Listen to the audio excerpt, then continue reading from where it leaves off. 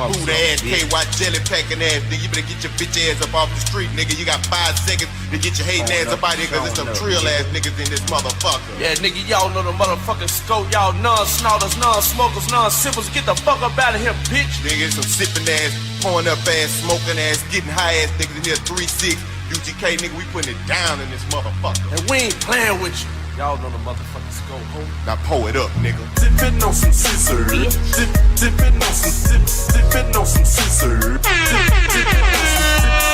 on some scissors. Dipping on some dipping on some scissors. Dipping on some scissors. Dipping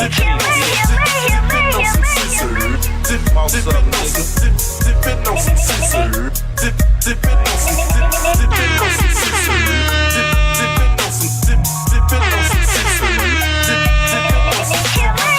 In the wheel, a pimp, not a simp. Keep the dope fiends higher than the Goodyear blimp. We eat so many shrimp, I got iodine poisoning. Fuck niggas make me sick with all that tension and bargaining. You say that you a boss, I ain't believing that shit. You got the funny Geneva watch with the Ferrari kit.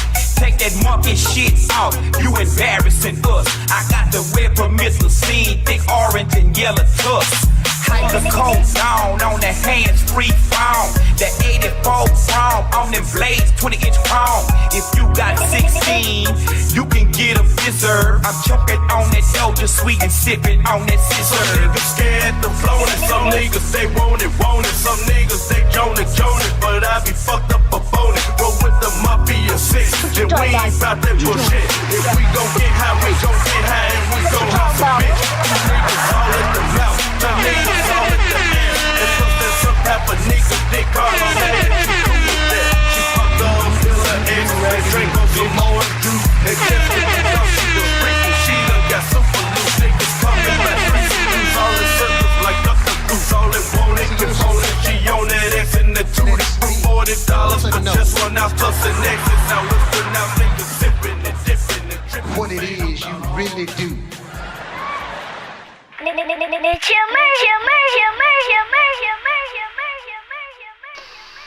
Okay, so once again, if it sounds like shit, it's because I'm going off of the camera mic here, and this son of a bitch decided to go out.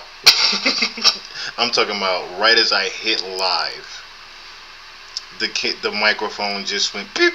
I'm like, the fuck is even? So I spent a good 10 minutes just now trying to get the shit back, and it wouldn't come back. It just wouldn't come back. So, anywho, like I said, if it sounds like shit, I apologize. It's because I'm working off the camera mic, not my regular one right now. I have to get a new fucking USB wire to get that shit doing whatever the fuck it was doing before. Well, so it is what it is. If it ain't one fucking thing, it's another. If that's where I'm at right now in life. If it ain't one fucking thing, it's another. What it do, y'all? What it do, y'all? I'm the host with the motherfucking most chill motherfucking Murray. You are not tuning in live from the spot. Shout out to everybody tuning in, not tuning in. You know how we doing, how we rock. I'm sorry, that kind of pissed me off a little bit, because I'm like, I had every single fucking little thing working right. Everything was working perfect. But never, I've learned in my 37 years of living, never get too excited. Never get too excited for anything at all. Never get too excited for anything. Do not expect good. Expect bad so good can happen. That's my new way of thinking. Expect bad so that good does surprise you. That's been my new way this year. It's been working out better. When I expect bad to happen, no, I can surprise with good. It works a lot better that way.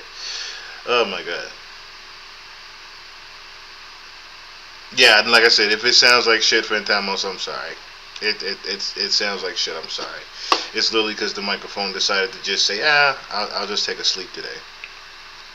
And all of a sudden it doesn't work. So, it's fine. It's fine. Teresa, what's going on? DJ Big Gang. Is this Dub? I'm trying to pronounce this right. Dub L. What's going on with you, brother? What's going on? How's everybody doing today? I hope everybody's doing all right. Happy Tuesday to everyone. Haven't been on as much as I'd like to be, but yeah, I did just see me a couple days ago. Excuse me, I did just get the pod when this shit first started happening. Listen to a lot of AM radio growing up. Oh man, I sound like AM radio. That's terrible. That's terrible. I'll listen back to how it sounds, and maybe going forward I'll do some more like this. If it sounds too terrible, I won't, of course. But because I started to just say fuck it when it started doing that. But I know how thin my voice is too. I know how thin the voice will sound too when it's like this. So, anywho.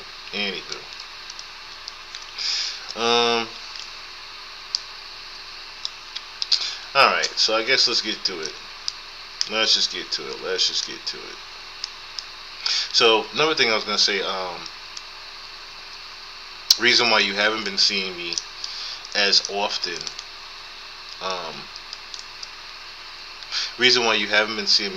especially the past couple days I didn't get to, is because my internet was literally down. My internet was literally down and off, I want to say about 2-3 days. And it's really because financially I've been in a slump. Like I got into this apartment and I kind of got into it on a humble. Shout out DJ Beer Gang. I kind of got into it on a humble, so I had to keep paying on the damn apartment. My last, I want to say about 2 months worth of fucking paychecks. I think I've given these people about $5,000 or $6,000 already, just to be in here, and it's made me have to fall back on my other bills, unfortunately, which also interferes and fucks up with me getting back and forth to work, which costs us about $200 a paycheck, because I haven't been able to save up for a car. Every time I go to try to save up for a car, or just go to the dealership to have, or should I say have the money to have the car, I've had to pay on this fucking place. So by the grace of God, the last payment I just made to them was hopefully, I want to say, the last one I have to pay for at least another check. Now if they ask me again to pay them when I get paid next week, they're gonna just have to wait this time, because I have to take care of my other bills and I have living expenses. I can't just keep paying on this place just to be fucking in here. I've barely been able to keep groceries in the fucking place. I've barely been able to, like I said, been able to go back and forth to work. Luckily, I'm within somewhat walking distance, so it's only a 2-hour walk from me. On days that I'm not able to pay for shit, but it's time to move to an Amish country and pay them low rate. But no, see, I agree with you on the Amish country thing, but I want to move to Thailand. I've been thinking, like I said, moving to Thailand, one of them places out there, Bangkok or something like that, where a penthouse is half of what I'm paying here in rent. Literally, there are people paying $600-$700, like Marcus Tucker, Marcavius Tucker.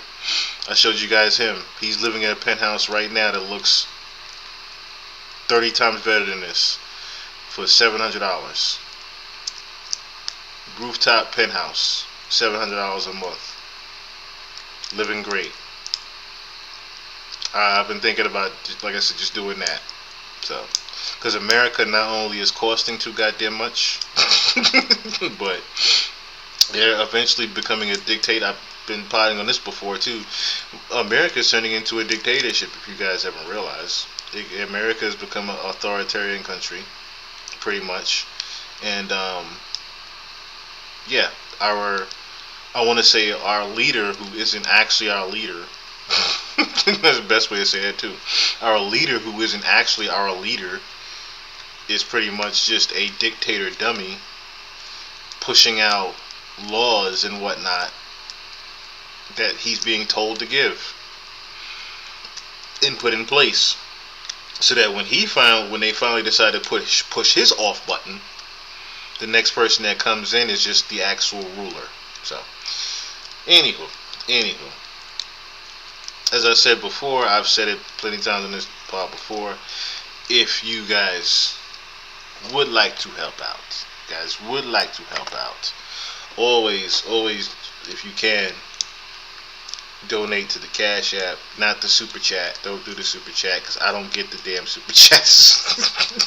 YouTube taxes me on Super Chat. So if you guys can help a brother out with anything, the Cash App is on the left hand side of the screen.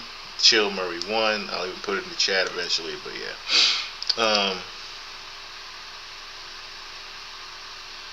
You can leave before the Civil War, but no Marvel.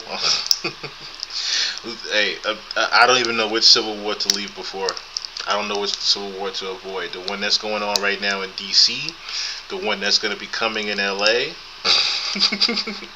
or the one that's about to happen in New York. I don't know which one to avoid right now. But all of them are going to come to a clash with us. Let me just say that. All of them are going to come to a clash with us. The Civil War is literally part of what happens during the book of Revelations with us in the trial of tribulation. So it's literally the Civil War. World War III officially commences, even though it already has, and then we get Project Blue Beam and Aliens. So that's the three things that's supposed to happen in order. So far we have the Civil War brewing up. So far we have all three brewing up. We have literally all three being shoved in our faces right now. That's what the last, I want to say 3 or 4 pods have been about, is how they're shoving aliens down our throats right now to the point where it's going to be normal when you guys see it. That's literally what I've been doing, is showing you guys that. Like, what was I going to say? So, as I said before in the post, we have more to unpack than a family of 5 moving. We can start. I guess we'll start. I want to start with Young Thug, but we'll go with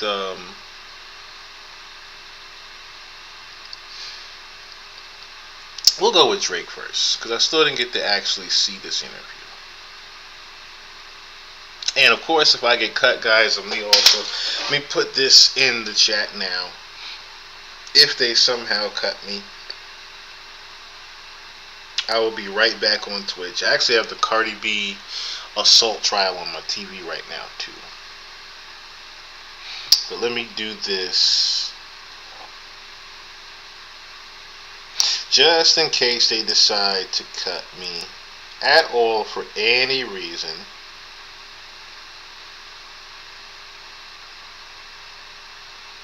Now you guys can at least go to that. That way, if they do cut a nigga pipe off or cut a nigga water off, I will be on Twitch. That way you guys don't have to wait for me on here. You guys can see me on Twitch too as well.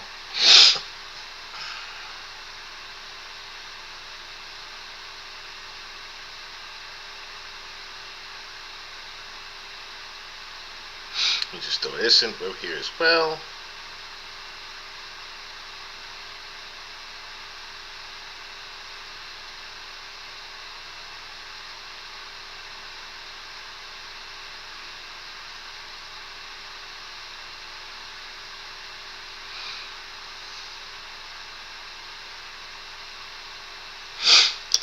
And this one I will pin. That way it's just there. Alright. Let's get started. Should I start with Drake or should I start with Thug? I feel like I should start with Thug.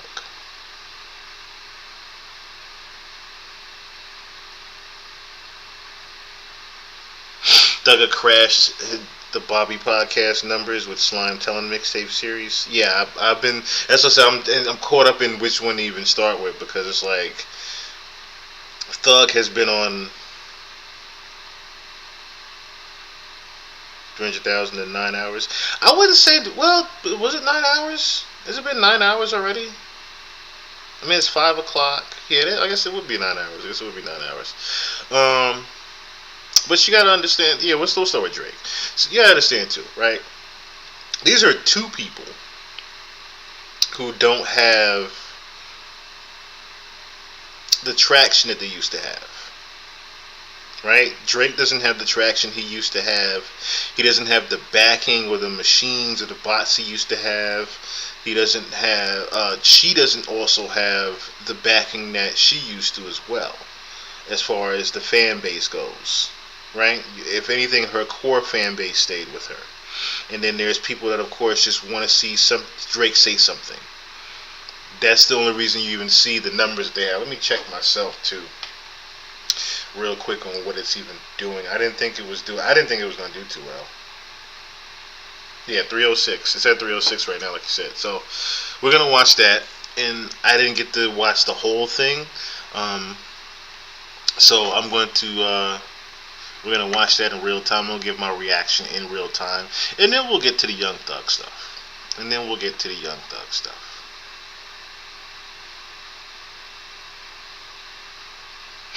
All right, where are you? I just saw you on here. Oh, I had to go all the way back up. Okay. All right, so this is Bobby, once again, Bobby Altoff and Drake interview. Now, before I start, real quick, I want to also say that Drake is probably the Stevie Wonder of hip hop when it comes to reading a room.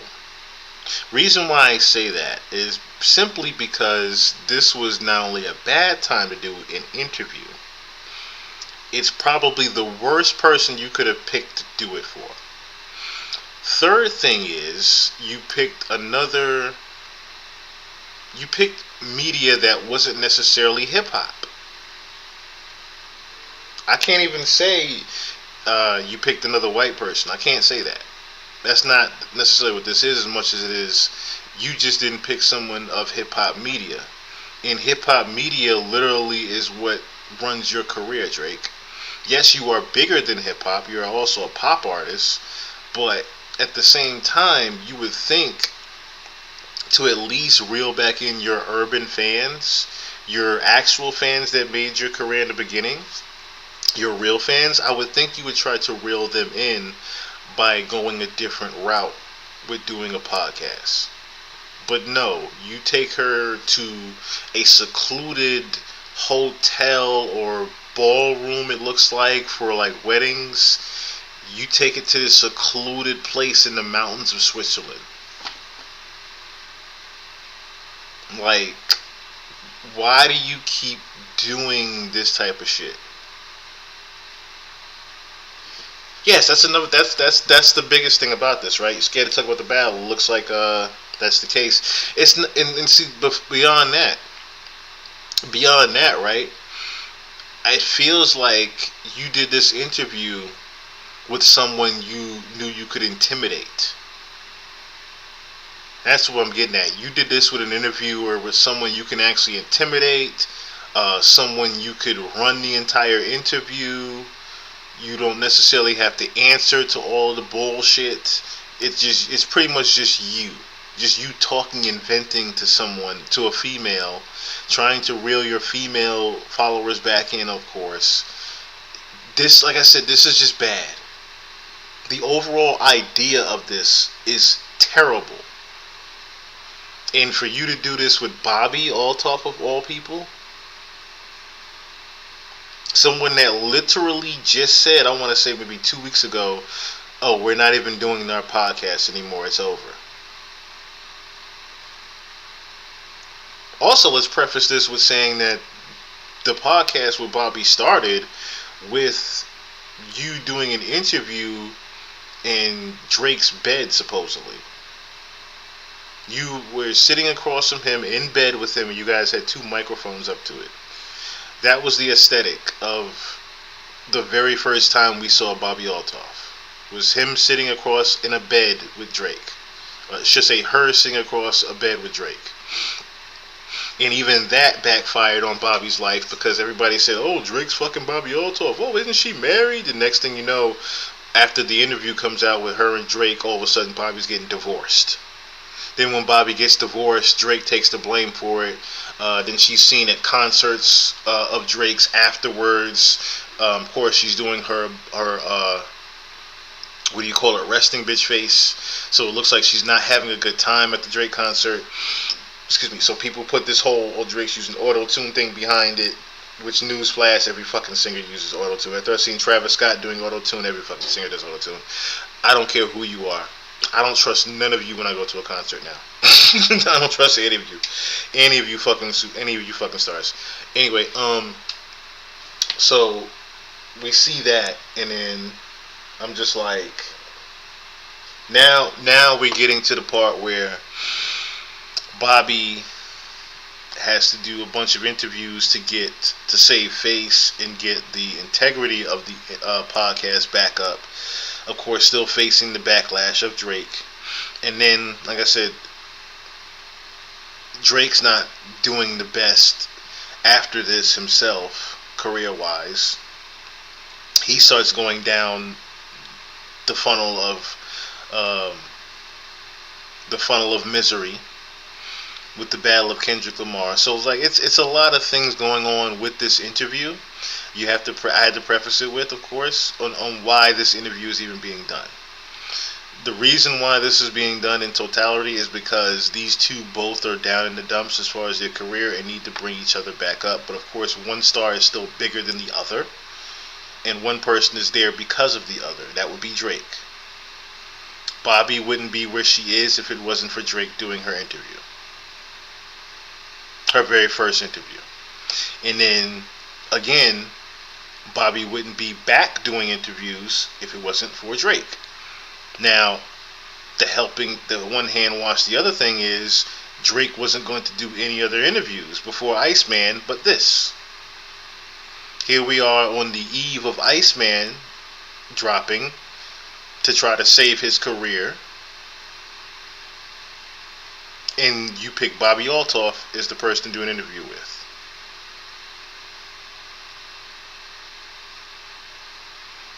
I wouldn't be surprised either with the Drake stimulus myth. I wouldn't be surprised either that he dropped a bunch of money on it. But let's check it out now and see what's going on with these two. I know, I heard. It's a wedding venue. Very fancy people there. Okay, so it's a wedding venue. That's what I thought. It's a ballroom. Far cry from a... I caught that early when I seen the chandeliers. Like I said, I only saw like the first 20 minutes of this, and then I cut it off because I was like, oh, you slick son of a bitch, I got a pot on this. Kinky bar. Yeah, that was fun though. Right? Did you go to the strip club after? Momentous. I did go to the strip club after, but we can talk about that later. Okay. This is more of a romantic endeavor. Welcome. Yeah, you don't want to talk about your strip club experience. Welcome to the nicest thing that any guy's ever done for you.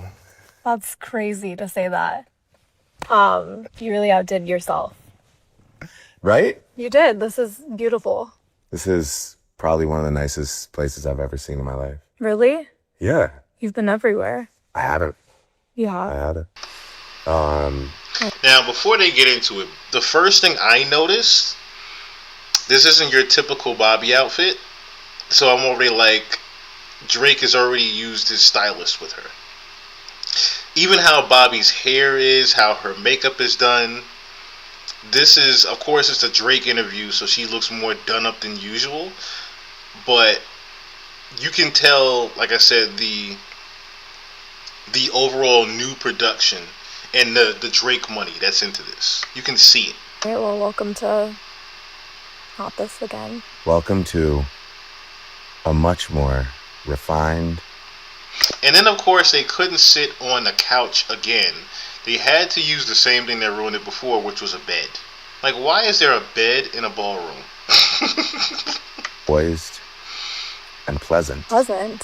I don't know about that. I know. I don't know. I think that was just a word you... I'm trying to get you brand deals. Oh, so you want me to be more pleasant this time? No, I'm just saying. Is that what I need to do? I was trying to pitch.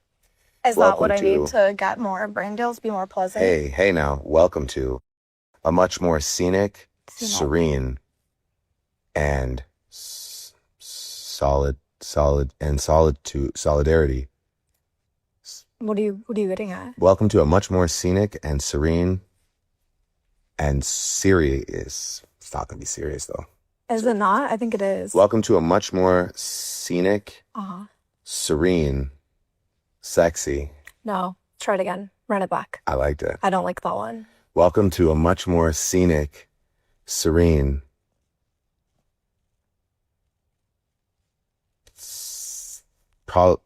equally sickening. Okay, no, but you know, maybe I should just do it. Okay, good. Okay. Welcome to, I'm talking to my camera, but I guess you could talk to this one too, Sure. you know? Welcome to the first episode that no one asked for. Not this again. Wow, we did it. Wow. We didn't even plan that. I It know. seems so planned. Should we get comfortable? I We don't. should. Raj, can we bring in that? Oh, thank you so much. Thank goodness. I'm gonna take my shoes off. Oh, wow. Because it's not comfortable. Excuse me. I didn't say my shirt. I said Wow, my we're going to shoes, get so right what are into it, huh? You act like I said my shirt. No, I know, So but I'm I'm gonna just take my saying. I shoes didn't know off. if you want the people to know how Shoesing? comfy we get. Holy. Take them shoes off. Do you wear okay? shoes in bed usually? Now, right then and there, I said, okay, they're gonna talk around it, but they are not avoiding the we've dated or we're seeing each other thing. Right then and there with the whole, oh, you're gonna get right into it joke.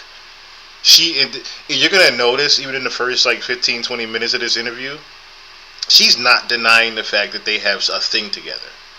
She's just not denying that part. I'm going to today. Whereas, Why you don't want people to see it? whereas before, she was extremely dismissive of the fact that she was any type of friend with Drake outside of the pod. Your feet? No, I feel comfy with the loafies on. Yeah, but I'm Take going. your I'm shoes going off, under girl. the sheets. Take so- a load off. There you go. I'm getting real comfortable. Wow. This is Where are we? Switzerland, I think. We are. Is that right? Is that how you say it? Well, we're not in Zurich. We're at the Bergenstock, which ironically is the only shoe that you've ever worn for your entire life. Thank you. Do you know I don't own a pair? Actually, I may have at one point, but I don't. Do you? I I think feel like I I have could see you I've in worn them some. once in a while, but I feel like they fit you more than they fit Do me. they? Yeah. Like what? That's just I look like I wear Birkenstocks. Are you dissing half of the girls in the world right now? I love Birkenstocks. I was just saying it just fits Yeah. your aesthetic more than mine. You're wearing loafers. I don't know how that's. like, Yeah, I am. Those are- I'm Euro trash, babe. It's You're what? 2025. I'm in my Euro trash bag. I don't even want to know what you mean by that. Do you bite your nails? See, even the babe, she didn't necessarily even hesitate to don't call me babe. You know how women are usually defensive when you say that? She wasn't defensive in any type of way. Yeah, I do. What the hell? Disgusting. I Do you know the last time I saw tried- you had a manicure? I know. I tried to get them done before today, but I had a gambling stream last night and I lost you a just lot sat of there, money. like, biting them the whole time? It was nerve wracking. Don't punch in. I hope no one zooms in on your. Wow, you really went at those. I really chopped to the bit. I'd see why you got Chomped your at little the bit. manicures now. Huh? Your little gel manicures. I see why you do those now. Yeah? Yeah. Well, You should continue doing that. are for you the wearing rest of your sparkles on your cheeks? life. It's called highlight. Have you ever heard of that? I'm just saying, like, Never heard of that? Is that how excited you were to do part 2? You were like, was hey, like, I have to Lexi, wear my can you make sure that glitter on my you face." wear glitter? You put glitter That's on my exactly face? the What is conversation it? I What are we had. doing? Pageantry? Did you This is Joe. We're supposed to be Did you just wiretap? doing an interview. wiretap my hotel room? That's the exact conversation. No, we for had. sure. You were like, oh, I really Want need. You're like, to I go need to get all out. How dolled do I? up. Yeah, I was like, how do you make me look so dolled up for Yeah, this? you're really excited, huh? I was so excited. Yeah. It's been the longest week of my life, but we made it here. We should talk about the fact that we have been together Yes. for quite some time. All right, guys, a quick ad break because Drake is not the only sponsor of today's episode.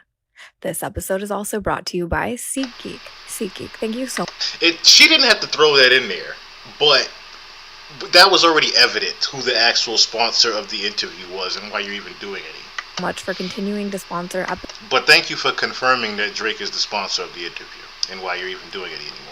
episode after episode after episode, even some episodes that don't do very well. I appreciate you guys for always doing that because sometimes I'm like, why do you sponsor me? But today I'm like, you know what? A lot of people are going to see this, so this is good for us.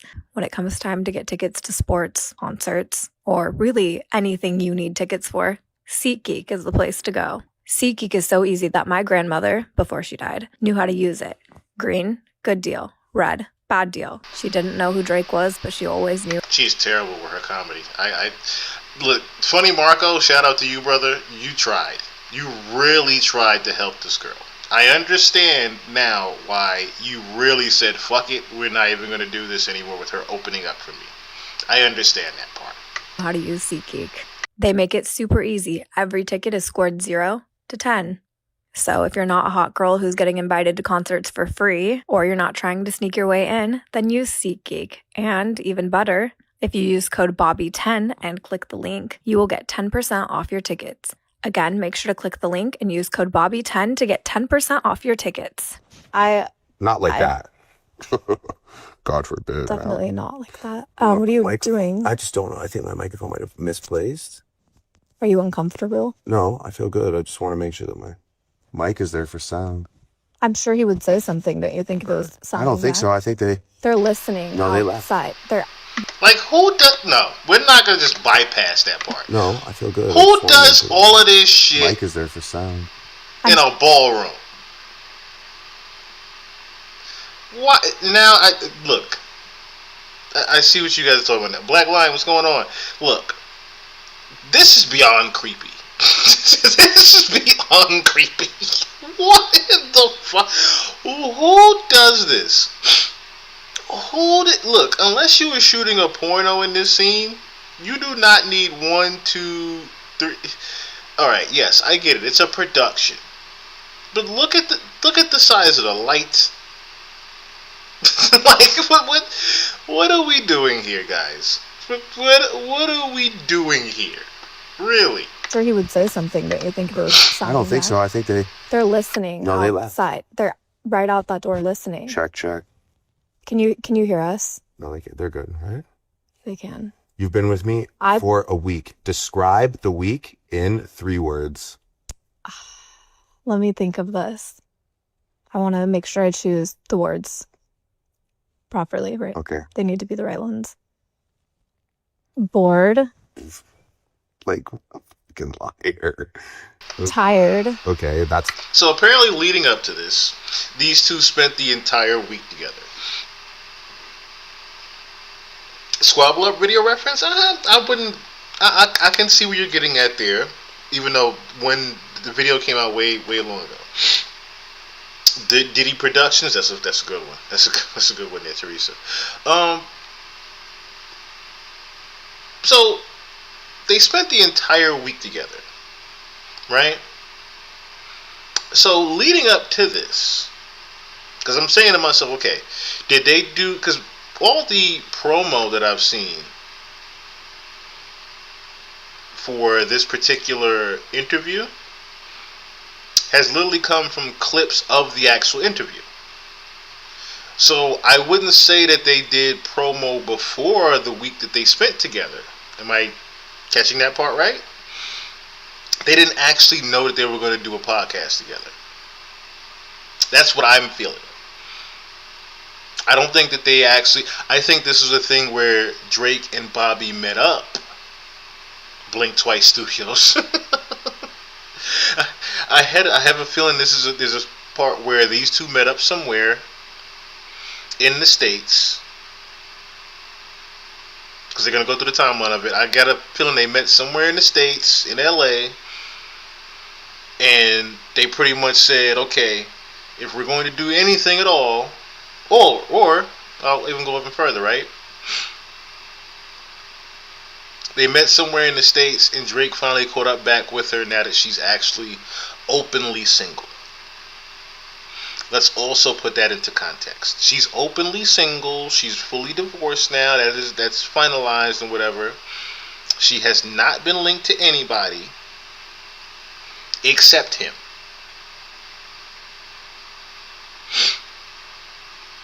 Once again, I am just throwing the pieces to the puzzle together if anybody wanted to ask themselves if they are dating or not, and why this interview really happened.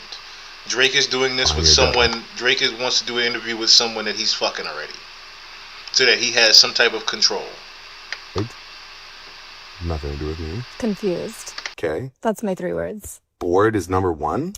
Yeah, I don't have any clothes or anything with me, so it's been a really, like, every time we go somewhere, nothing is open, so I can't just go do anything. I have one outfit. Well, I'm sorry you don't have like somebody providing for you or like doing... There's nothing open. You could call... You keep having us go to these places where everything is closed. Oh, Do you want to know? Can I tell you what wow, happened? like what places? Like what? Like Belgium? Belgium, we got there at what time did we Okay, get sorry, there? Belgium. Sorry. So you're apparently permanently closed. Where else? No, can you listen? Manchester? Why are you Oh, do you ever let me talk? I think we had this Manchester. issue before. Sorry, and let's just Manchester, not England. ever let me talk. I I would love guess to you hear guys your have voice the nothing to entire offer. time. Guess Oh, see, now you see how the argument happening here?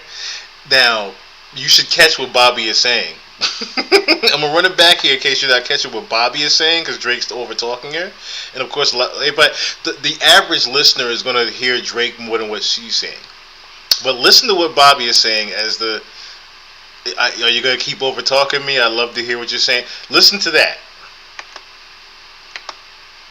permanently closed. Where else? No, can you Manchester. listen? Why are you Oh, do you ever let me talk? I think we had this Manchester. issue before. Sorry, and let's just Manchester, not England. ever let me talk. I would love guess to you hear guys your have voice the nothing to entire offer. time. Guess your businesses are permanently closed. I'm and done you guys listening don't to offer you speak for articles the of next 30 clothing. seconds. Are you ready? Can you listen to my experience? Yeah. We were betting on going shopping in Belgium. We were like, oh, we can go get, because we had stuff for Manchester. So we were like, okay. And Manchester was actually fun. We went out to. So, if you didn't catch it, Drake's been doing that the entire experience with her. She even just said it. Like, the entire time that she spent with Drake, he's been over talking and being very controlling. And it sounds like he's doing that because he's doing her this favor. Like I said, I understand now, once again, why the ladies say what they say about this guy when they have him in person. The persona he puts on in these records is not the guy you get when you actually talk to Drake. Dinner. We had a good time there. Yeah. But we're like, we need more clothes. We have nothing left. Right. As soon as Which we is why you landed. got a romper. Shut up. Which is why I bought you a romper. As soon as we landed, we were like on our way to the hotel. Okay. And then we're like, can you stop at the stores? And they closed in 15 minutes. So we had time to run into one store really quickly, and that was it. Did you go at 6:45 at night? When did you? We were on the same flight together. Oh, in Belgium. Yes. Yes. We got there 15 minutes before the stores closed, and we left before anything opened What in the about morning. today? Everything was closed from the street parade yesterday. Oh. And then today, nothing's open on Sundays. Wow. So I'm telling you, it's timed out perfectly that there's not a single store open. I did it on purpose. I think you did. You wanted to see what we could put together with Yeah. you nothing. Yeah. We've been sharing everything. Show the fit off now. It's made by this. it's loin and cloth. It's loin and cloth. It's like It's hand sewn ancient- by Lexi. really. Yeah, It's ancient Switzerland it is. hotel napkins. Thank you. We put them together really quickly. Zurich finest We've had napkin. We've had one bobby pin we've been sharing the Yeah. whole trip. A bobby pin. That is kind of that's ironic, right? It is ironic that Yeah. I would not have more of those, but yeah, we've had one. But it's been fun. I've never flown on a private. Is it called a jet or? Is that what your man? That's like when your man's kind of trying to keep track of you, and he's like, share your location. And That's a bobby pin too. that's what you call a bobby pin. He's like, share your location. You can't leave the house. Send me a bobby pin. That's pretty great. Right? Yeah, I'm gonna work that into my life and Um, trademark it. But yeah, this has been quite the journey. I know, I really appreciate the whole you week going. with you. Got to see your show. Bobby pin. Just the awkward joke that he even tried to throw in there. Because she tried to say we've been sharing a bobby pin. He tried to throw a joke in there that they've been sharing everything together the whole time. So now I'm also wondering, right? Now I'm also wondering, is this Drake is projecting? Yes. I'm wondering now, is this also, because you have to remember, right? Yeah, tracking women, exactly. You have to also remember that Drake does not have the UMG deal. Or should I say it's probably came to an end by now, right? So you have to think up to yourself now, okay, that $400 million pretty much is thinning. And as he tried to jokingly admit,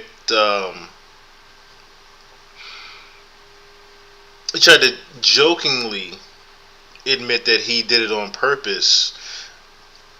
I'm starting to wonder now if this is my money's running out Drake phase. Is this the my money's running out Drake phase?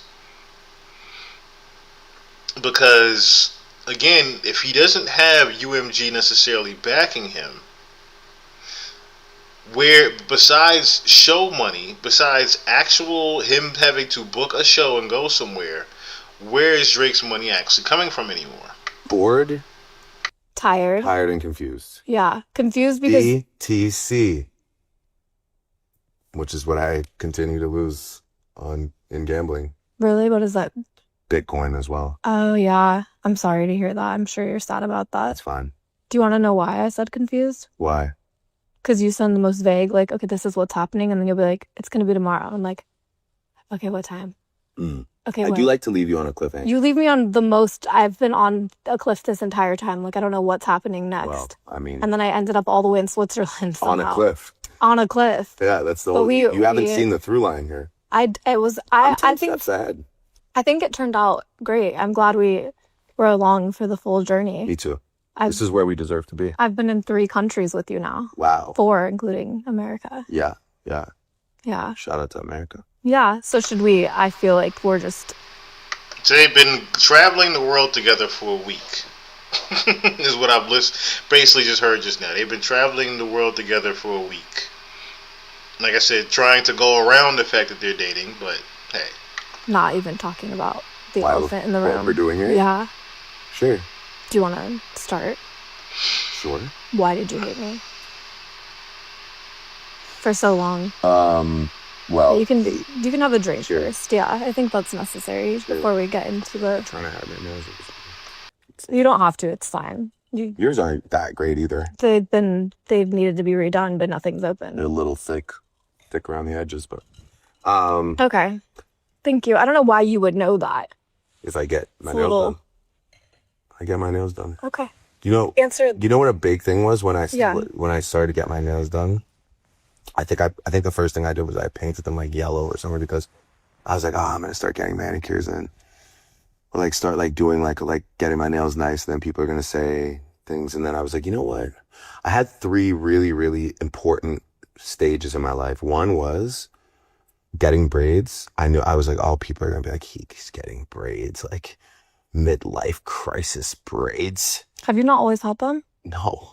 I've never known you to not have them. Well, that's because you know absolutely nothing I about don't me zero things and pay about you. zero attention. So thank you. You're welcome. Lexi, who's way younger than you, knows that I haven't had braids for my entire life, right? Yeah. Lexi's great. I love Lexi. I do too. But I have not had braids for my entire life. And then I got a face tat and I was like, oh, What is midlife that? crisis face tat, they're going to say. What is that of? My mom's initials. What are they? SG. Oh, Sandra Gale. that's cute. So I was like, oh, I'll What'd your mom think of that? She's rowdy. She's a rowdy lady. So she actually got yatted up right after. Good for her. Yeah, she got a fucking super yat on her arm. Amazing. What's She the got third yatted- thing? She got yatted down. Nails, hair. The third thing was the nails. I was like, oh, you know, What I was was the like, first one? I was Oh, hanging out with- tattoo, hair, nails. I was hanging out with Yachty and like, I was like, fuck, man, I bite my nails like a lot. I'm like, I want like nice nails, and he had nice nails. I was like, and he was like doing No, wild you shit. Like he would have don't. them like painted and stuff, but No, he'd have you like French don't. manicures and all this shit. No, you don't. That's one thing. That was the most bullshit reason you could have came up with of why you got your nails done. You bite your nails often. That was the worst bullshit lie you could have actually thought of, dude. You are helping push the agenda without pushing the fucking agenda. That's why you have the braids in the first place. That's why one thing made you even think of the other. If we're going to be real about it. That's why one thing made you think of the other. Because, yes, you have not had braids in your whole life. Number one, you are Jewish. 2, it wasn't in your brand to have the fucking braids in general. 3, those are extensions. We've already confirmed that as well. Even Ack had I should pull that up too. Of Ack, I think I did actually last pod. Of academics realizing that this nigga actually has a Caesar and fade up underneath that, and that's really a wig. Like, that's not even his real hair that he has in right now. Like, that's another thing that pisses me off with Drake. You guys nailed them because Sugar Daddy's required. That's funny. That's the thing that rubs me wrong with Drake, is that he won't admit to a lot of the fake shit that he does. That's another reason why he chose Bobby to even do this, because Bobby's not going to ask him about the abs. Bobby's not going to ask him about he had to bring it up himself. He had to bring it up himself, as far as the nails and shit. Like, all the rumor shit, I feel like Drake is going to try to control this interview somehow and beat her to saying the things without her asking it. And I'd be like, it's such a nice trait, like, just to reach for something and see, like, nice nails. And then, but I was like, but I just went for it. I remember, like, I think I painted them like yellow and blue. And I'm like, I want somebody to say something negative to me about it, so I can just, like, it's like, I dare you to say anything about these fucking nails. Not on the internet, I just mean, like, in person. I was like,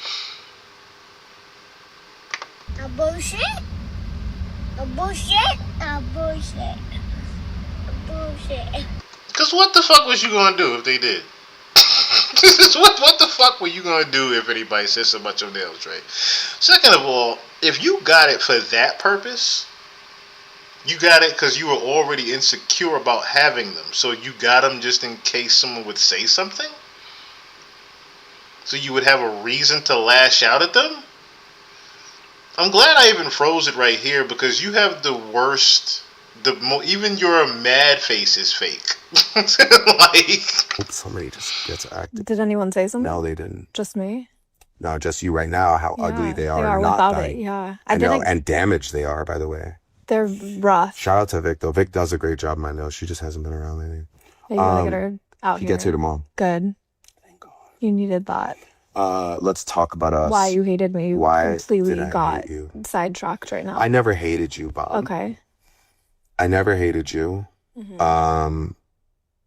You came around at a interesting time in your life. Yeah. And I think that I took a lot of the weight and blame at that time when you needed to get a little active on somebody. I think I took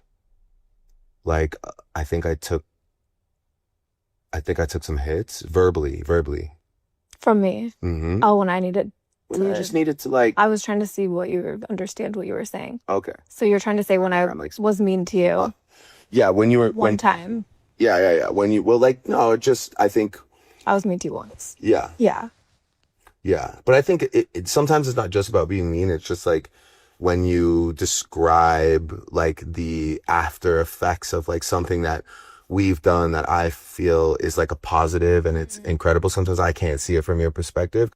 I think that you came into my life at a very big turning point in my life, and it just lined up with, I had, I don't know, a very different life before and after I met you. And a lot of people just assume it's because of you and only you. And I think I let a lot of those comments influence me when it happened, when that interview happened, to be like, oh, maybe this was the end of my life. Right. But actually it was single-handedly probably the best thing to ever happen to me and my kids. And I read a quote, and this is the last serious thing I'll say, but Wow. 2 happy homes is better than 1 unhappy home. And I stand by that because amazing. my parents stayed together in an unhappy home until I was 16, and I was always like, get a divorce. Right. And it's like, why people on the internet can't seem to understand. They can't wrap their head around maybe someone. I met my ex when I was 21. Right. He was 30, I was 21. I was so young. Mm-hmm. I had my first kid when I was 22, my second kid when I was 24. that already was like red flag in my head. Hearing that, your ex-husband was 30 plus when you were barely 21 and you had the kid. So, in other words, your ex-husband was a borderline pedophile. That's what I'm hearing right now. The person you had kids with was 10 plus years older than you already. That's what I'm hearing.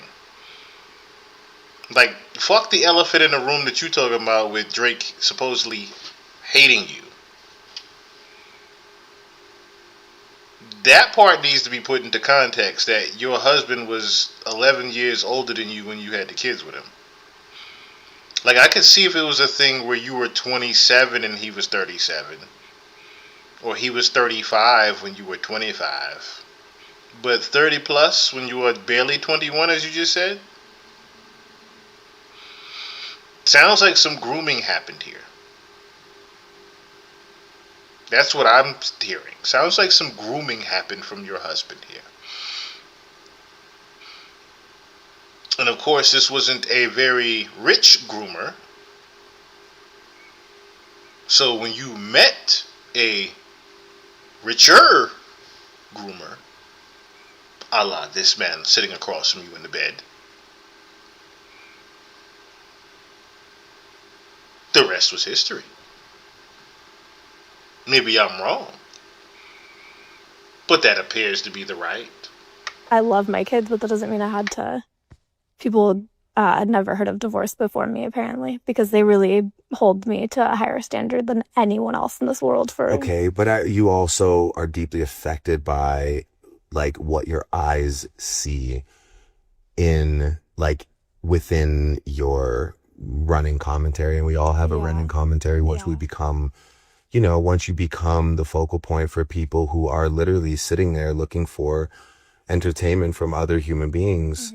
And so just like the other day when you messaged me and you're like, oh, everyone keeps talking about like the auto-tune thing, and I was like, yeah, like I use auto-tune at my I didn't, that, to be fair, I didn't think it was that. I was like, did I mess up again? I know, but it's like the fact that you were even like, like that, like it's like, it's fine. Like it's just the fact that you posted something from the show and people are like, okay, there's nothing really negative to latch on to here. Oh, Drake has auto-tune on that vocal in the background. It's just like, you know. Yeah. So can I tell you, my heart dropped when I read those comments, and I was like, oh my God, I'm experiencing a part 2 to like, I went to your show every time I go to like, and you were like, you exposed auto-tune. Well, and I don't even know what auto-tune like would look like. I didn't know that was like a board or whatever. People are they know so much about auto-tune. If you had to make a face, what does auto-tune look like? I don't know. Just do it. I don't know what it looks like. I don't just have say a if you had to face do for a visual representation of it. What is it? I have no idea. Why would you do that face? I don't know. That's a weird face. Like, I don't know what you do. I would just give it a what the fuck, because I don't know what that do it. is. Just do the face. I thought it was like a DJ. Old Bobby would do a face. I've done so many faces. Do a face of what do you auto-tune want looks from like. me? Oh, that was good. Do it. Yeah, that's it.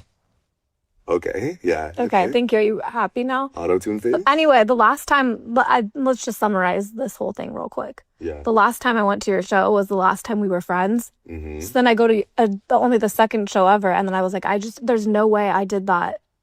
And we just have a thing where every time I go to your show, I fuck up. And what's crazy is I had sent you a screenshot of the video before I posted it, remember? But I didn't show you a screenshot of what was the auto-tune, because didn't even occur to me that was auto-tune. So I was like, oh my God. Show? Probably. Because it'll make more sense why I was so scared to. Yeah. At the first show, I'm giving my version. Okay, go ahead. I'll take a sip then. Take so many sips. Oh, it's drippy. I'm sorry.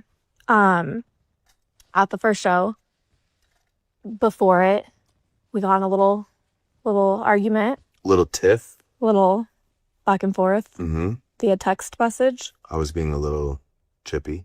Yeah, and I felt like then you wanted me to come to your show. You were like, come to the show when I'm in LA. So I was like, okay. Because I care about you. Yeah, but I went, and then I think because of our communication before that, and because we weren't really on the best of terms when I went, because we kind of had that little back and forth, I felt like you were mad at me there. Mm-hmm. So then I sent you a nice little message while you were still on stage, and I left early. And I was like, fuck you, basically. It was not a nice message. And then I was like 4 songs from the finale, and you were already. No, you were, that's not true. Because I walked away and we could hear you singing your last song. Okay, so I was. And then I sent it to you. So I was on like my last. I didn't think you had your phone. I didn't know you would see it. I thought it would be something you'd see later on. I text you out. You text me I swear I could still hear you. And there was a message on my phone from you and it was long. I was like, we hadn't got to our car yet. I think it was because I think you came to that concert where I go under the stage and disappear and come back out with 21. And I had this break. And so I You saw your phone and then you saw my phone and then within 20 minutes I'm blocked on text, Instagram, everywhere, and the interview has to be pulled your down. message wasn't nice. It wasn't. And I'm not disagreeing with that. Yeah. And then that was the end of our friendship. First of all, let me also say that, right? Because this has got to be a female thing, and not anything against the females that are in the chat. What possesses you to want to text someone in the middle of a stage show? Like, this is beyond the I'm at work, can you not text me right now type of thing. Why are you texting him in the middle of the show? Regardless if he gets to go backstage, go to the bathroom, take a piss, take a drink on the stage. Don't hit him up during the fucking show. That's anybody. Of course you're going to get the reaction that you got. You got the reaction of, alright, I can't deal with this shit right now. Let me just shoe with this text. That's literally what you got. So yeah, it wasn't going to be a very nice text. Of course, you probably weren't sending the nicest of things to him, you admitted, right? My whole thing is, like I said, why would you even text during the show to get his emotional thoughts and conclusive thoughts to you? Why would you want any type of closure on anything, especially if it's something that actually means something? It's like he just said he cares about you. Why would you ask him anything fucking at all while he's in the middle of performing for 50,000 plus people? Well, right there. You made me feel like our interview was the reason that your life was bad. Yeah, but I wasn't. And then I just said, well, I'm going to get rid of the interview then, and you don't ever have to see it ever again a day and I said, life. And I said, great. Of course that, to get in his head. But that's my whole thing. Like, if this is a regular person, why are you trying to get into my head when I'm already here trying to focus on my work? Why are you in my head at all? Get out, go, get out. I just deleted it immediately, and people were like, why didn't you archive it? I was like, I don't ever want to see that again. It's gone. But yeah, no, I see now from your perspective why you felt like that, but I didn't. That's not how I meant it. I was just mad at you because I was going through stuff. Mm-hmm. And I felt like the one day we got to know each other, I was like, oh, I could see myself being friends with this person. I didn't feel like you were being a very good friend with what was happening in my life at that moment. You didn't. Yeah. That's the thing, right? You're blaming me necessarily for how your outside life is going. Now, I can understand that, right? There was a lot of backlash from the first interview. Everybody was saying that like I said before, everybody was saying that the interview she did with Drake was the reason why she got a divorce. So I can definitely see where that's affecting her mentally and emotionally, and she wants to get answers on and closure on things, right? Just at his actual show is the wrong place to do it, if that's what you came there for, not to actually enjoy the show. Second thing is, if he is to blame for the loss or the divorce happening, so be it. So be it. That's literally what you put yourself in line of. If you didn't have the preface talk with your husband before you decided to do an interview in bed with another rapper, again, so be it.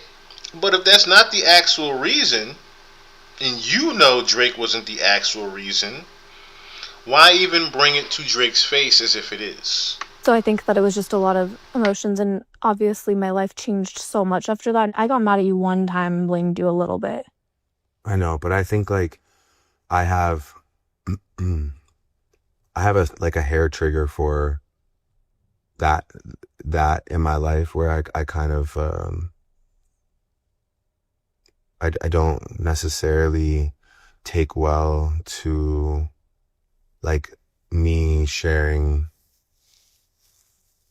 like positive experiences with people, and then when things like are heavy for them, like almost like having to sort of take I guess that's a little too specific. What I'm really... You don't do well with feeling like you have to take accountability. That's the first part of it. But you also don't feel like you have to take accountability for something that you think didn't have anything to do with you. At the same time, Drake, you have to realize that it did have a lot to do with you because of who you are, the name you've made for yourself as far as interfering with interfering with relationships. This is what I'm saying, where you have this thing where you have a problem with fucking accountability. Because your brand, Drake, and what you've been doing, not even in songs, not just in songs, like it's a clear cut showing of you interfering with other people's relationships. And we're not talking about just your business relationships, we're talking about actual wives and husbands at home. You dissed Serena Williams' husband. Let's not forget that you did that. Okay? You dissed Serena Williams' husband. Granted, that's why she ended up crip walking on the fucking Super Bowl stage in front of you, you dummy. Then you're linked to different women. Future, for example, you and Future's fallout was over a woman that both of you were dating and smashing. I believe the Metro Boomin situation, the Weeknd, like there's so many different times where you have been called out for you trying to be with someone's baby mother, someone's wife. You have not gotten away from that or admitted that you were wrong for doing those things. So yeah, I can't look at this as a thing where you have a problem with blame for things that aren't your fault. I look at this as a thing where you have a fucking problem with accountability overall.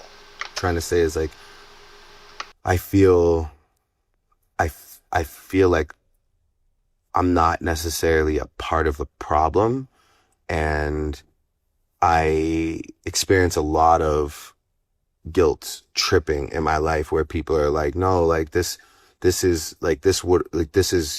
your fault essentially, or like, and my intentions are pure, you know, like it's the same way even in music, people will be like, oh, like, oh, you're a culture vulture, or like you know, like people will describe the collaborative efforts that I've put forth and the artists that I've picked up and lifted up or shine a light on as me taking, you know, they'll put a negative spin on it. And now, did y'all notice the therapeutic Drake that just came out? The Drake on the therapist couch that just came out. And we're gonna get to that later on too with the Young Thug phone call. I just put two and two together what he was really doing just now. I'm gonna run it back in case you didn't hear it, right? But what he's doing right now is pretty much coming clean on how he felt about the Atlanta rap scene, pretty much turning their back on him. From 21 Savage to, well, not even 21 Savage, from the Little Babies to 21 Savages to the Young Thugs, he's not even turned, like I said, turned their backs on him, but not showing the same exact, how can I say this? Not necessarily showing the right love back, or should I say, when things, you know, when things took a turn for him in the public eye, those rappers that he helped out, the Young Thugs, the 21 Savages, and this other, none of those artists spoke up for him. That's what he's getting at right now. Boosie even said, Boosie was someone that didn't even say that. I forgot what artist said that. But somebody was like, damn, none of these, actually, yeah, it was Boosie, I think. Damn, nobody is speaking up for Drake at all? Like, at all? No, actually, no, it wasn't Boosie. It wasn't Boosie. It was another rapper, though. I can't remember who it was. But somebody came out and said, yeah, damn, nobody's going to come out and speak up for Drake? Like, nobody? Nobody is going to speak up against him being called a pedophile or that. Nobody? None of these people he helped? Nobody? That's what Drake is doing right now. He's literally speaking out to all the people that he supposedly helped, that didn't come to help him when the Kendrick Lamar beef happened. And his brand started taking a serious hit. Like, nobody wanted to speak up for him or associate themselves with Drake. Like, he became cooties. Literally. Him and Diddy became the same flu symptom in over the summer, if you noticed. Nobody wanted to touch them. Nobody wanted to say anything about them or to them. But this is what he's actually coming to grips with. In the midst of the answer of him talking about having an insecurity over accountability for the Bobby situation, he's having to therapeutically say, oh damn, all these rappers that I looked out for, ain't none of them gonna look out for me when my shit is hitting the fan. And try and tell me, I read it back, that lift it up or shine a light on as me taking, those put in negative that I've, oh, you're a culture vulture, or like you, like people will describe the collaborative efforts that I've put forth and the artists that I've picked up and lifted up or shine a light on as me taking, they'll put a negative spin on it and try and tell me, that it's a self-serving thing or whatever. And I think I get really sensitive about that. And I think at that moment I was just like, well, you know what? Then don't even worry about it. And so I was extremely short. And then afterwards I was just really, really snappy. And yeah, I don't think I put myself in your shoes. And I think I wrote you a really, really tough message one time about like being yourself, and like afterwards about just like, it wasn't intended to be rude. I just was like, you're my friend and I'm going to be hard on you. And I just like want you to like not get lost in the sauce, because I really do feel like, and people are asked like, oh, why are you here doing this again? Like, what's the point? Like, even on the way up here, like my boy was like, why are you doing this again? And I was like, well, what we did, like, it changed a lot of things for a lot of people. It was me essentially like just recognizing somebody that I never met in my life, that I fully believed in, that I thought was really interesting and I wanted to have an interesting conversation with.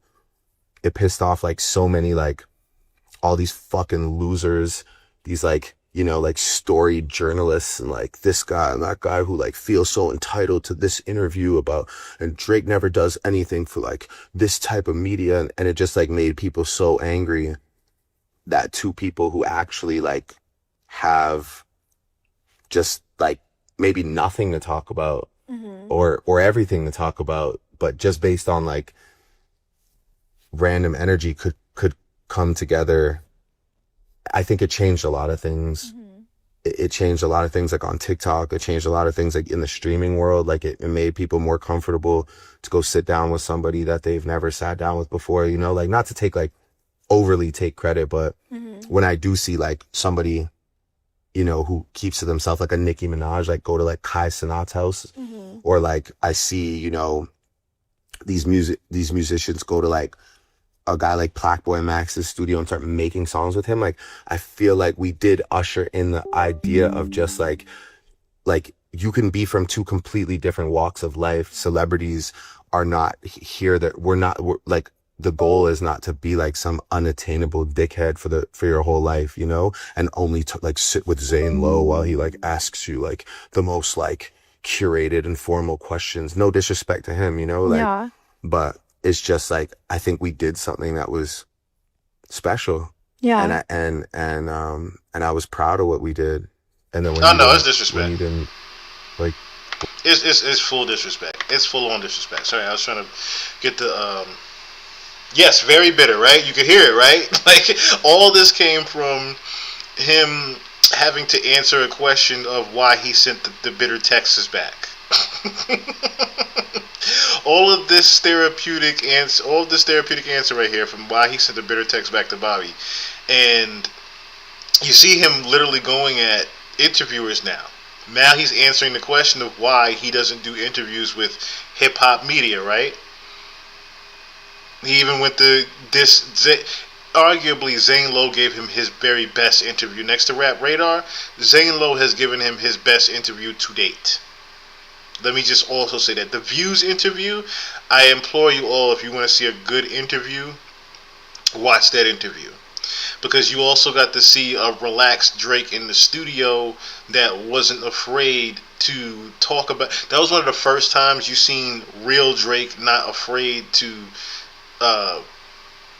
tell who he really was in an interview. That was the first time you ever saw that, okay? And I think Rap Radar tried to top what Zane Lowe did. Which, shout out to Zane Lowe, one of the best to do it in the business. Best journalist in the business to me. For him to even say that, you know, oh, we started something with that, where all these people are trying to go sit down with streamers now and this, that, and the third. No, you guys didn't. No, the fuck y'all didn't. Because Kai Cenat was already doing that. Kai was already on that. Kai already had the young artists coming to sit with him. Yeah, Academics didn't necessarily have a whole bunch of artists come sit with him, but Ak was already doing it. Funny Marco was doing it. Like, let's be real, Drake. You were not the first person to break the mold of going to sit down with a streamer. Knock it the fuck off. Knock it the fuck off with that. You and Bobby were not the first ones doing that. And see, that makes it even worse. Because you just literally said that old people would call her a culture vulture and all that. And then you make this dumbass statement saying that y'all were the first to do that. No, the fuck y'all weren't. Y'all were not the first streamer and rapper to do something together. That's fucking false. Like I said, Kai was already doing it. What Playboy Max is doing is piggybacking off of what an Aiden Ross, or should I say not even an Aiden Ross, because that's his buddy, is piggybacking off of what a Kai Cenat was already doing. So knock it the fuck off. There's plenty of streamers that were doing interviewers with rappers before you and fucking Bobby did anything. Let's just be real about that. When I felt like it caused any like bump in the road in your life, it just hurt me because I was like, fuck, I just can't get it right, you know? Yeah. Plus you were with Tyga that night, which that was really the big reason. Can I get another rosé? A less dippy one. I do feel like, I mean, the biggest bump in my road was after. He's not even halfway through the glass yet and asking for another rosé fill up. One day we gonna talk about the alcoholic he is. For that though. I am the biggest bump in your road, huh? I don't know what you're trying to imply with that, but yes, that was. That sounded crazy. I'm just saying it was like after that, it was like pretty hard. I was like, people were like, oh, yeah, how could he like put her on and then take her off right after? Well, I didn't take you off. But that's kind of how people thought. Biggest bump in the road. The awkward silence that almost followed that, with them two staring at each other.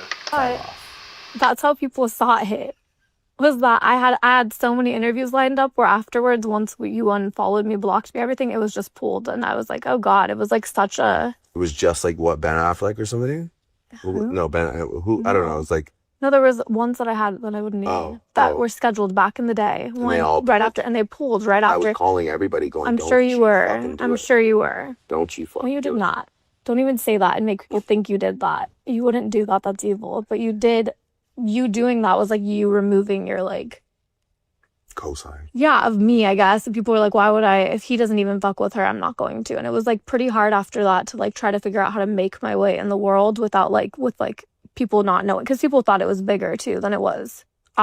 Yeah. People thought what happened between us was something like I don't know. We had something bigger. So many things. Like what? What's the top 3 conspiracies? Well, the top conspiracy for why it got removed from YouTube is that you played Tyga's song and then they removed it. That didn't happen. That's Sly Fox. We don't know, right? We don't know. With the shit that these guys have going on right now? Who? Fuck What yeah, guys? I don't know. They're doing this to this song. They're doing that to that song. who They're taking is? songs. They're doing it. I don't know. I don't know anything wanna about... say any names. I'm just saying. Okay. Fuck, there's a lot going on. See how he's trying to insinuate the whole bot thing. That's what he's trying to insinuate now. He's trying to insinuate the bot thing that's going on, and how recently there was a thing where Spotify removed, YouTube also, I noticed, removed the botting that was going on. Apparently a lot of artists, a lot of people that were using bots to get their views up or likes up and things like that, they've done a hard crack on that over the past 2 or 3 months. And Kendrick was in the media not too long ago for saying, oh, Kendrick has this many millions of followers now versus what he used to have, or this has this many listens versus what he used to have now. And I'm like, Drake, you using bots too. Like, again, knock it the fuck off. Knock it the fuck off. Like, you trying to, my whole thing with that is, why are you trying to act like UMG wasn't using bots for your shit? Now, let's be honest here. Like, yes, I noticed that there was a lot of botting going on when the whole dislikes thing happened, right? When he put out the Heart Part 6, and the shit had, I don't know, thousands of dislikes all of a sudden. I've never seen a Drake song have thousands of dislikes before. And I was like, something is weird with that. Something is very weird with Drake having thousands of dislikes versus likes at all. It was like it got popular that he had dislikes on his shit. I was like, something is up with that. Something is definitely up with that. The music industry, God only knows. Tyga might have pulled that plug, you know what I mean? Oh, it just happened to line up with the day that Tyga did a show in Russia last night, I think. Did he? Yeah, at a mega stadium. Should we pull it up? Probably, so we can get this one. My son just called me off his iPad. How adorable. Right? He's your old. Awesome. He is. Let's go to Tyga's gram real quick. It's going to take a minute to load up. Obviously, he's in Russia, so he doesn't have It's not his service you're using to load his Instagram. You never know. Okay. You never know. I do know a little That sounded so stupid, him even saying that. bit. With everything that these guys got going on, right? Was that your... No. Nothing going on with anyone? No, I'm saying just within the... With the music, within Tyga's. I'm just saying, and there's a lot of shit going on. Oh, he'll never not be salty over Tyga. He'll never not be salty over Tyga. But even how she had to catch herself with the, oh no, nothing's going on with anyone. You literally can hear how this was scripted to where she's not even allowed to talk about anything. And this is again what we're speaking about as far as Drake doing interviews with real people. But not to say Bobby's not real. I'm just saying that him doing interviews with other people that would ask those questions, like, who are you getting at, or what are you getting at? He won't ever do those interviews now, it seems like. For her to even have to catch herself to, oh no, we're not talking about anybody specifically. Why he's pulling up Tyga right now, like I said, he is because he will always be bitter of the Tyga thing. First things first, you have to also remember, the Lil Wayne relationship is very tainted with him and Wayne, with Drake and Wayne. Not so much with Tyga and Wayne. Not so much with Twist and Wayne. Not so much with Mills. Everybody literally, right? But the guy you could say, or one of the people that you could say made Young Money. Because you could easily argue that Nicki and Drake arguably are what made Young Money in the first place, right? Why Wayne was even confident enough to even have a label with young artists. It was because of Drake and Nicki, right? So there is that stint, of course, as well. Among other things that he has, the beef with Tyga. That is one of the biggest things that will always sting Drake the wrong way, is the relationship that Tyga has with Wayne that he just will never have. You don't know about, but we'll never know, right? No. Are you going to pull it up? I am. At this point, this is like actually... Is it dragging? No, I'm just... What are you doing? I don't have data. I'm trying to... You don't? Oh, it's on SOS for me, so I couldn't. I'm trying to pull up Tyga's Instagram. My FYP page is just all Rhea Ripley. I don't know who that is. She's a wrestler. She's like my muse, but... Is she? Yeah. Oh, see. See? This is the shit I be talking about with him. Rhea Ripley is your muse. Didn't I just say this? Didn't I just say he has a thing with accountability and saying stupid shit or making or fucking up other relationships, especially husbands and wives? Rhea Ripley is married. Rhea is married. For you to call her your muse, Drake, you are insinuating something now. Whether you're talking about you just looking at her and idolizing her, that's a whole nother thing. Because now we can get into that. Now let's get into that. Sorry if the light is doing it, it's because I'm moving. But let's get into that, right? Let's get into that real quick. Because if Rhea Ripley's your muse, let me see, Nikita.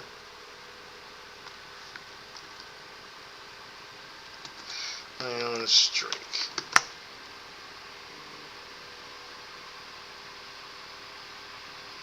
So let's say, right? Let's see this. Because you're talking about Rhea Ripley's your muse, and what is Nikita Lyons?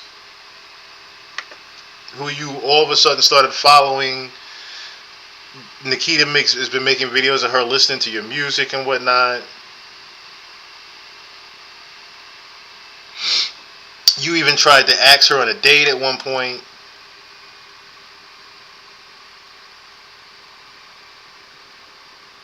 See, look at this. Drake revealed in a recent interview that his favorite wrestler is Nikita Lyons. So all of a sudden, Rhea Ripley's your new favorite wrestler? Or were you taking shots at Nikita for not going on a date with you?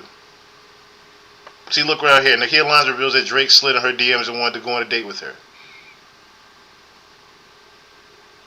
So, is it you saying that now because of Nikita Lyons wanted to downplay you? Or was it Liv Morgan, the other professional wrestler, that downplayed you? That you followed?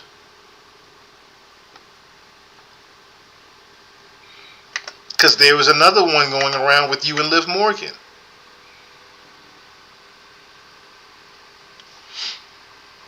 This is what I'm saying, like, when is it going to stop with you? Look at how nice that Liv Morgan. Like, when is it going to stop with you, Drake? When is it going to stop with you, bro? That's all I'm saying. When is it going to stop with you? You sitting here and saying Rhea Ripley's your muse, but not 8 months ago it was Nikita Lyons. And just a few months ago it was Liv Morgan. But you make it seem like you don't interfere in relationships. Or have a thing where you get, I don't know, where you just forget that these women are into other things and not you. She's what? I'm the opposite Stevie Wonder with Reading the Room. of probably everything that she likes in life. I can't pull up. I've got it. You Obviously, you have it. It's direct. You have an Ethernet connection to his Instagram. Yes. What are we looking at exactly? I don't know. I just wanted to see if there's any highlights from his show last night. Is he? No, he's at the Breezy Bowl 3 days ago. I heard he did a Touch and Globe. Where else to go? Pretty Girls Listen to Tyga. Was that true? I don't know. Probably there has to be the girls who do. Oh, well, maybe I was wrong. Maybe you were wrong. What was the point of you bringing that up? I don't know. Sure. You just miss him? Oh, maybe this is it. No, that's June 2nd.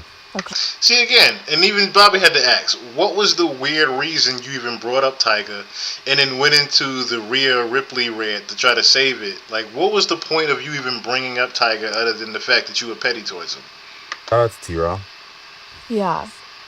What chair was that? What chair? Were you about to buy a chair?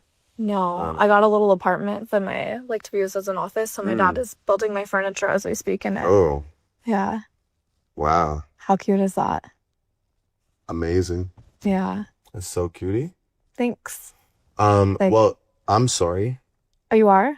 I'm sorry. I appreciate that you're sorry. Mm-hmm. I do. I'm sorry, and I'm really glad that I'm sorry too. I'm sorry. Yeah. I'm sorry too. It's more rosé coming in. Looks very nice. You need that. You need that. What for the apology? No, just in general. When has my I've never seen someone ice rosé, but You've never seen someone ice rosé? mm-hmm. Well, talk to every jeweler in Miami that has fake diamonds. Really, they do that? Nobody got that joke. Oh. Can I get that rosé, please? We got spicy petty Drake this one. we got spicy petty Drake here. Him throwing a little tidbit on every jeweler in LA makes fake diamonds. Wow.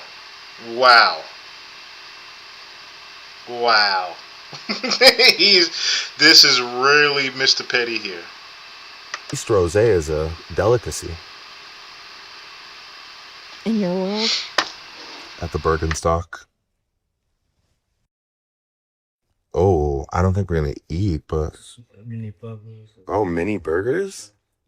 Do you want a mini I'll burger? do whatever you We'll take a little snack, like something you could bring it in. We'll do a taste test. Yes. Oh, I love him. He's so nice. I feel like What? I need to. He's worked so hard for his life. I feel like the right thing to do is you leave Switzerland with Raj. Me? Yeah. He Yeah. needs to come with you. Okay. He needs to come with you on life's journey. Okay. I love him. I'll take Yeah. him. He is. How long has he been with you? Raj was working. Allison Clan, what's going on? What's going on with you? Hope you're doing okay. Hope you're doing all right today. Happy Tuesday to you as well.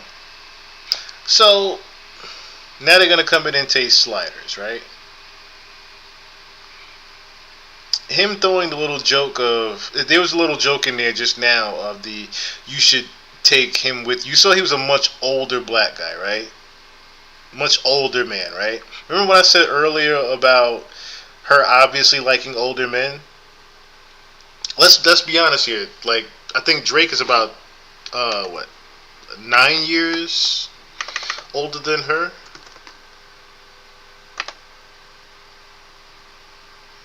Maybe about 9. Yeah, Bobby's 28. Okay, 10 years. Drake is 38.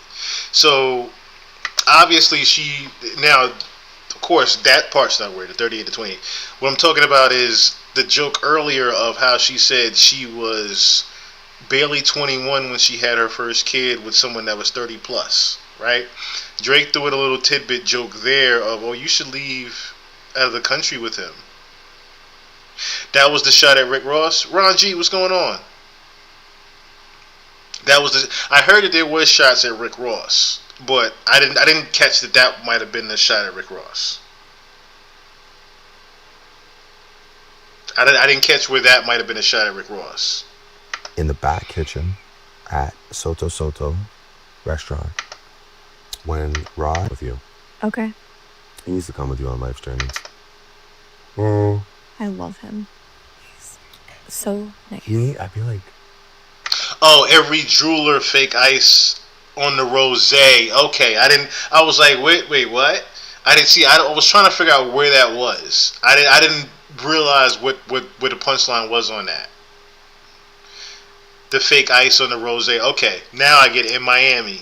Rick Ross, got it. Thank you, Ron G. Thank you. Because I kept hearing about he went a few different people in this interview, and I didn't catch yet where the Rick Ross one came from. Thank you on that. I didn't even catch that. The fake ice in the rosé. What? I feel like I need to. He's worked so hard for his life. I feel like the right thing to do is you leave Switzerland with Raj. See, that's another thing too, right? You really have to read between the lines with Drake when he does his little side jokes, because he does them so much that you just have to catch them.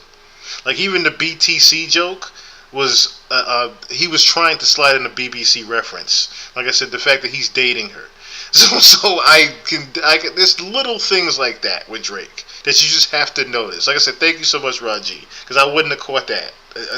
I haven't. I didn't hear anything about. Well, I know already about the whole fake jewelry thing, but I didn't hear anything in regards to Ross recently, to where that joke would have fit in. So thank you for even catching me on that one.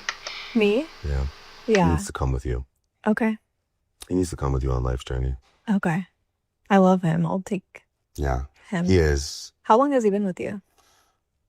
Raj was working in the back kitchen at Soto Soto restaurant when I was there in 2008. Really? Raj, how many years have we worked together? Long time. Really? Yeah. Where is that? Started working since like 6 years now, but we know each other since 2008, 2009. Wow. Where was that restaurant? It's a Toronto. Oh my gosh. Thank you. Thank you so Wow, much. mini burgers and fries. Thank you. Welcome to the most romantic date that you've ever been on. Hi. Welcome. Hamburgers in a bed. Yeah.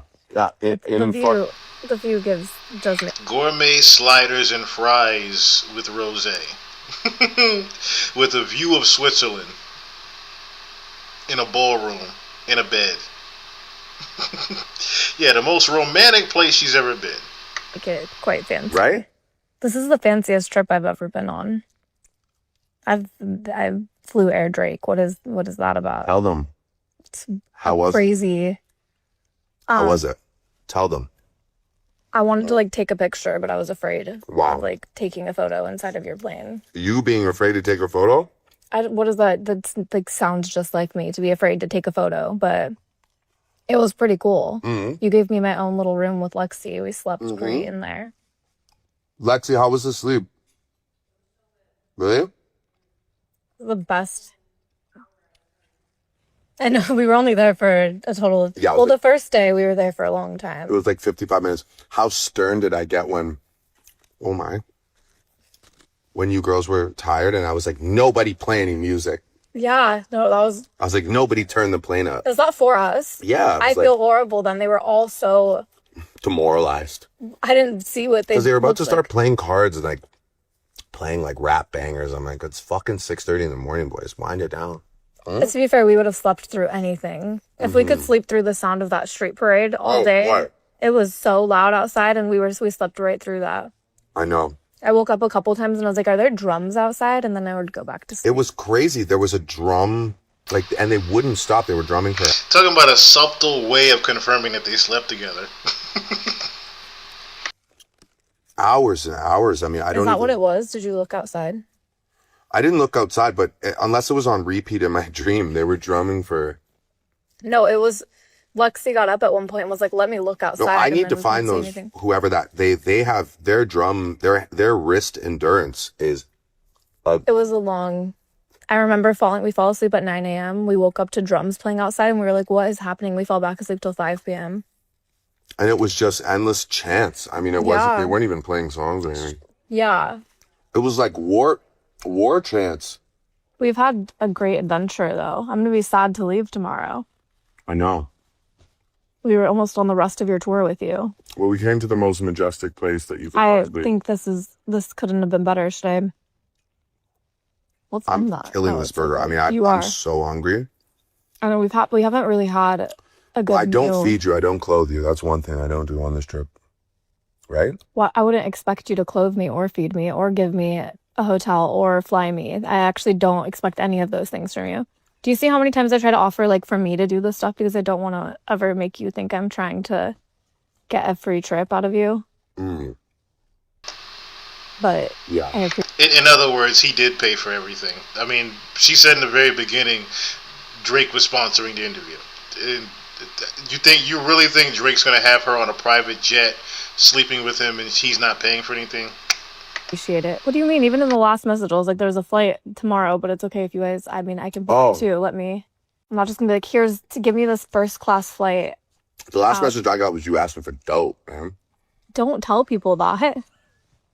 And that's not fair. Do you know, Last message I got was. You know, that's a good observation there, Fantamos. The timing of this is the same exact week of the Young Thug tidal wave, right? And he didn't put out episode 3 of the Iceman thing. So was this him trying to do a favor for Thug because Thug is taking a lot of heat right now with the snitching thing? Is this him also taking heat for it?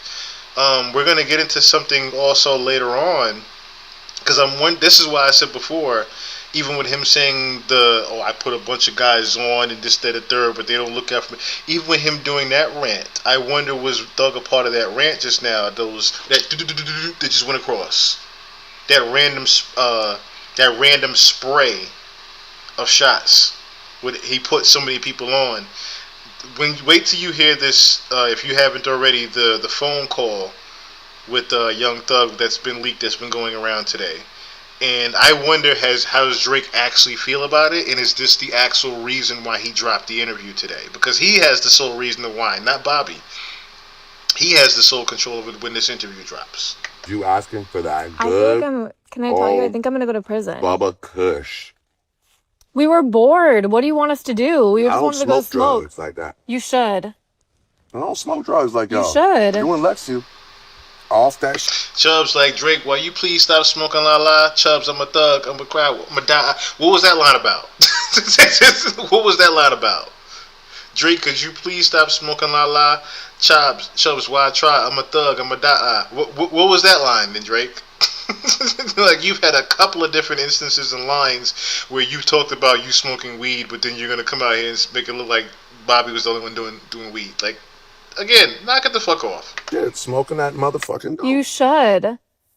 And that's why y'all. That's why it is what it is. Why she's had the fucking cowboy boots on for 4 days straight.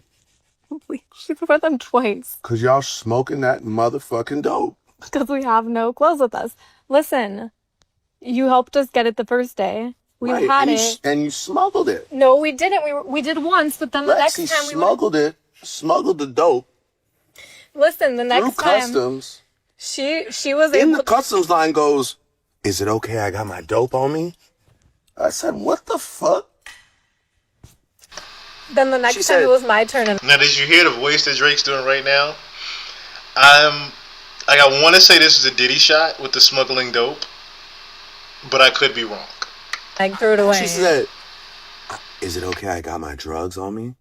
She did not say that. She did not say that. Mind you, they're scanning us like this. We got to put our hands out like this. Literally, it's like the craziest scan. Future had to fucking do the thing where they wipe his feet down and they check. She had to take her shoes off and everything. And you guys are fucking smuggling drugs. No, that's not fair. We were not the only people who I saw on your plane who had brought drugs. But you're also fiends. Now, let me also say this, right? Yeah, that's definitely a federal crime. Let me also say this, right? Depends upon what it is. Depends upon what it is, number one. Number two, I have brought weed back from the Bahamas.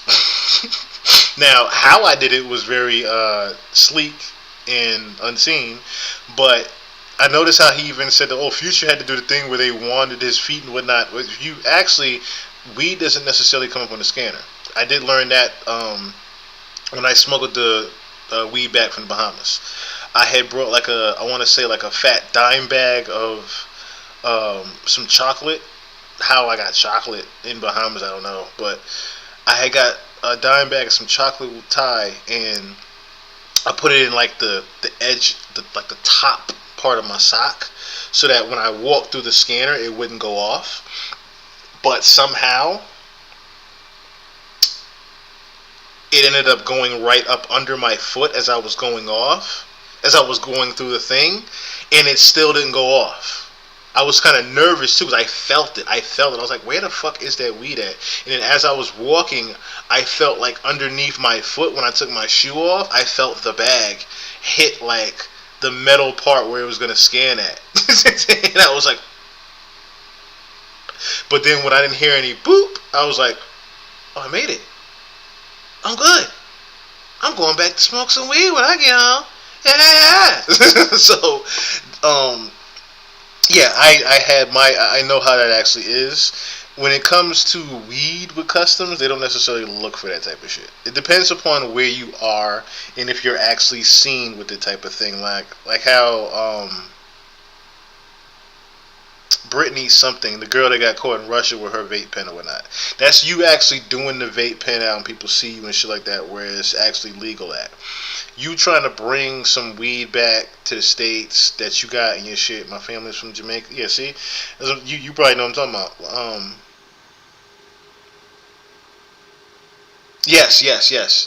I can definitely say that as well, Fantamos. He's trying to not blackmail her for later on to use it. A part of me said maybe he's trying to jokingly do this too, but I can definitely see what you're getting at as well. Jamaica and St. Kitts and Nevis, they bring weed and seeds back all the time. Yeah, that's what I'm saying. Customs isn't necessarily not privy. They don't really care about weed as much as they do like the meth, the coke, and shit like that, right? They don't necessarily care about you smuggling a couple of bags of weed back with you. They don't necessarily care about that. And depending upon how you bring in the weed back with you, especially since they know most people are actually smokers of the weed, not necessarily sellers or abusers or fiends like that of the drugs, the weed isn't necessarily even... People don't care about that shit. People do not care about that. Put it like this, right? How many people you know are on vacation in, say, Turks and Caicos doing coke, right? Or should I say brought coke with them to chill in Turks and Caicos? No, they can do that shit at home. There's more people that went on vacation and brought some weed with them than there are people that smuggle coke to sell or something like that, right? They don't really care necessarily about weed. Because we wanted to have weed in a country where it's... Fiend. Right? Well, you didn't even help us get anyone. Now, I heard the Travis Scott... I heard the Travis Scott punch just now. I didn't think Travis was going to catch a stray here, but apparently he did. This last one, so we've been just drinking alcohol and stuff. Oh yeah? God forbid. Whoa, God forbid we That's a natural... drink the legal God forbid we drink this legal juice that you can get out of the stores, right? Instead of hooping the latest and greatest strains in tinfoil. You don't know any. You make it in our cleavage and in our crotches, right? Yeah, because that's what we were doing. You're right. Yeah, we've got some right now. Lexi's family's gonna be. This is gonna be a hot one for Lexi. It's not because we all. Allegedly, coke is even coming back from Puerto Rico in luggage on a regular basis. Okay. Know to take what you're saying with a grain of salt. So yeah, well. Okay. Anyway, back to me asking you questions and not you sitting here talking about you drug runners, you mules. Anyway, do you want Drake? Do you want that to be the takeaway from this interview that I'm addicted to drugs? I'm saying rapper gets a plane once in his life, and you girls want to fucking. Oh, you can hear that now, Teresa. You hear that now, right? I caught that too. I kind of caught that too. That he's way more comfortable than he was in the very beginning. Doing this, you can kind of see it in his eyes a little bit. That he's definitely a bit buzzed. He done had some good, and that also spoke to why he ate those 2 sliders and fries the way he did, because he just destroyed the burger and fries just now. That told me right there that rosé got to him a little bit. Now that he got some little bit more rosé, he ready to turn the fuck up. Smuggle Colombian bricks on, you know what I mean? It was a tiniest amount ever. It did not count. It's crazy. And can you every time I say try to start a sentence, you don't let me finish it. And then you disappeared the night before the flight. It's like we were all out having drinks. What did you want us to do there? How did you even get it? We didn't have it that night. What do you want us to do? Stay at that restaurant all night so we could see you? Yeah, you disappeared. You're like, hey, we're going to run back to the hotel and get our stuff. We did not say we're going to run back to the hotel. Hey, we're going to go get our stuff. You guys went to meet up with fucking Pedro. Yes. Do you have a problem with Pedro? It's insane. Listen. So, that's another thing, right? Him not being on the Mafia-thon thing. You said he's salty about not being on the Mafia-thon with Kai. The other thing with that is, right, wasn't he supposed to do something with Kai? So I noticed that I'm putting 2 and 2 together. Drake was supposed to do a promo with Kai for Iceman. There was supposed to be the drop of the What Did I Miss video, I believe. That ended up not happening. And now the person that he was supposedly linked with, Kim Kardashian, of course, the ex-wife of Kanye West. I guess I'm just putting two and two together here. All of a sudden, Kim is now doing a mafia-thon with Kai Cenat, which I'm still not even, I haven't necessarily watched it, so I don't necessarily know exactly what this even comprised of, or should I say, what's supposed to be even about. But I'm just, like I said, putting two and two together. Like I said, him dropping the interview the week of the Mafia-thon, as well as the Thug tapes coming out. It's just the time. Excuse me. It's the petty timing that Drake is on. That's what I'm starting to notice. He blew it. He blew it and was drunk and angry. He can't control. Exactly. That's another thing too, right? And I think that's another reason why he hasn't done too much with Adin Ross, is because of the random things that can happen with him on those type of streamer shows with the young ones, especially like with Adin. Adin is too much of a Drake stand. Like, Adin pretty much is... Adin also aids in the whole beef with Kendrick Lamar thing a little too much. I think those streams that he was doing with Adin was just a little bit too much. They were a little bit too much. It was so much pettiness going on back towards Kendrick even. And I think that's another reason why he didn't do an Iceman interview with anybody but Bobby, because he can control the actual atmosphere with the female. Especially a female that doesn't have anything over him, and someone that needs to gain from him, he has a little bit more control over things. That's another, like I said, the main reason he's even doing this with Bobby. And I think he tried to do something with Kai Cenat, and the real reason he didn't is whatever happened behind the scenes that, you know, one day Kai will say something. Hopefully he does. But there was something that happened behind the scenes where they gave a bullshit reason why it had to be delayed, and it never happened. Listen. Do you know what? I need you to just not talk again. Did you want us just to sit there at the table by ourselves all night? Is that what your plan was for us? Well, to the Manchester customs agents, you guys missed a step the other day, because these two sure know how to pack a punch, if you know what I mean. Do you want us to go to prison? Do you plan on bailing us out? Would you bail us out? Would I? Yeah. Of course, I'd have to. Of course, I'd have to. Could you pull strings so we're not stuck there all weekend or something? Or is he doing that? Or is he doing that to also be paid to Thug? Him doing the public snitching thing.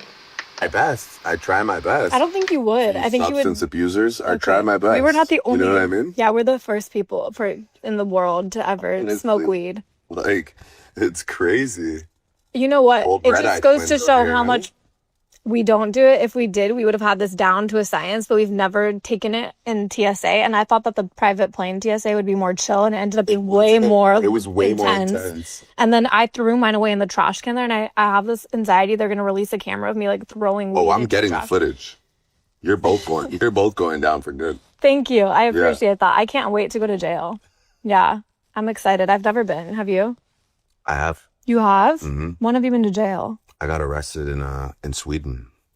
Oh, are we close to there? You can. Yeah, I actually have a show coming up there. I feel like. What'd you get arrested for? I feel like they're gonna try and run it back.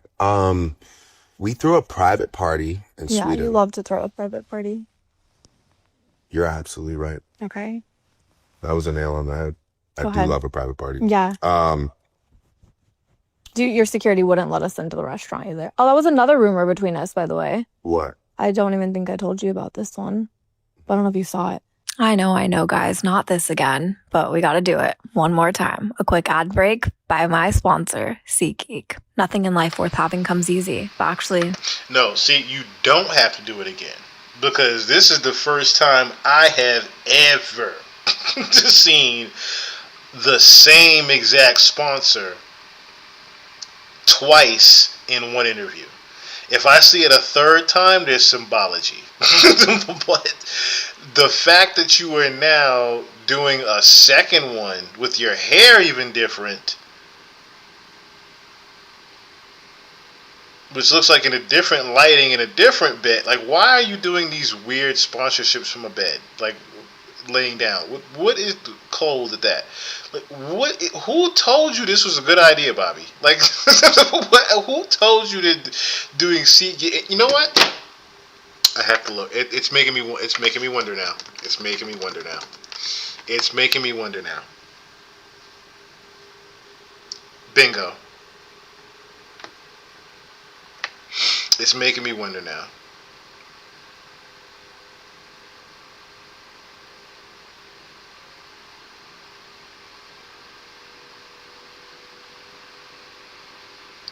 Let me see here.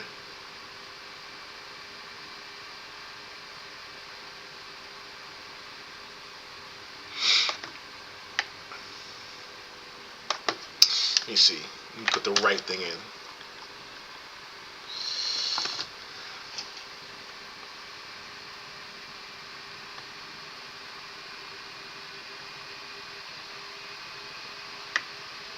Yeah, I figured that's what it was. He's in business with SeatGeek.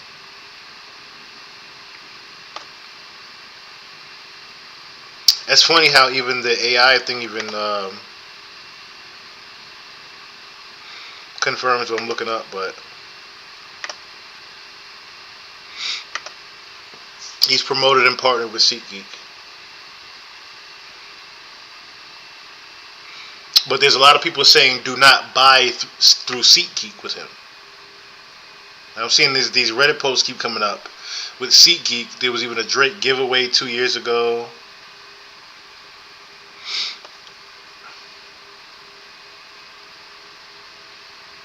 People are saying do not buy from SeatGeek. So it's ironic that she's doing now 2 ads.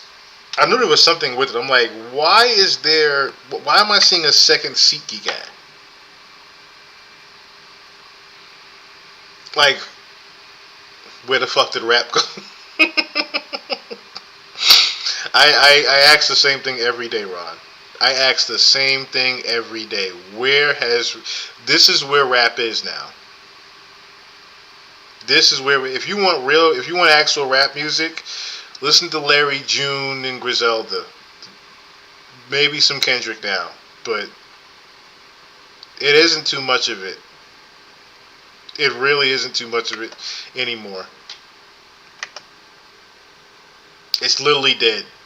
That's false, because with SeatGeek, finding good tickets is easy. They make the whole process stress-free. You just open the app, find the best tickets, and that's it. And I know I said this last time, but they're making me say it this time too. Green means good. Red means bad. They get it. Okay, we don't have to say this in every episode, SeatGeek. And believe it or not, there shout out to Bobby at least being honest with some things, because you could tell she didn't want to do this a second time. are over 70,000 events on SeatGeek, concerts, NFL games. And I can honestly say after going to his concert the other day, I found a new appreciation for concerts. But don't just buy any ticket. Buy your ticket on SeatGeek and make sure you click the link in my description and use code Bobby10 to get 10% off those tickets. And I'm not even kidding, guys. Please do that. I know I was sounding a little bit robotic for a second, but I am begging you, Bobby10, 10% off. SeatGeek will love me. I will love you guys. Then we can keep this going. At one point, I was at like South by Southwest at, I forgot what I was doing out there, but my team was like, oh, let's go to this party, and I didn't know it was yours, and I was in the party for like an hour before I left. It was like apparently you had I don't know. Before she continues, I'm gonna run it back real quick to let her tell her story, but now I get the joke earlier what she said to him when she was like, oh, that's how I get brand deals. It's coming to light now. But my team was like, oh, let's go to this party, and I didn't know it was yours, and I was in the party for like an hour before I left. It was like apparently you had I don't know.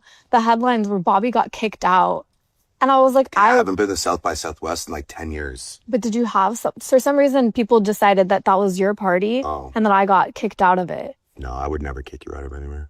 I appreciate that, but and then I got your security guard did not want to let me in to your little restaurant. No, that's not what happened. You just walked up dressed like Leonardo DiCaprio the other day. What did you want me to dress like? I had to wear distressed. It was not distressed. LA hat. It wasn't distressed. With a brim bent like this. It wasn't distressed. Covering your face like this with a black trench coat on. I was wearing my regular outfit. Pulling up with an absolute 10 out of 10. Obviously, you literally pulled up like DiCaprio. Then why didn't you just let her in? We don't know her either, you know? And it's like, God, well, based on know her track else record, there? would we let her in or not? You know Did what I you mean? She's let fucking everyone probably else got a there? wanted poster out for Leave her the alone. whole UK. Did you know everyone else in there? No, I did. We didn't know. Look, my security just saw you and you were like dressed like, Yeah. you were like on your like Tobey Maguire shit. It was Yeah. crazy. Okay, let me live. I just like to not. I didn't want to do my hair. It's like, okay. I didn't know this was supposed to be some fancy. We sat there and It wasn't supposed to be fancy. It's just like, you're Okay. like, your brim was like, it had like, just like you would like, it's like, we get it. Like you've owned the hat like for like a week, but it looks like you've owned it for like 3 years. And then you like bend it over your face. Like, just like, Yeah. no pics, please. exactly. Thank you. I would roast you more, but I don't know if you can I'm not handle roasting it. you. I'm just giving you the I don't real wanna- deal. I don't want to have a part two of no, just a little Diamond. thingy. How's the kids? They're great. I saw your mom ring. That's what made me ask. Do you love it? Isn't it cute? Yeah. Do you know Dave Grutman? Do you know him? Dave Grutman, yeah. His wife. Wow. This off her hand. Wow. What? Name drop. Dave Grutman. I don't know. Sorry. Whoa. Grutman's wife. I didn't say, like- You know Jeff Bezos? I think His he's gonna be wife, so flattered you think just his- put him. His wife just Yeah. told me that. That was the least name droppy thing I could do. He tried so bad. He tried so hard not just to be petty with Jeff Bezos, and then he realized what name he was saying. He's in enough trouble as it is. So he said, "Oh, let me back up from that one." He dropped so many names since we sat down. I have? You're like, yeah, Future, when they put him through, I could do the same thing too. You're like, when he had to go through the little thing. My manager. I don't really. That's not a celebrity. No. Well, it is another guy, but How would I know that there are two different Futures in this world? you've been around us for how many days? No one's even talked to us in these days we've been here. I think we've said a word to a couple people on your Okay. team. We've been Who's in your our favorite person? Say on it your right now. team Yep. that we've hung out with. Mhm. The only two we've really talked to. Actually, there's a third one that I don't remember his name, but okay, CJ, Yeah. Mike, Mike? and then there's a third one who said his job is no job and he's just an adult and that he's been your friend forever and he doesn't have a job. His job is no job and he's an adult. That's his job, just being an adult. And then we saw him up as your DJ at the show and we were confused. That's Future. Oh. Yeah. Didn't know his name, but yeah, Makes sense. he was nice. So he's great. Yeah, so All right, ask away. can we start the interview now? Yeah. That's okay. What time is it? Oh, 8:47. Oh, well, you were only 4 hours late, so. I was not. Wait. You said- Wait. We are 45 minutes into an interview that has 37 minutes left. And they haven't even officially started the interview. So pretty much what they've been doing back and forth just now with Drake just venting, getting his pre-production vent off, was the interview. Or should I say half of the interview. And Bobby hadn't even officially started the actual interview.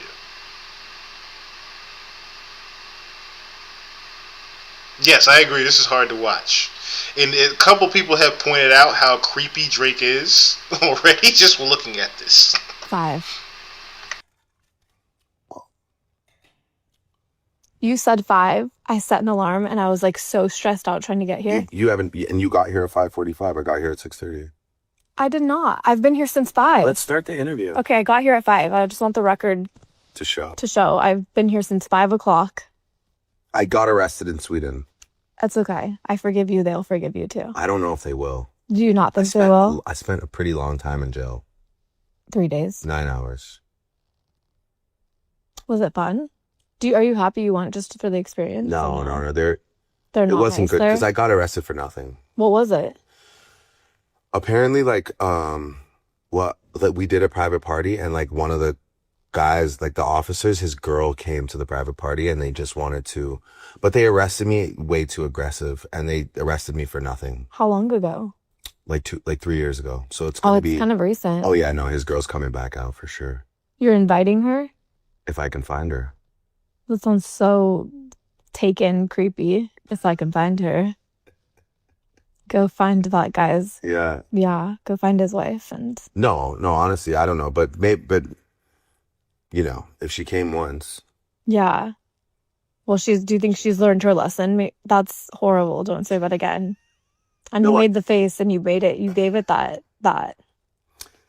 If she's Yeah. gonna come, she's gonna come. Okay. If Yes. she's coming, Nope, let's just not even finish. We get what you're trying then we'll to say. be We get it. We get what you're trying to say. got arrested in Sweden, got out in 9 hours. When do you plan on getting married? What? Yeah. When do I plan on getting married? Yeah. Wait, you gotta catch that. You gotta catch that. If she's Yeah. Well, do you think she's learned her lesson? Yeah. Watch Go this, find watch his this. wife and. No. That sounds so taken, creepy. If I can find her. Go find. Even she's like creeped out by him. Like the shit that he's did. I'm gonna run it back just a little bit more, just so you get what I'm getting at. Sure. You're inviting her? Like like we did a private party and like one of the guys, like the officers, his girl came to the private party and they just wanted to, but they arrested me way too aggressive and they arrested me for nothing. How long ago? Like 3 years ago. So it's Oh, gonna it's be kind of recent. Oh yeah, no, his girl's coming back out for sure. You're inviting her? If I can. Oh, his girl's coming back out for sure. Like he can't stop being creepy. That's what I was talking about with the Anita Max Wynn shit and even the Pinocchio shit. And Pinocchio's actually about pedophiles. Like he can't stop being cringy with shit.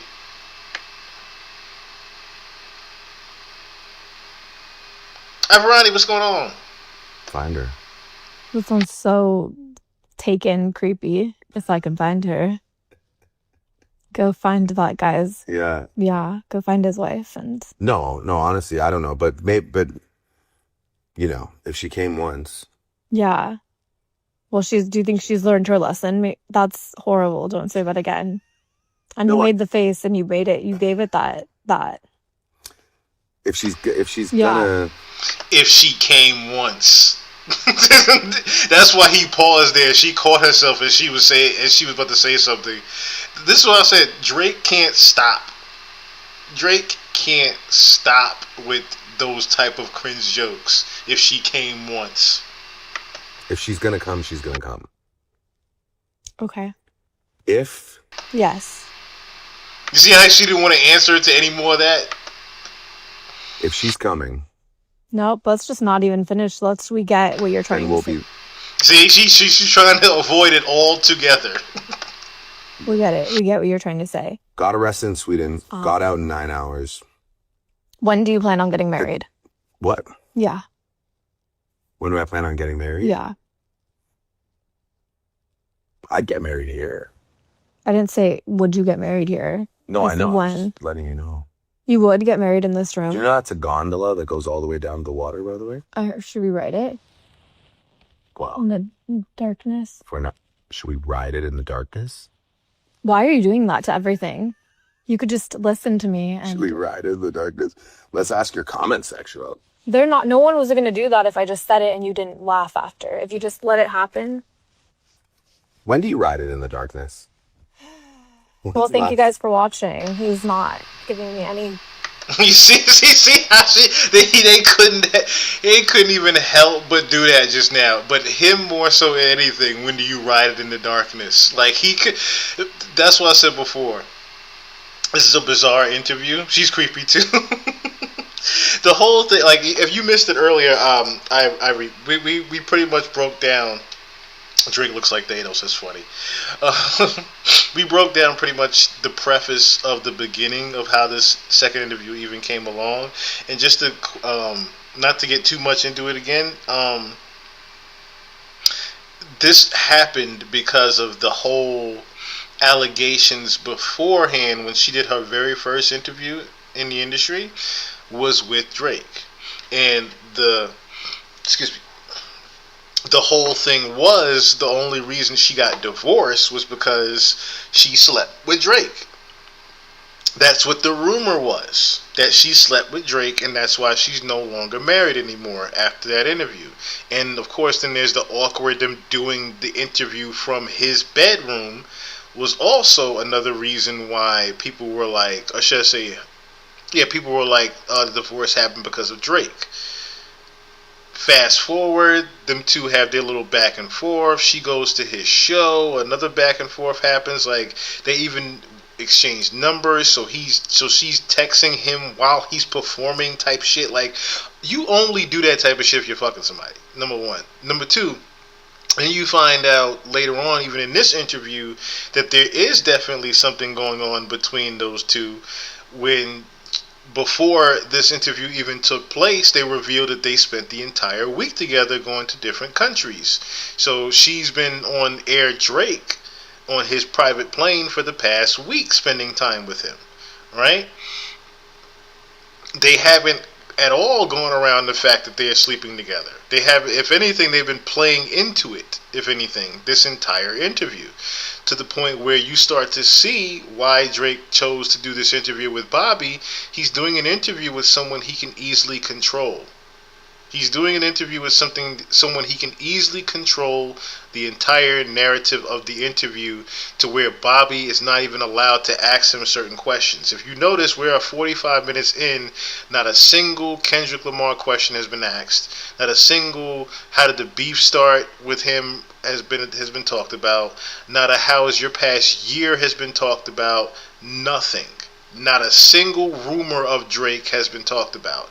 If anything, this has been Icon Vonnie, what's going on? If anything, this whole 45 minutes that we spent, and them just now starting the interview, as you saw the Not This Again, came up in the middle of the screen at 45 minutes, right? So they didn't even officially start the interview until 45 minutes in, and it's about 30 left, okay? Again, and then she says at the first SeatGeek, that's another thing too. SeatGeek was sponsored twice in this interview. You've never seen a sponsorship happen twice in the same fucking interview. You see SeatGeek sponsorship twice, but in the first sponsorship, she's immediately saying Drake is not the only sponsor of this interview. And like I said, they haven't even gone around it yet. They have not gone around not once. The real reason that she got divorced was literally because of him. Okay, when do I want to get married? Yeah. When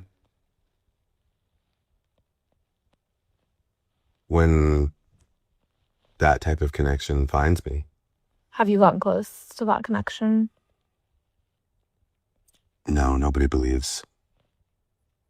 Nobody believes? That's so vague. This is how you talk. It's incomplete sentences. It's just guessing what you actually mean by it. This is what I feel like when I talk to you. No, I think I'm being really transparent. Nobody believes. Who? The girls or the world? That's a good album title, The Girls of the World. Like, which one? You know? Which one? What are you talking about? What are you talking about? Are you drunk? I feel great. Okay. But to answer your question, Mm-hmm. what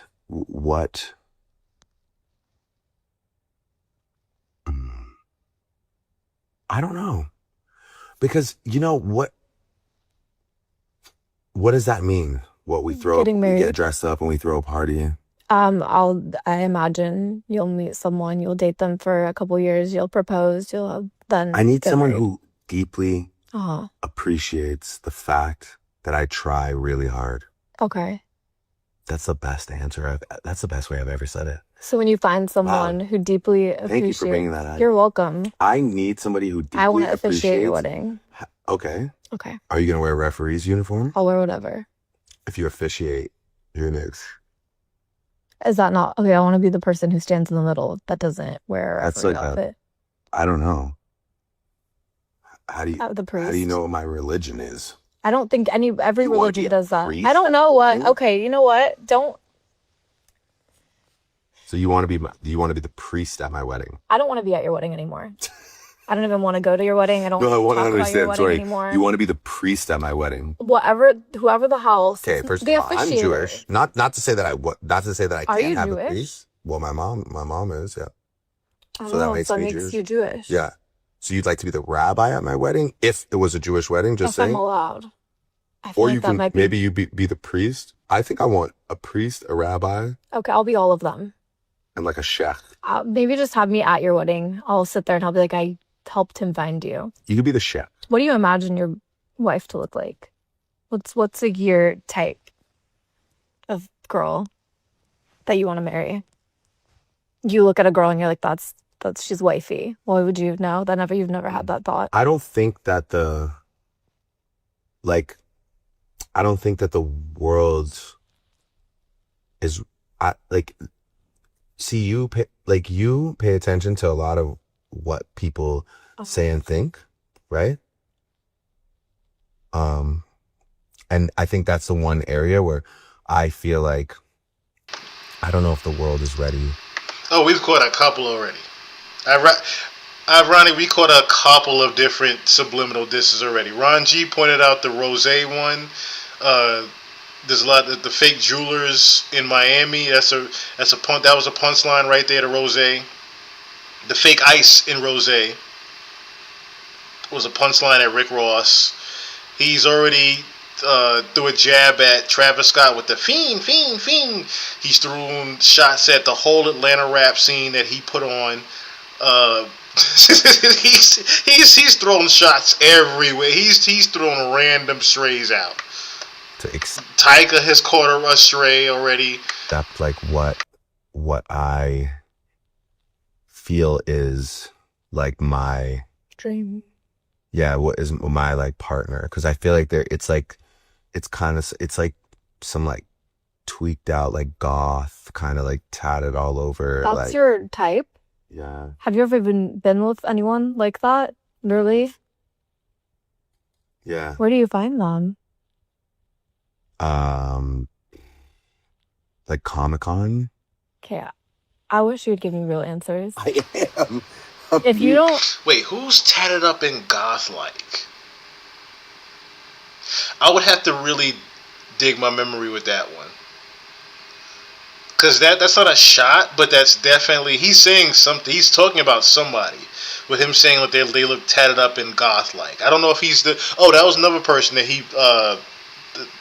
Rhea Ripley. Apparently is his muse. So, again... That could be what he's hinting at here, because Rhea Ripley looks very gothy-like, and tatted up. That could be what he's insinuating. Again, he could be bringing up the Rhea Ripley thing, with him saying that he would marry Rhea Ripley. Which, again, this is why I said before, Drake just doesn't understand. Kehlani, I could say that too. Kehlani does look like that. But reason why I'm saying Rhea Ripley is because he brought up Rhea Ripley earlier and called Rhea Ripley his muse.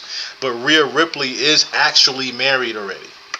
If you don't pop out with a goth I girl really today, feel like my destiny is really- to end up with like a goth Shut up. baddie with just absolute. So for those who don't know who Rhea Ripley is, let me show you what Rhea Ripley... Because he said Rhea Ripley was his muse, let me show you what Rhea Ripley looks like. For those that don't know why I'm saying it, it's him bringing up Rhea Ripley again. You see Rhea Ripley? That's what I was referring to with the whole... Where it sounds like he's re-bringing up the Rhea Ripley muse thing. Because you look at her entire brand and look up right now, it's exactly what he described pretty much.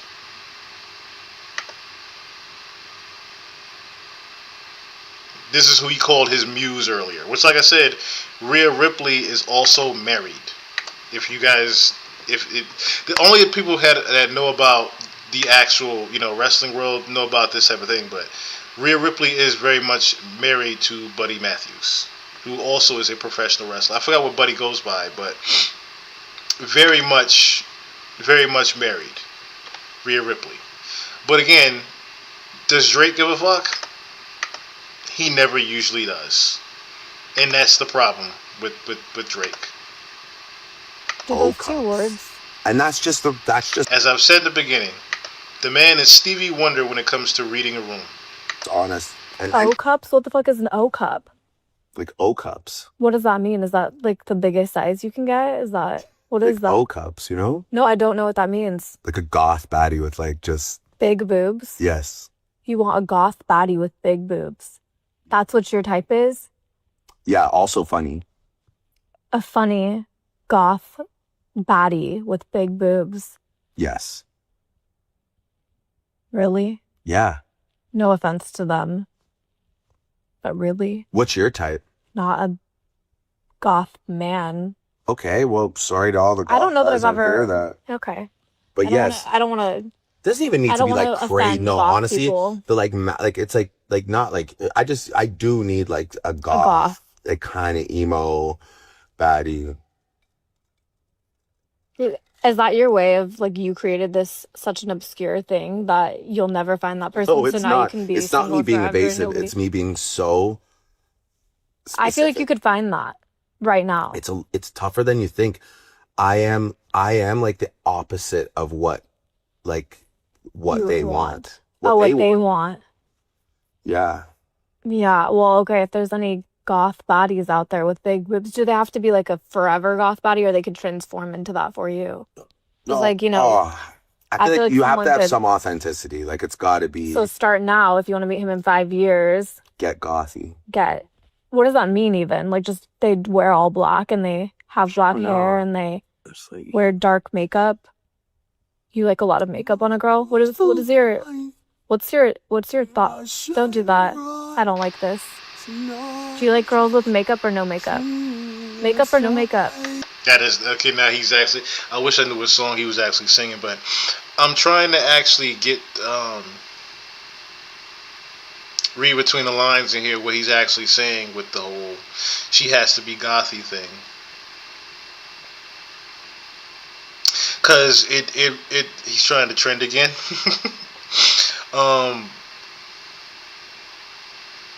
That's the thing, right? Like she said, he could find that anywhere. He could literally find that anywhere. But could he really?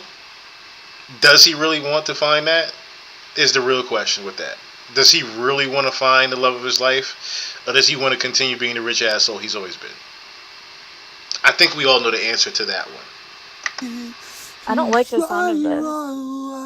What are you singing? I feel like I've heard what you're singing. Can I Shazam this?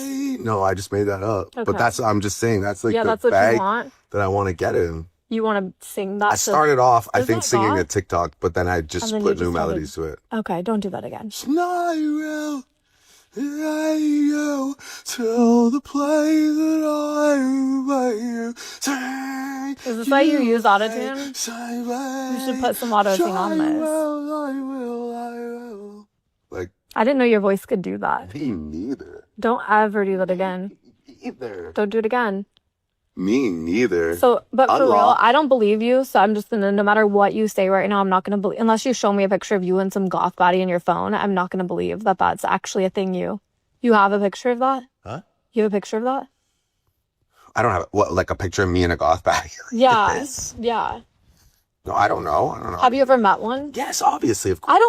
I've never seen such a thing. Yeah. I don't think they- I've seen they any don't goth come out people. like that, you know? Yeah, they stay. Is that why you want a girl that doesn't come out? No, I know. I want to be like seen, and I want to be. Yeah. Okay, it came to me.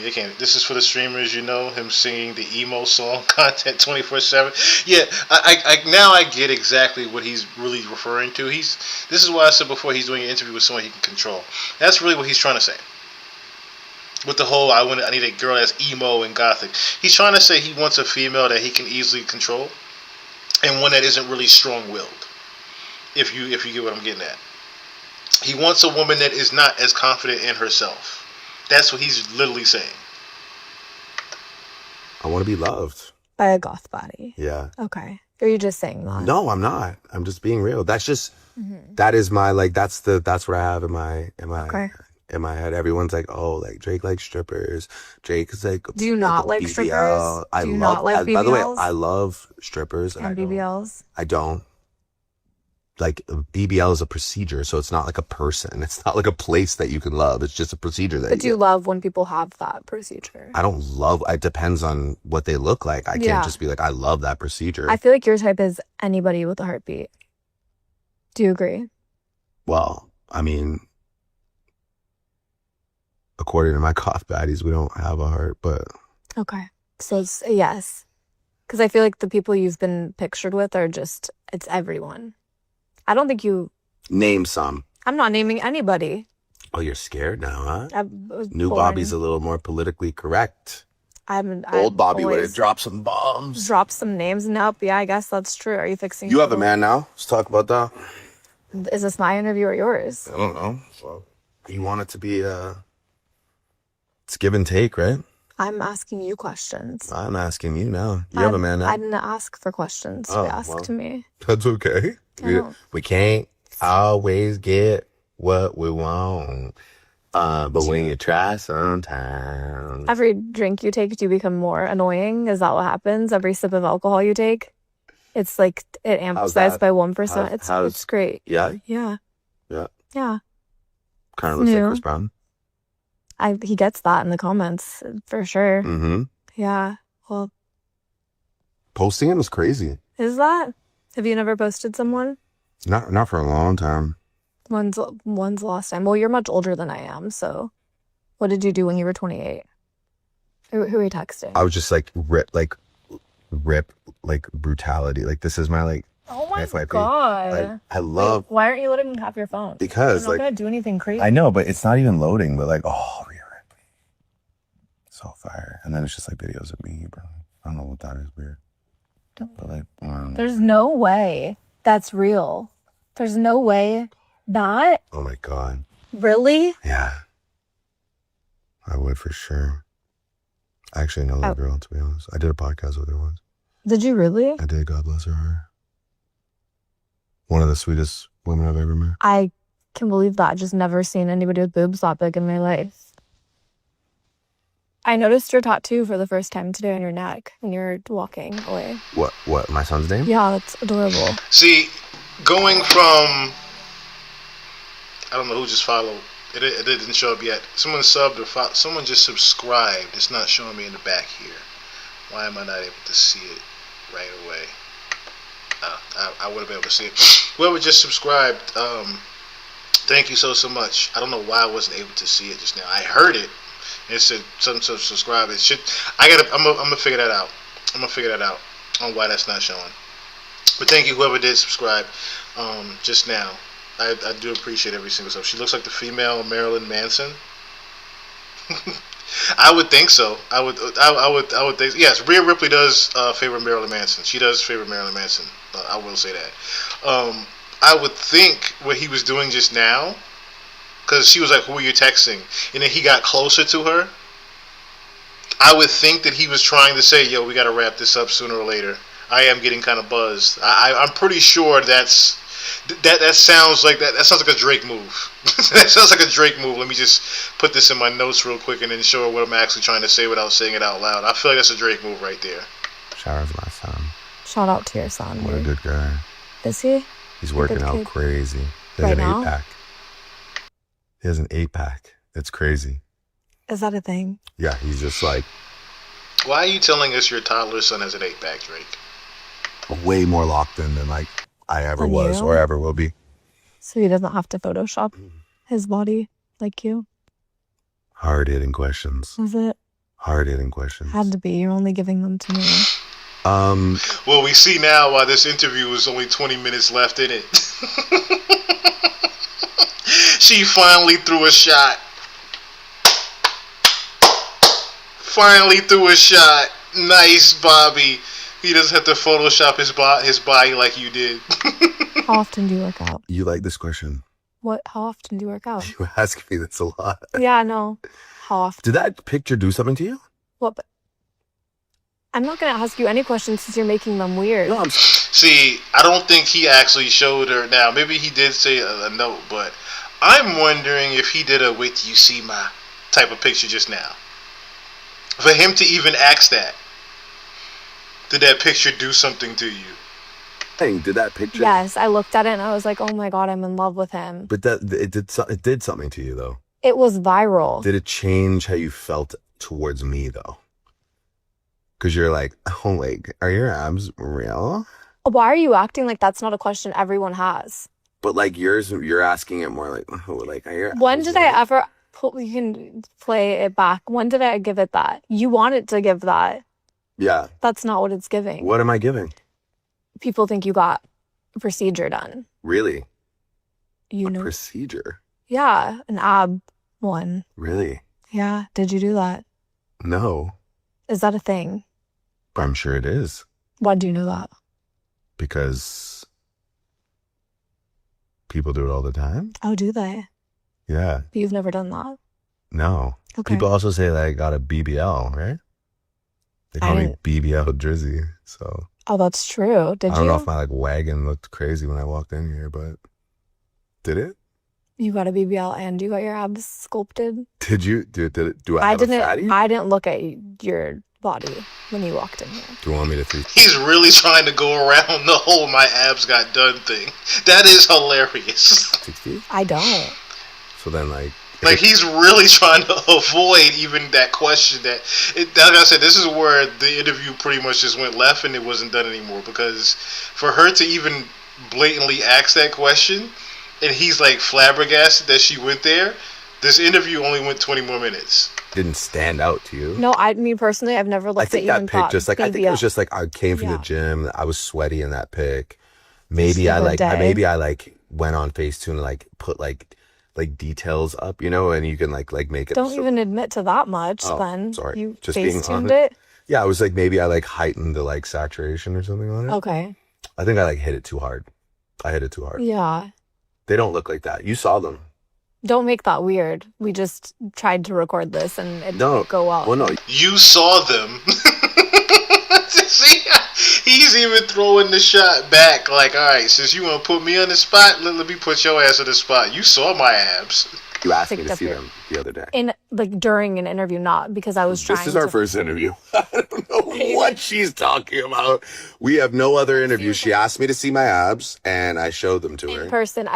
Should we play? As soon Should as I we saw play him- what? Should we There go is run it nothing to back? play, honey. Should we run it back? No, there's nothing. I'm sorry. I don't know what you're talking. Yeah, we were just. The first thing I did when I got off the plane was like, "Can I see your abs?" Yeah. And then you were like, And you were like, "Sure." damn, they and that look was good. it. And They I was just like, don't wow, look like you're that so pic. hot.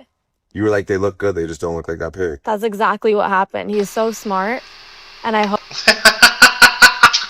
And then they fast forwarded to being nighttime. Oh my goodness. Good one, Bobby. Good one, Bobby. Good one. Good one to put him on the spot like that. hope that becomes the next thing people say about me. Everything I say, no matter how minor it seems, will just like follow me probably for the rest of my life. So I have to tread carefully when I talk to you. Okay. Well, you want to bring out the bangers now? Yeah. Do you have any questions? No, I know I meant like I better not tell them that it's my daughter's second birthday today, and I better not tell them. I don't know what else did I say. Leaving on your daughter's first birthday was a slapper. I did not think that. Do you think I would have left that? I was going to say, I hope that that's not the second time this happened where she skipped an interview. She skipped her daughter's birthday to do the interview with him. I hope that didn't happen again. In the final edit, if I thought it was gonna follow me forever. Listen, Yeah, yeah. I said it in the interview. I know. She's one.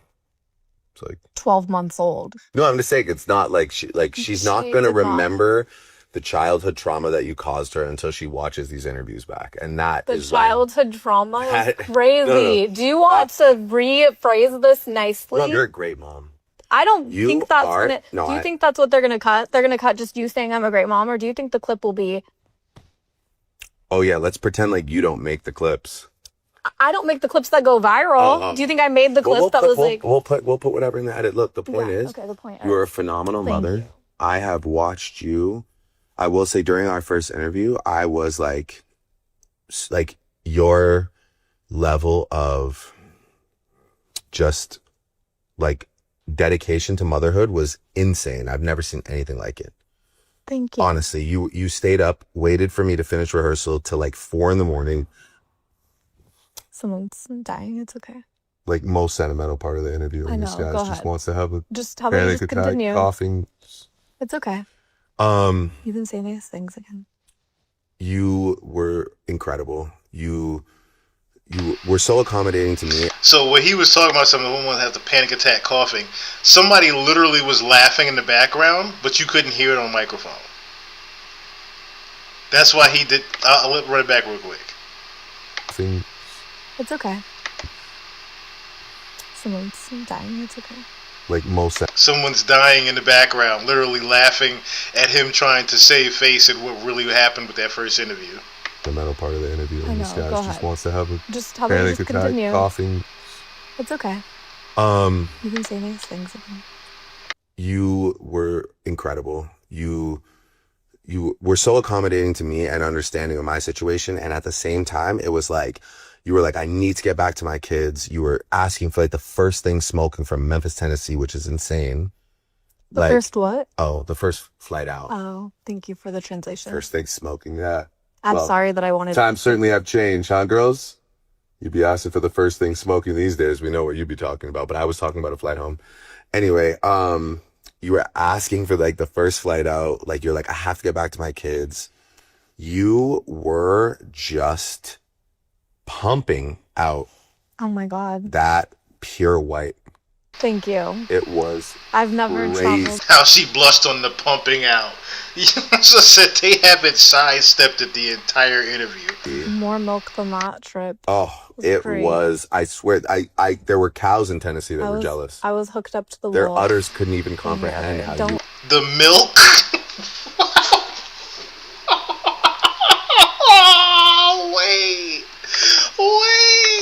Wait. Never Crazy. traveled more milk than that trip. Oh, it great. was. I swear, there were cows in Tennessee that were jealous. I was hooked up to the Their wall. udders couldn't even comprehend how Don't you were. even leave me alone. No, it was My crazy. It was kids the were most very- milk It's a lot of milk. I've ever seen. I've never seen Motherhood anything like that. it. I didn't get to witness that in my own life. No, I didn't see. Yeah. I didn't see that. I didn't see that. You were pumping. Were you breastfed as a kid? I don't know. You never asked your mom that? No, I'm no. We have other conversations. not about breastfeeding. Yeah, no. Yeah. But you were. I get that he was there trying to talk about the breastfeeding thing, but it's the way that came out. Like, you can hear the double entendre that what was actually going on. You can hear it, okay? I don't have to say, oh, maybe she was really breastfeeding. I don't have to say that part, do I? Churning. Okay. I swear we could have opened. We could have had a bakery, a You- butter factory. We could have done Okay. anything. I A mean, butter factory. This is honestly. okay. That's I You- appreciate the This is all the a compliment. It is. I It was- appreciate it the was compliment quarts. behind all of this. It was milk sauce. it was like 2%, 1% Yeah. skim. Uh-huh. I swear it was Skims. It was a borderline Skims collab. Yeah, was it? That's how All much of milk was coming my out of you. milk, It was yeah. crazy. Thank you. No, you were. You're also a good parent. Thank you. I'll let you have that too. That's really sweet. Yeah. That's all I'm gonna do about our That's kids. fine. I feel like that's we fine. should You don't know never. too many details, so it's fine. I don't know a lot about you. I have limited knowledge of you to Yeah. this day. I still don't really know your music. I couldn't listen to it for the last 2 years. Yeah. Which they play your music kind of everywhere, Mm-hmm. but none of my friends have for 2 years now. That's a lie. They just don't do it around you. They I play it. I don't Play it think religiously. maybe not my like closest friends though. Maybe not though. Your friends are from LA. They've probably been off it for the last little bit, to be honest. Maybe for no Mhm. reason in particular, you know. Yeah, I feel No, like but they Lexi. didn't. I feel like I could go back in Lexi's story archive and probably find some No, sketchy stuff. Maybe no, I'm gonna find you out couldn't. later. Do you know Lexi's a very big fan of your music? That's Was that approved to say today, Lex? she. Why would she not? a she's very not big fan. of your music. I don't know. She's like, What did you say? Those words never came out right now. wow. Never mind. Okay. She enjoys listening to your music. Okay. That's So not- like a little, you rounded it off a little bit. Okay. yeah, Not very she big doesn't fan. want. Yeah, Yeah. tomato. She Right. likes your music. What did you? Are you? You're from LA, right? Huh? Like born and raised? Yeah. in the area. What are you getting at? No, I was just asking. I was asking in the area. Okay. Nobody wants to claim it now, though. I'm sure she still listened to you, but I'm not like. Nobody wants to bang it around the gang in the area. Claim what? No, nothing. Okay. What are you trying to say? No, it's all good. Todd. Now, what he was actually insinuating, that's why he asked her, are you from LA? Because I've said this before in the previous pods recently, Drake is not welcomed in the States, if you haven't noticed, which is why he's even doing this interview in Switzerland. He's not even doing this in LA where Bobby actually lives. He's doing this in Switzerland. Okay? Yes, the LA comment. Like, you pretty much let it be known that the States don't fuck with you, especially LA. You pretty much let it be known now that America doesn't necessarily fuck with Drake. Too tough. The way you even tried to ask that woman where she was from. I know where I'm from. From that 6. Man, if you ask me, I'm throwing that shit in your Is that face. Toronto? Yeah. I'm Okay. throwing that shit up in my fucking face. Are you proud that you're from Toronto? Yep. You are? Mm-hmm. You still live there? Yeah. Did you have an... Not really, because number one, you raised the crime rate and homicide rate since you've been on. Number two, I think Belly, we talked about this before, Belly ran you out of Toronto, sir. LA house? I do currently. I thought you sold it. I'm trying. You want to buy it? Yeah. It's $81 million. Let me just buy that. Okay. Do you want to give it to me? Nope. Okay, well, then I guess we're not... Maybe gonna do after it. this. We'll see how this goes. How much is your house in Toronto? Is that off the record? Is that not something that's public? Yeah, I don't know. It has to be more than your side house. True. Why are you... I bought a ranch in Texas. That's my spot right now. $100 million ranch in Texas? Not quite. It will be one day. What are you doing with that? You're going to put a bunker on it? No, it's not really my vibe. You don't want a bunker? A bunker? No, it's... Do all, rich people have bunkers? I imagine them too. You don't have one? No. What are you going to do if the world just goes south right now and there's a disaster? Where do you go? Do you have a rich person place you're going to go to?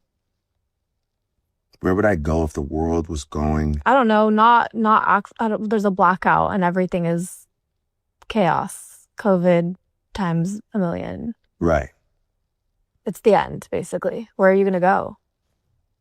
Probably to Soto for a drink. Like, I don't know. It's the end of times. How do you? What? I'd go to the Alibi Bar? No, there's... Up the road in You've Brenham. never thought of if there's something I happening? might goddamn hit an A&M game with Johnny Manziel one time. Throw up the... Why are you acting like this is like a crazy question?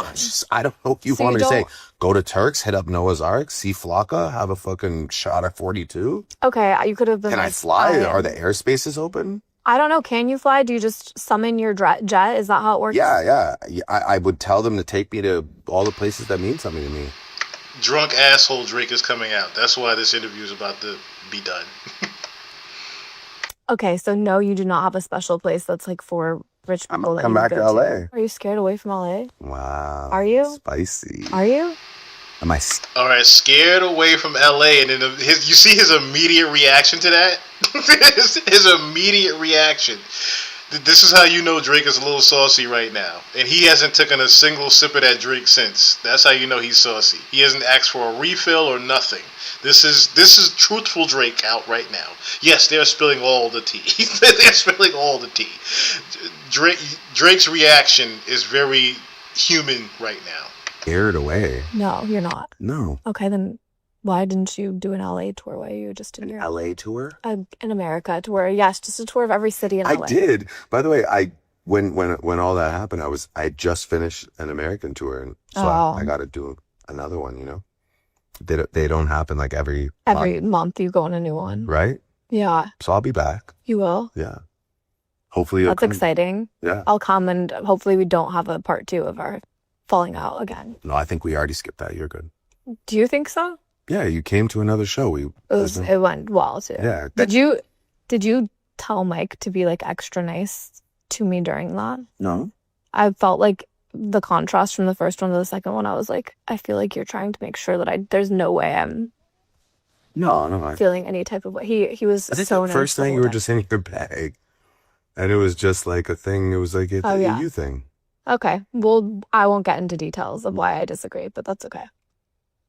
Do you have anything that you've really, wait, how long have you been doing this? Oh my God, it's been 2 hours. I don't think it's been 2 hours. I think so. So I would say that you got here on time for your second time and you weren't here on time. So I think it's been like an hour and a half, but go ahead. Look at that view though. Beautiful. I want to see what you look like. Hold on, wait. Oh. I wish there is a camera getting you looking. Oh, just pitch black. Okay. No view there. It's really pitch black. Behind us now it is. Oh yeah. But it probably was nice though. There's 100% chance it was nice. Do you think that Theo would do you like that? No. Who gets into a bed like that? What was that? Drunk Drake is coming out. Guys, ladies and gentlemen, Drunk is in the building. Or should I say Drunk Drake is in the building. You see how he just got on that bed just now? The real him is starting to come out, and that's why this interview is going the way it's going. This guy has serial killer vibes. This is beyond creepy, Guys, if you are able to, once again, please, if you can, donate anything you can to the Cash App. It's up there pinned to the thing, and it's there on the left-hand side of the screen. If you guys can help a brother out this week, I greatly appreciate it. What's that little like wraparound thing you've done? That's how I get in the bed. Closer. We've certainly got closer. I feel like you can see that I have like that you have goosebumps. Arm hair. No, you have goosebumps. There's right not now. a single Chills goosebump. going up your spine. Why would I have any of those things? Because we're back, Baba. We're back. We're friends forever now. Back. So you want to be best friends? Who's your best friend? You have a lot. He called her a nickname just now when he said that too. And his eyes do not lie. His eyes have not looked up at hers at all just now. You see exactly where he's staring. You see exactly. This is a great freeze frame right here. I think I might use this for the actual title of the picture. This is a great freeze frame, right? What is this right here? I need to see. Minute 10. I need to catch this real quick. Give me 1 second, guys. I want to at least catch this real quick on what's on the screen, because this is gonna be the picture right here. This has to be the picture. Drake, Bobby, staring at boobs. All right, yeah, I needed to have that. That's gonna be the freeze frame picture right there. Seems like sexual tension. See, even Icon Vonnie is catching the same thing. Like, they have not hit it not one time. They have not sidestepped it. Bobby hasn't downplayed it. Like before in the first interview, Bobby was very, very protective of her relationship and downplaying any type of relation that they had, and Drake just kept joking about them possibly sleeping together. He kept joking about it, but that's another reason why she ended up saying that, or everyone else started saying that he had something to do with the divorce, because it was like a public side guy in his face, which would be Drake. And then him doing this, we're back, Bubba, we're back. Like in the bed, getting super close to her, like 10 minutes before the interview goes off. Like, come on, Drake. This is what I'm saying. You don't. I'm not gonna say it's not a fake bone in your body, but I think when the real you comes out, this is why majority of the time it's not on camera. I have a lot of great friends. Yeah. Mm-hmm. You do have a lot of those. Well, I want to be somewhere on the list. Okay. I think we can make that happen. Yeah. I love that. I thought we were last time, but then We're getting close. We're getting close. Last time, Mm-hmm. and then it just went south for 2 years. But now it's like, okay, Sometimes people need a break. I need a 2-year break. It was good for me. Yeah, me too. Yeah, I feel like I cleansed myself of my. I look better. Do you feel like you look better from last time? I think so. I feel like I look. It's dry. His voice is changing. He's trying to. Oh, this is so cringy and creepy. This guy, man. The same. You look the same? Yeah. Yeah. I want to keep, again, reiterating one's 38, the other's 28. Yeah. Do I not? Yeah. People like to say I look like I'm 40 now, and I'm like, Really? I read comments too much. Apparently, yeah. Yeah. Does that? What if you have to give me advice going into this new era of my lifetime? What is your give me 3 top? My top 3 pieces Yeah. of advice. Yes. All right. And I'm gonna follow whatever they are. So Okay. give your best. Next interview, Uh-huh. fresh shave on the armpits. Mhm. Right? The armpits are shaved. Thank you. But Okay. or maybe like a laser or something. I do my And own then- laser to my armpits, like Oh, the whole. okay. They're literally. Maybe You like a didn't see my professional- armpits. You didn't see professional my. laser? Okay, I will get professional laser hair removal yeah. before the next Professional laser. interview I do. And then Hopefully this one's a real. yes, Okay. I would say that the true response to your contributions and your work is not in the immediate response from individuals. Do you understand what I mean by that? It's like first to comment or first to be seen or first to offer their opinion is not the actual response to your contribution. So, for example, like when I'm dropping an album, right?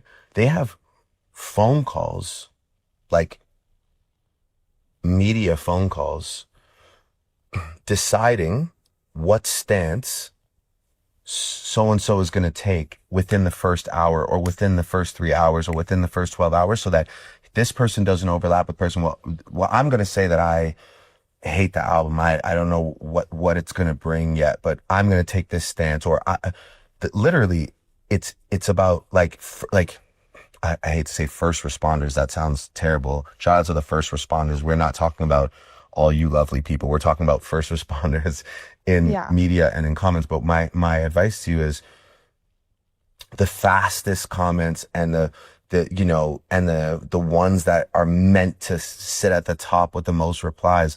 It's a purposeful action. It is not the genuine. You hear how he's even venting on how the album is going to be released? You hear how he's even the real reason why the album is being delayed? Remember, this isn't the label pushing his album back. Straight from DC, what's going on? What's going on? Renner's back with him late as fuck. Much love, chill, my guy. What's going on with your brother? What's going on? Much love as well. Much love as well. We're going to be here for a lot longer. I'm not ending the pod here at all after this. We still did cover Young Thug and a couple of things. It's probably going to be one of the longest pods we ever did. Actually, now I'm thinking about it. But you hear how he's also venting, like I said, how the album rollout process goes, where he's even letting it be known. This is where the Ebro shot came in again, right? Because I heard about Ebro catching dart here. He's pretty much throwing a shot at everybody with this one, not just Ebro. Ebro is a program director at Hot 97. Okay, so he knows that Hot 97 used to be, isn't anymore, but Hot 97 is like the mecca of New York radio, and New York radio is a very important thing if we're talking about media is concerned. So he's also bringing up in general, not just New York radio, he's also talking about how media in general pretty much will take a negative or positive stance on the album based upon what is perceived of you and your brand in the media already. Also, they will take a positive or negative stance on it based upon how much the label is giving them to actually promote your album. That's the other side to that as well. So if he isn't in fact in the likings of people, which is another reason why he tried to do this interview, he isn't in the likings of people right now. He already foresees that his album will be perceived in a negative light, and no matter what he said, no matter how hard or how much work he put into the album, it's not going to matter if everybody's pretty much going to give him the side eye when it comes out and not even give it a listen at all. Because let's face it, right? Even the project he put out with Party Next Door, the only reason he had any type of positive feedback from the album was from, I should say, like a Black Boy Max or a Ben the Don or Aiden Ross. It was only certain people that were fucking with that album. And then we come to find out the towers that Party even took the picture was associated with murders that were unsolved. Whereas rapes and murders that were unsolved in the actual towers that he took pictures in front of. So it's like even what he says before, right? He can never get it right. But at the same time, it's not that you can't get it right. It's the fact that you refuse to do right. Let's put it right there. It's the fact that you refuse to do right from the get-go. Because you could have chosen any other picture. That's just the one example of things. You could have chosen any other picture for your I Am Here, brother. What's going on, chum? Calm down. What's going on, brother? Oh, being that you are here, chum, I got some shit to show you later on. I might even do it mid-pod, now that you're here. I might even do it in mid-pod, now that it's early. I got some shit to show you. I might be taking a hiatus from Rivals. I'm joking on that. But, yeah. Drake is pretty much at a point now where he's very aware of where his career is in the light of the general public, which is why you even heard him say, "Oh, you're from LA."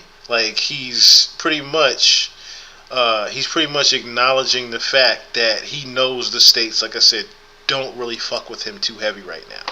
So that's another reason why he's doing the international promo, so he can get the international fans to pretty much piggyback, or should I say the American fans to piggyback off of the fact that he's still loved internationally. He wants one thing to offset the other instead of the other way around. Usually it's the American crowd that offsets him being loved internationally. Now he wants it to be in reverse right now. So yeah. Action to how people feel about you. People think you're funny. They think you're great. They would love to sit across from you and laugh with you. They do think you're a great mother. They do think you're cute. They don't think you look 40 in the face. You know, they think lovely things about you. And oh no, we still doing live from the spot. Just that the clip that I have to show you real quick is, you know, it's just some funny shit that I've seen happening. It's an old clip at that happened in Rivals, but it was something that was pretty funny to even see. I just think that I think that you take that immediate reaction and you wear it, you know, you wear it like a romper.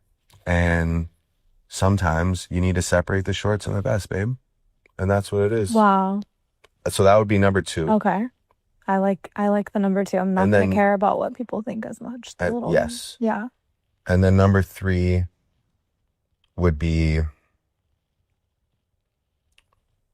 I think just like that's the second time he got off the babe and she smirked at it as well. Make sure that you have like just adequate adversaries, like not adversaries, but like it's like your interviews sometimes are like you need people who like deserve to be here and like feed off of that Bobo vibe. So it's just like, even if you have the opportunity to like interview somebody, like just do it if it feels right. Mm-hmm. And if you don't think it's gonna be like funny or like build out the thing that you want, then don't do it. I've enjoyed saying no more than I've enjoyed saying yes. Really? No, but it sounded good. But you say no if you. Oh, I say no all the time. Yeah. Mm-hmm. Almost said no to this today. You didn't. No, actually. I didn't. This was your idea. This is my idea. How dare you? You're absolutely right. I was very shocked to hear from you then.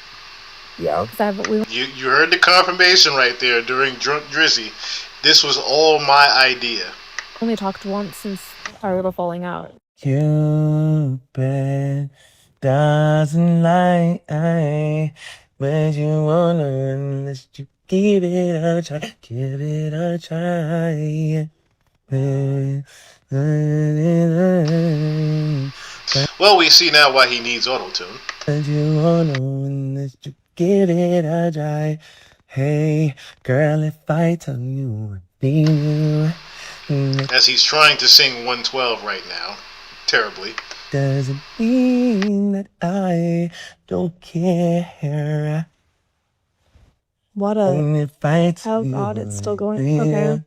Yeah. don't you think that I will never be there here? Cupid. Is that a real song? Come. Is that a Drake song? One of my favorite songs of all time. Your songs? No. You can even tell the age difference. She didn't realize that was 112 Cupid. Who sings that? 112. Let's let them sing it. I just thought I thought it was fitting for the moment. I thought we were getting a little Yeah. Best date up. So best date of your life. Best date of my life. Mm-hmm. Best date with the best D date. Yeah, that's what I. That's Whoa. exactly it. Whoa. Mm-hmm. Yep, just right in this. If you had a superhero name, what would it be? BBC girl.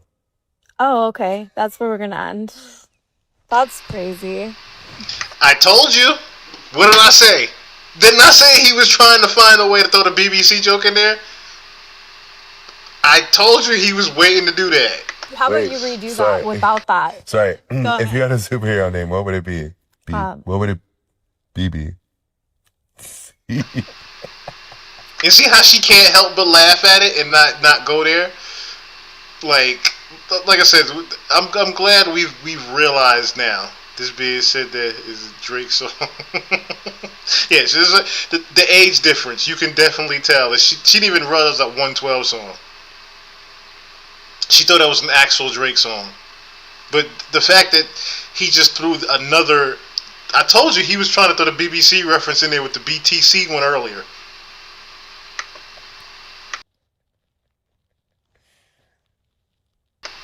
Don't be my biggest hate. See, he couldn't even... When she threw up the middle finger at him, he so wanted to do you already did that. He so wanted... You could see it in his face. He was trying to hold back that joke of you already did that. You could see in his face he had to hold that back, or they edited it out. Can you clear up the rumors? What do you mean? What is the rumor? I don't even. That's crazy. Don't read Clear my. up the rumors that What? you... How do I clear up this rumor? What should I say to clear up this that the rumor? world thinks that you just... I'm a whore. No. No. That's definitely what No, people they just think say. that you magnetically attract the biggest anacondas on planet Earth. Okay, I Why don't do know they what think to- that? Is it because you're like just so like sweet and dainty? I don't know why people say that. I don't want them to say that anymore. I don't want people to say anything about me and me with people. People swear that I seriously have the world's largest, longest roster ever. Oh, I was Don't- gonna No, they think that I've slept like anybody who's No, done an interview with me. That again, back to me. I'm never gonna read comment sections again, but that is all it is. It's Yeah, like, yeah. oh, another person. She's I'm like, you guys just think that It's only because like you're willing to like be cool with black people. I think that they think I sleep with like black guys. yeah. That's really what it is. People are just uncomfortable with that. They're like, oh, why This do all white these girl- like black guys find this white girl funny? Which is unfortunate. Yeah, I can't It's just not be because they're all having that's what I do. I pay for each interview with sex. I'm like, please do an interview with me. I'll have sex with you. one day, One day what? One day what? One day what's gonna happen? one day we'll get compensated for these, huh? Boys? How dare you? There will be no compensation for Joking. anything ever. That is a crazy take. Yeah. People are crazy. Yeah. There's your We're gonna get the fuck out of here. yeah. No, we need to. I gotta pack up my. How we gonna? Yeah, you gotta fly home. I know. I'm How we gonna end it? Well, whatever we do is going to set the precedent for every interview after. So just what are you thinking? That's not what I want to happen every single interview. Can you imagine that being the thing? I don't know. Title card? Did you say anything? You see how she didn't even back away like the way you doing? She just pretty much was about to let it happen until she starts. Like, oh my god, this is all out front. Yes. Yeah, Icon Vonnie. That actually, the crazy thing is that actually happens if you notice too. That was pointed out with like the actual news. Like, remember when the news used to come on like 10 o'clock designated time, like in the early days? It used to come on like 10 o'clock, like Channel 11 would be on with 9 and 2, and everybody would be in sync, and you would literally hear the same exact news happening at the same time. That was literally scripted and designed to be that way. The same thing happens with music and media. Also in the movies, if a movie is doing super well in the movies, they'll have different time slots that talk about it, so they're actually in sync. So no matter where you go, you're going to hear the same exact thing about it. The same exact thing happens with music, and he's very privy to that, in which I could get the same. I could get news one time. Hot 97 get news at a time. K100 over a pop station, they'll get the news at another time, and they'll all be in sync and lined up, so you get the news one after the other, one after the other, one after the other, so you don't stop hearing about the person all day long. Instead of you just hearing about them at 10 o'clock in the morning, you'll hear them at 10, 11, 12, 1, 2, all day long, so that it just stays in your brain. Your last words. This is...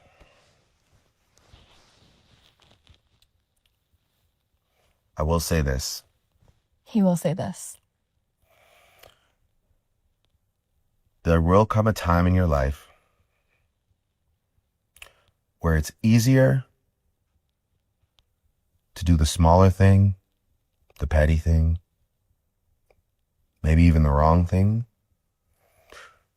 but the much more rewarding experience is to be the bigger person or to be the bigger people and to heal anything that you've ever gone through and enjoy the benefits of a positive, rebuilt, reinforced connection with somebody that I guarantee you have a soft spot for in your heart. Is that about me? Yeah. Wow. It takes you so, like, I have to process the sentences you put together. Really? Why? I'm like, What a liar, because that was not about her as much as it was about his connection with the people, which is why he did this interview in the first place. He's trying to reestablish his connection with the female brand. This did worse. So, no, maybe I am. They're so long, and I'm, what is this about? But I think I got it at the end. okay. You have a soft spot for me. Yeah. And I'm Aw. really happy that we Did this again. did this because I love you, Babu. I love you too. I still don't know what to call you, but I love you too. Well, we'll save that for episode 3. Let's just do one every 2 years after something crazy happens. Getting a little further and further each time until the inevitable just transpires. And then I'm the goth girl you marry. What a crazy full circle in Zurich. Switzerland. Oh God, I don't want to hear that again. Well, best friend, Thanks. thanks so much for this. I appreciate it. Thanks for buying Get your ass out of Europe. flights. I can't wait to get out of Europe.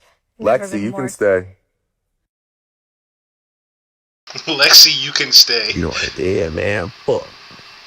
Fuck all y'all pussies, man. For real, man. I see y'all boys outside when I see y'all, man. For real, man. On some real shit outside, some body shit, man. I'm gonna see y'all boys when I see y'all, man. For real, you know, I got hope. Look how he's talking into the camera. Yeah, talk. I don't know if you should have done all that. Yeah. I'm taking this. I don't know if you should have done all that.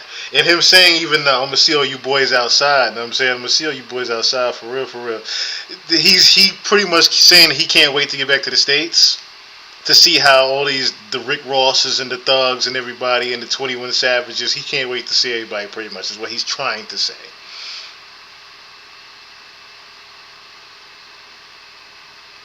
Oh, OVO Sound just announced Iceman 3.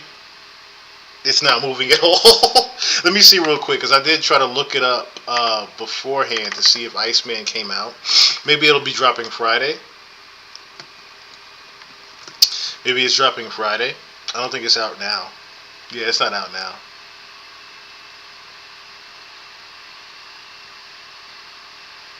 There's just been predictions of when it's going to happen, but it hasn't actually happened.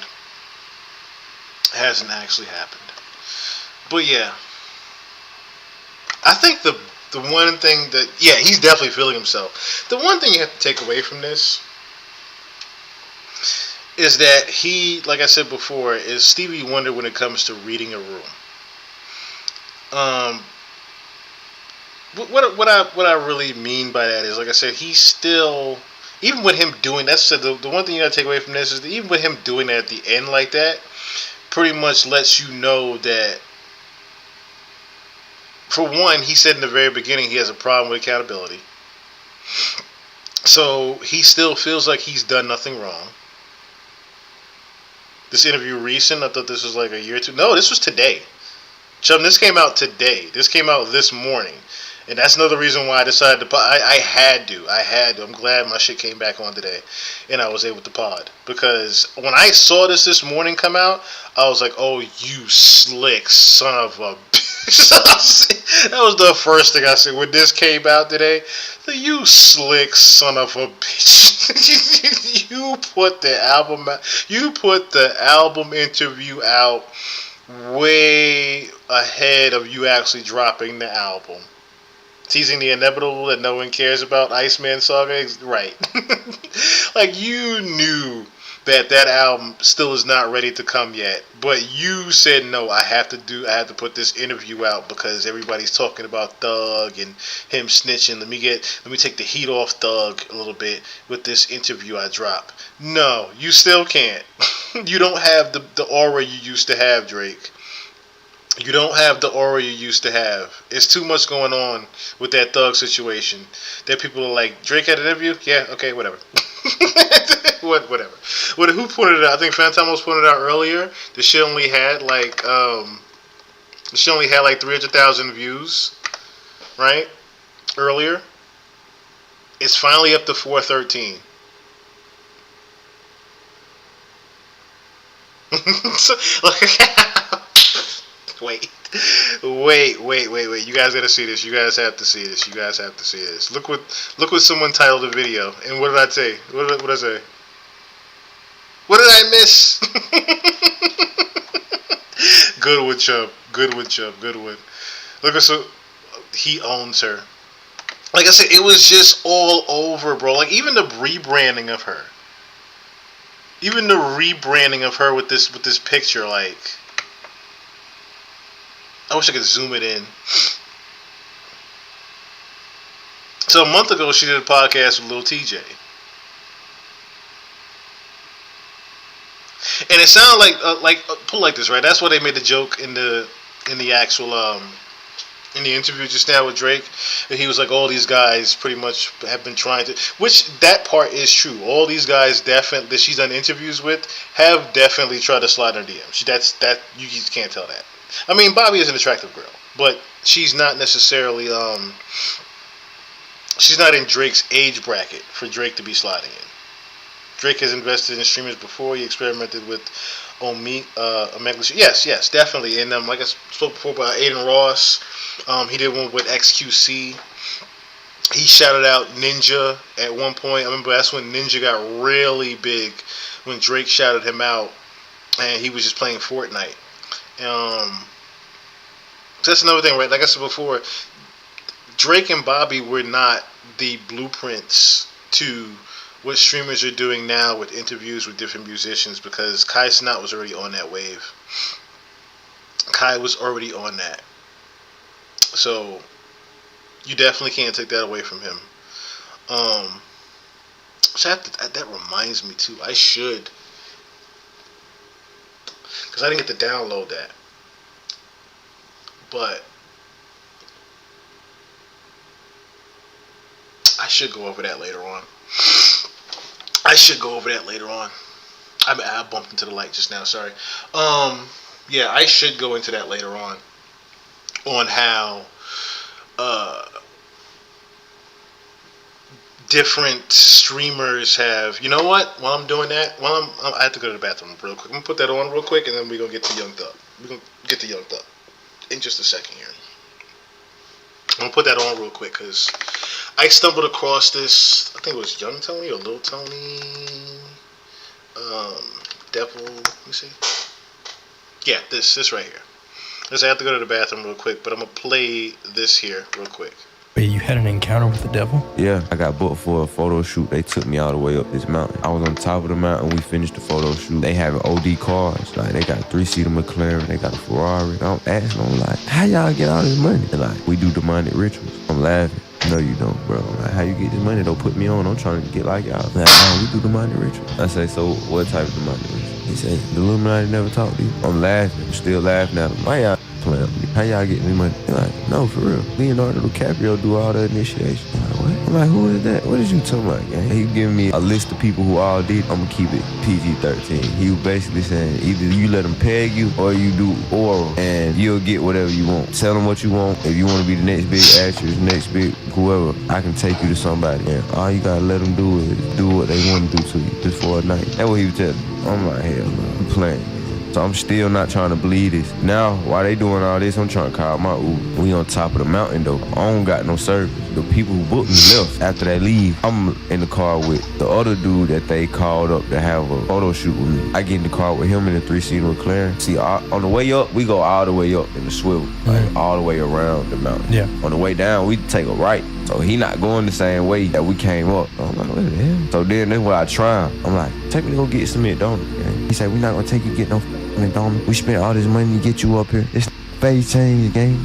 In front of me. You see Venom? Kind of like that. His face is probably about this wide. Like, face change. I'm like, what the? Like, it's probably about like right here. Like, it threw me all the way off. I didn't know how to get out of the car. I would have been got out of the car. We in the 3-seater McLaren, so it's like a button you gotta push to get up out of there. Gotcha. Now he back it into somebody's driveway. He smack a mailbox. Now he hit the button and he get up out of there. I see the button. I'm getting up out of there too. I hit the button. Guess what? It's a mailman come out of nowhere. I run up to him. I'm like, hey, bro, we getting back your truck. He looking at me like, oh, damn. No. I look at him. I'm like, bro, just let me get back your truck, bro. Please, just take me down to the bottom. Please, just take me down to the bottom. It was God. He took me down to the bottom. And I called an Uber and I just left. And the people on camera, you ain't got to believe me. I don't care. I'm not lying. I really saw this. I believe it. That's what like made me know that the devil and God was real. You saw the darkness. I seen it. And now you're in the light with Jesus. This is why I have to use my influence for good. Like how you doing. Wait, you had an encounter with the devil? Yeah, I got booked for a photo shoot. They took me all the way up this mountain. I was on top of the mountain. We finished the photo shoot. They have OD cars. Like, they got a 3-seater McLaren. They got a Ferrari. I'm asking them, like, how y'all get all this money? They're like, we do demonic rituals. I'm laughing. No, you don't, bro. I'm like, how you get this money? Don't put me on. I'm trying to get like y'all. Like, nah, we do demonic rituals. I say, so what type of demonic ritual? He say, the Illuminati never talked to you. I'm laughing. I'm still laughing at him. Why y'all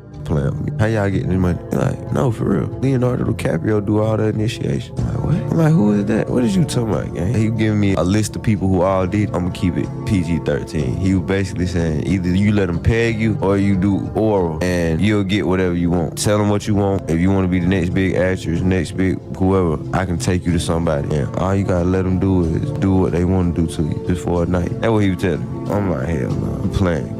So I'm still not trying to believe this. Now, while they doing all this, I'm trying to call my Uber. We on top of the mountain though. I don't got no service. The people who booked me left. After they leave, I'm in the car with the other dude that they called up to have a photo shoot with me. I get in the car with him in the 3-seater McLaren. See, on the way up, we go all the way up in the swivel, like all the way around the mountain. Yeah. On the way down, we take a right. So he not going the same way that we came up. I'm like, what the hell? So then that's what I try. I'm like, take me to go get some McDonald's, gang. He said, we not gonna take you to get no McDonald's. We spent all this money to get you up here. This face change, gang. In front of me. You see Venom? Kind of like that. His face is probably about this wide. Like, face change. I'm like, what the? Like, it's probably about like right here. Like, it threw me all the way off. I didn't know how to get out of the car. I would have been got out of the car. We in the 3-seater McLaren, so it's like a button you gotta push to get up out of there. Gotcha. Now he back it into somebody's driveway. He smack a mailbox. Now he hit the button and he get up out of there. I see the button. I'm getting up out of there too. I hit the button. Guess what? It's a mailman come out of nowhere. I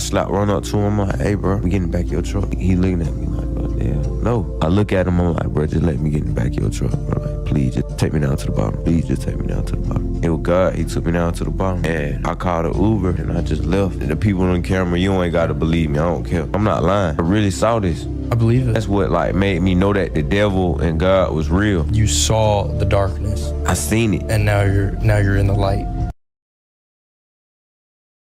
Okay, so, all right. Ron G was you called BS?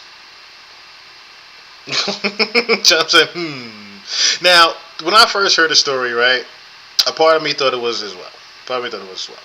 But I actually stumbled upon this through Truth Is. And the situation, I think you can actually find of the time he's talking about.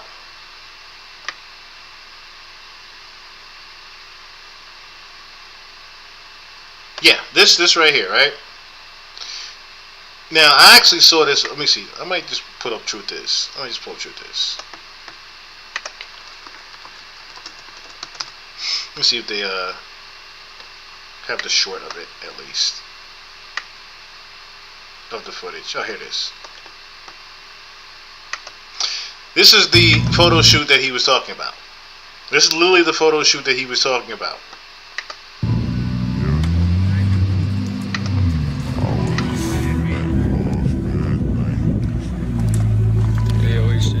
I bought, so I might Sweet Tails. I'm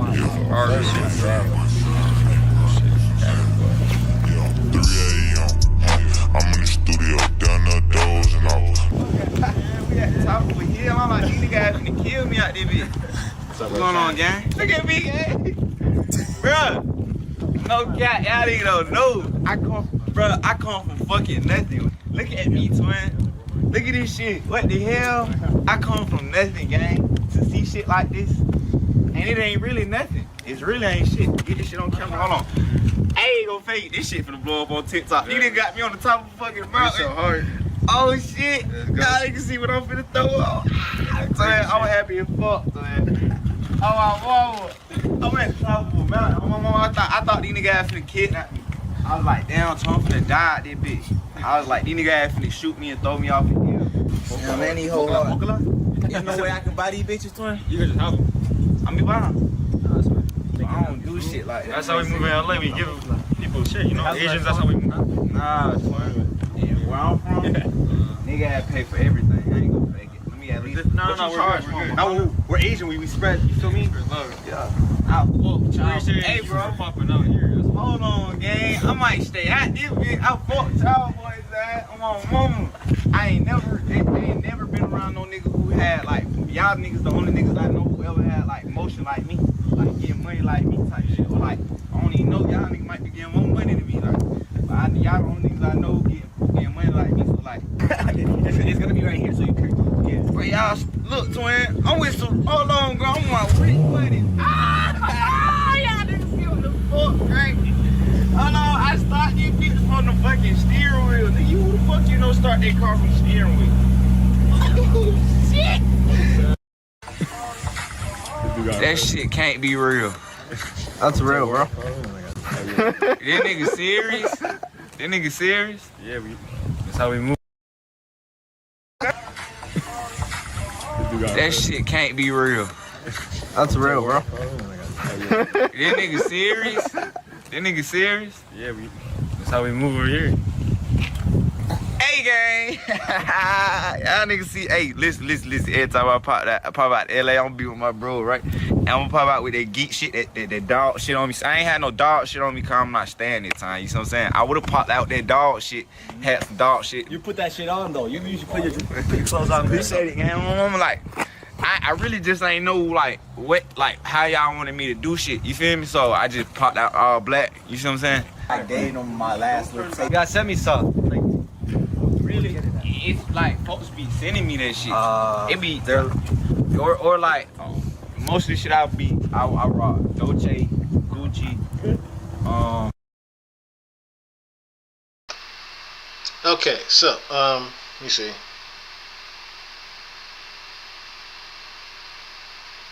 I believe what happened was just adding on the one kind of, can you call it mental illness? I can literally look at him and tell that something ain't right with old boy. I mean, he admitted that before. In the full interview, he admitted that. In the full interview, he does admit that he has a troubled past.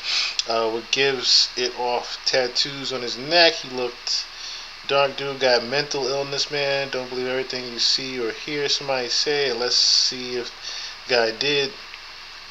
So you have to do this to sell your soul. I believe he would do it how the tattoos on the neck, tattoo in the face, dude sold his soul a long time ago.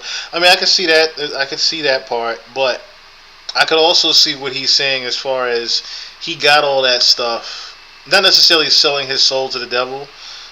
He got all that stuff pre him even meeting these people in Hollywood and LA. I would say the tattoos and stuff was pre that. When you think higher ups would prey on those not mentally stable, easy to sign a contract. People easily overlook their story. Yes. That's what I was gonna get at too. So if you look at the kid, right, he's the perfect model for what these labels would even sign nowadays. Young, ignorant, how he even was talking the thing, he's never seen that type of view before, up on the mountaintop, like put it like this. What he was saying in his story all panned out to be true, even in this video footage here. That's why I pulled it up, because these are the people he was talking about saying that they did demonic rituals. These are the people he was talking about, the Asian people he was talking about.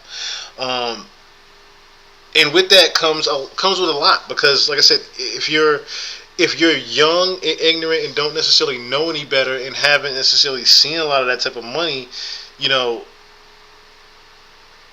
that type of thing can easily happen to you more than the person that already has the money and has already been around those type of things, right?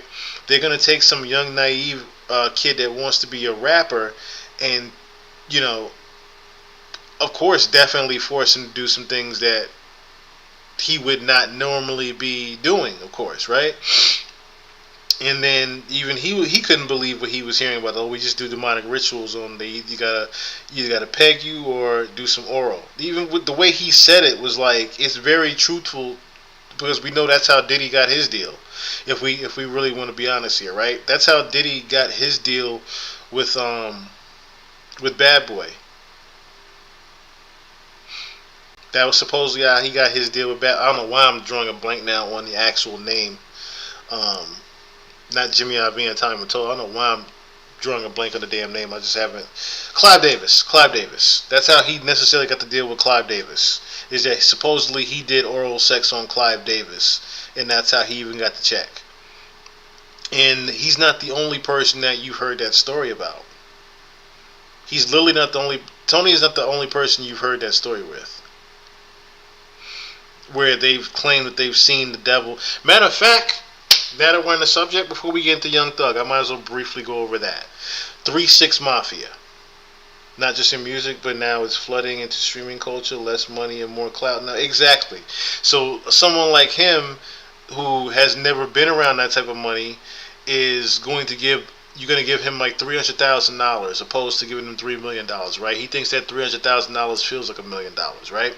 Then you're giving him free clothes, free promotion, free this, free that, all that. So he looks like he's popping, right? You do that for the young 20-year-old that just doesn't know any better.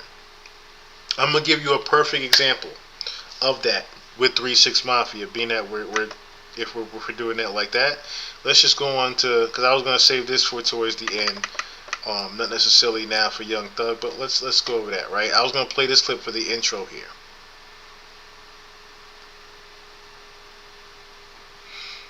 So this is Koopsta, I think his name is, right?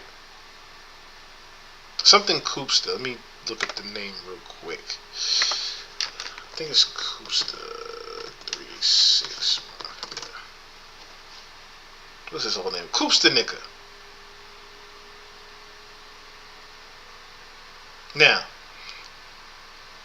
as you see here, both Lord Infamous and Koopsta Nika are key members of the influential group. They're actually the founders of it. Now, he actually passed away in 2015, Koopsta Nika. But I'm going to pull up this interview of him years ago.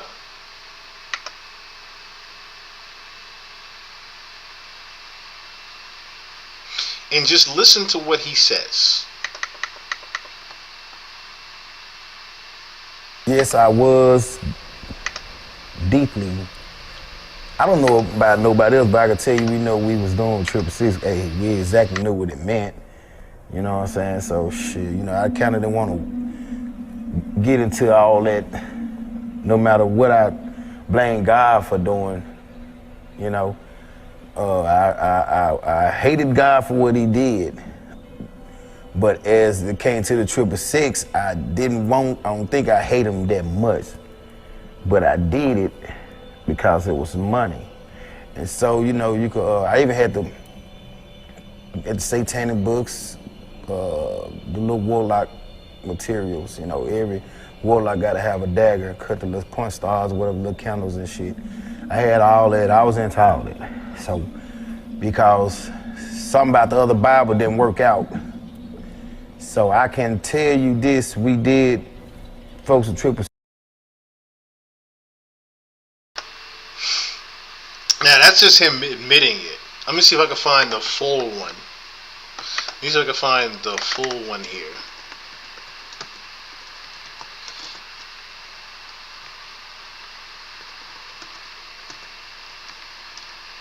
I might have to pull out whatchamacallit too.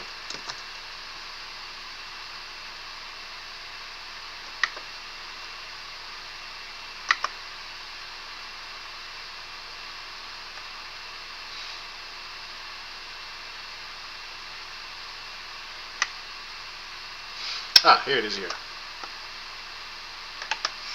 I might have to fast forward in it, but it's fine. It's fine.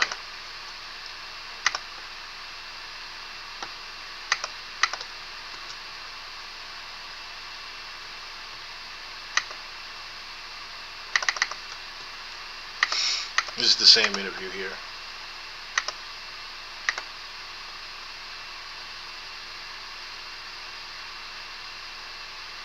Is it really gonna do that? All right, that's fine.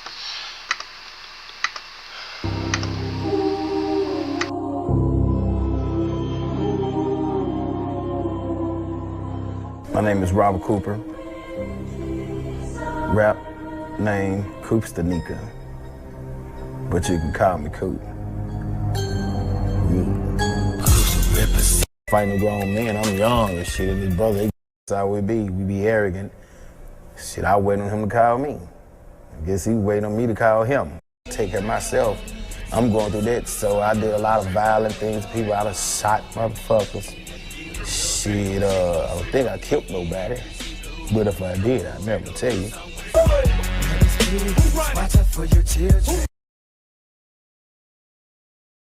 Up in a group home, boys home, foster care and shit. And for kids like me, at my age, 13, 14, it's hard to find a placement.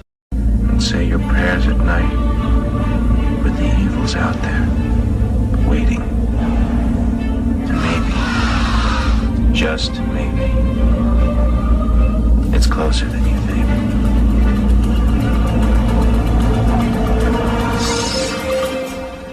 I got my name from my last name, Cooper.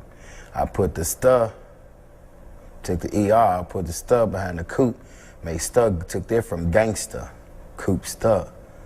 So I do got an original name. It was Nigga at first, but I changed it around to Nika to be more fancy with it, you know, because that's what it is.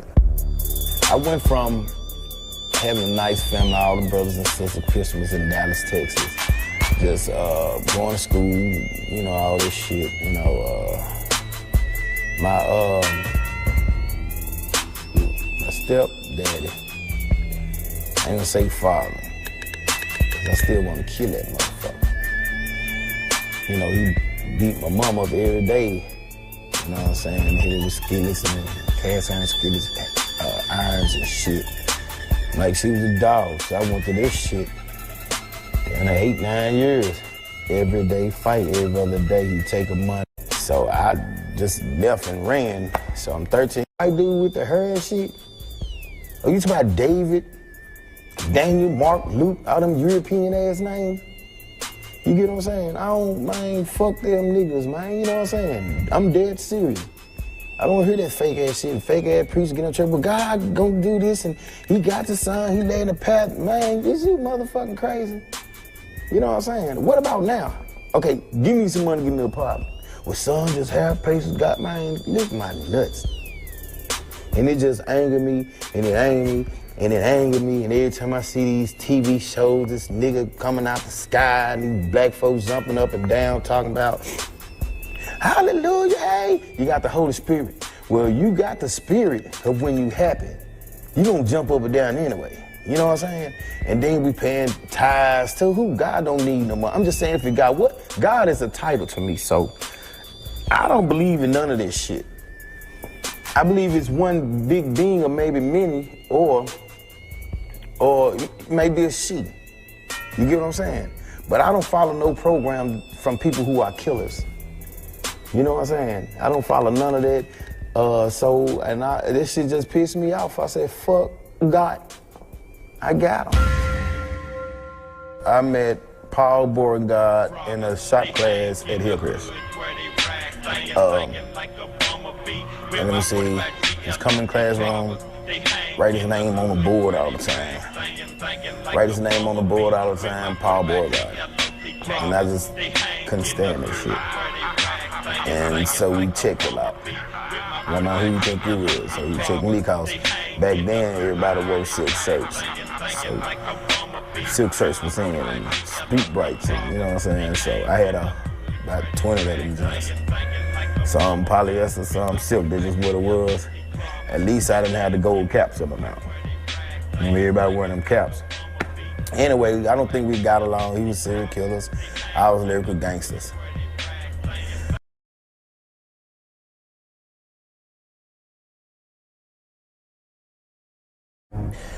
Yes, I was deeply, no matter what I blame God for doing, you know. I hated God for what he did. And so, you know, I even had the satanic books, the little warlock materials, you know, every warlock got to have a dagger, cut the little punch stars, whatever, little candles. And I had all that. I was into all that. So, because something about the other Bible didn't work out. So I can tell you this, we did, folks with 666, some folks were scared of it and left, put it. But me, I meant what I was saying. I definitely meant it. I said, so God, you're gonna play like that, huh? Well, I got you. I'm gonna make black folks comfortable with 666. Back then, black folks was like scared of it. You know, they wasn't too much on it. It was basically rock and roll. You know, they said 666, they go, ah. But then they start listening to it and go to church. So they said, asked a lot of y'all worship the devil. They say they Christians, but they up in 666, you know what I'm saying? So my job was out of anger to make black people get comfortable with their name.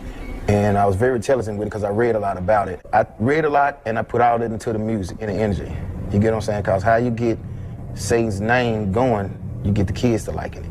Now today, see, I think we was one of the first people to break it like that. You would think 666 would have been a rock and roll band. So I think I was used by Satan, and I think he's a big just to get black people. We got people comfortable with his name, and we made sure we made songs violent. Very, very violent. We made songs very violent. Yes, I was deeply, no matter what I... You heard it from the horse's mouth. You know? You heard it straight from the horse's mouth.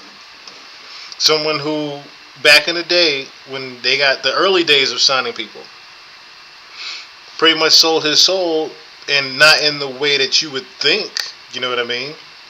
But his way of selling his soul, and by the way, Coops the nigga died in 2015. I don't know if I said it already, but he died in 2015. So kind of shortly after he did this interview. Very shortly after he did this interview. The New World Order documentary he did, not as many people even knew that he did that. And I think this is one of the reasons why he died, is because he pretty much had let the world know on what 3 6 Mafia was made from. And I don't think the elites took too kind to that. And then him exposing that in the music industry, I really don't think the elites took too kind to that. Now, like I said, you heard from the horse's mouth, that was one way of how a person can sell their soul to the devil. Pretty much making black folks comfortable with Satan is literally what he said verbatim. My job was to make black folks comfortable with the devil and worshiping the devil through the music. Now, there are plenty other instances and plenty other examples of this, on how a person sells their soul. But I just want to let you at least hear from somebody that actually did it and admitted it and knew they did it. So with that also comes, let me just reel it back in. I might as well play the video from Black Boy Max, right? This Black Boy Max. I might as well play that little video here, right? Because it's not that long. Imagine being able to build an... I should pause that real quick. But yeah, it's not that long, and it gets right to the point, actually. But it pretty much will let you... Chum was just talking about how the thing has pretty much trickled out into the streaming culture. Let me just show you how. And he even signed a record deal worth millions. In all aspects, Black Boy Max made it. But many have been questioning how exactly did he do it? Was it all hard work and dedication? Or is there a far more sinister story behind the success? Black Boy Max's sudden rise in the streaming world has left people asking if he sold his soul to make it to the top. The more you look into him, the more this becomes obvious, as he himself has been telling us he sold his soul for a while now. Now, selling your soul isn't necessarily signing a contract in blood with the devil. More often than not, it's compromising your morals and going against what you believe in to get whatever it is you desire. Now, I believe this is exactly what Black Boy Max did to climb to the top. In a previous stream, we can see him talking about how they try to make him compromise himself in order to grow. Bro, there's certain things, we all have morals. That's too far, bro. Bro, y'all can see it. Even though I was in Miami smacking my ass doing all type of crazy, bro, like, and they're seeing me on my hand. You should never, ever let go of your morals, ever. Bro, I'm not walking down Melrose in public with a diaper. So the fact that it feels like niggas sexualize me in a weird way that I'm not comfortable being sexualized. And it's like, okay, I understand they probably don't see it like that, but I see it like that because that's what's happened. Guys, I'm literally on gay Twitter, all type of hitting on me thinking I'm not. And it's like, bro, now I'm getting back in the car, I'm expressing myself, and Ron smirking. While he claims he refused to sell out, his actions tell us otherwise. I guess I sold my soul. I don't have no words to say. In this video, we will discover the exact moment Black Boy Max sold his soul. Hey guys, I hope all is well. Welcome back to The Truth Is, where I drop new videos exposing the truth weekly. In today's episode, we will be talking about Black Boy Max. Let's get right into it.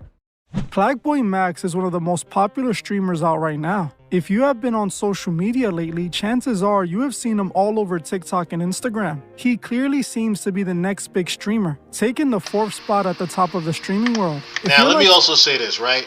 When I saw Black Boy Max for the first time, the first thing I thought was, this dude looks feminine as fuck. He looks and acts feminine as fuck.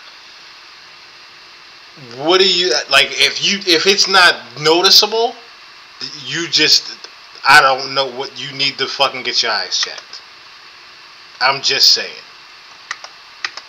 Like me and don't really pay much attention to these streamers, then you might have not even realized when Black Boy became famous. It was like 1 minute to the next, he was on top of the streaming world. When things like that happen, you always have to examine their rise because it usually reveals everything you need to know about them. Before all the fame took over Black Boy Max's life, he was a regular New Jersey kid. He grew up in Jersey playing basketball for his high school team and living like all teens do. He knew early on that he wanted to be a content creator, and this led him and a couple of friends to create a YouTube group called Basement Boys, with the channel for the Basement Boys making it to around 200k subs before the crew split up. Black didn't let this stop his content creation dreams, eventually deciding to pursue his YouTube career on his own. In 2021, Black Boy would create his Twitch account and decided he would start streaming. Since he had finished high school and was set to go to college, he knew that he would have to convince his parents to allow him to pursue streaming instead of school. So he created a Google Slide presentation to show his parents in order to convince them to allow him to stream, which he eventually did and became a full-time streamer, and it eventually paid off.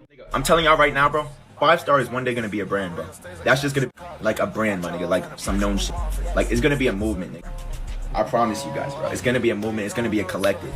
No, bigger than merch, bro, more than merch. I'm telling y'all, on some mainstream shit. For me to just say, but I'm just telling you now because no person off YouTube, I never was that into fashion until I got more into it recently. But look, 5 Star is gonna get to a point, bro. Like, it's gonna be the biggest brand to come out of some YouTube shit. This video very simple, bro. It is August 5th, right? 2:44 a.m. I'm just motivated as usual. 5.5K. YouTube's doing great, right? Twitch, 2.7K. Twitch is doing good, averaging about 60 viewers. 510 on Twitter. Actually averaging like 90 viewers on Twitch. Low-key, can't, whatever. 510 followers on Twitter.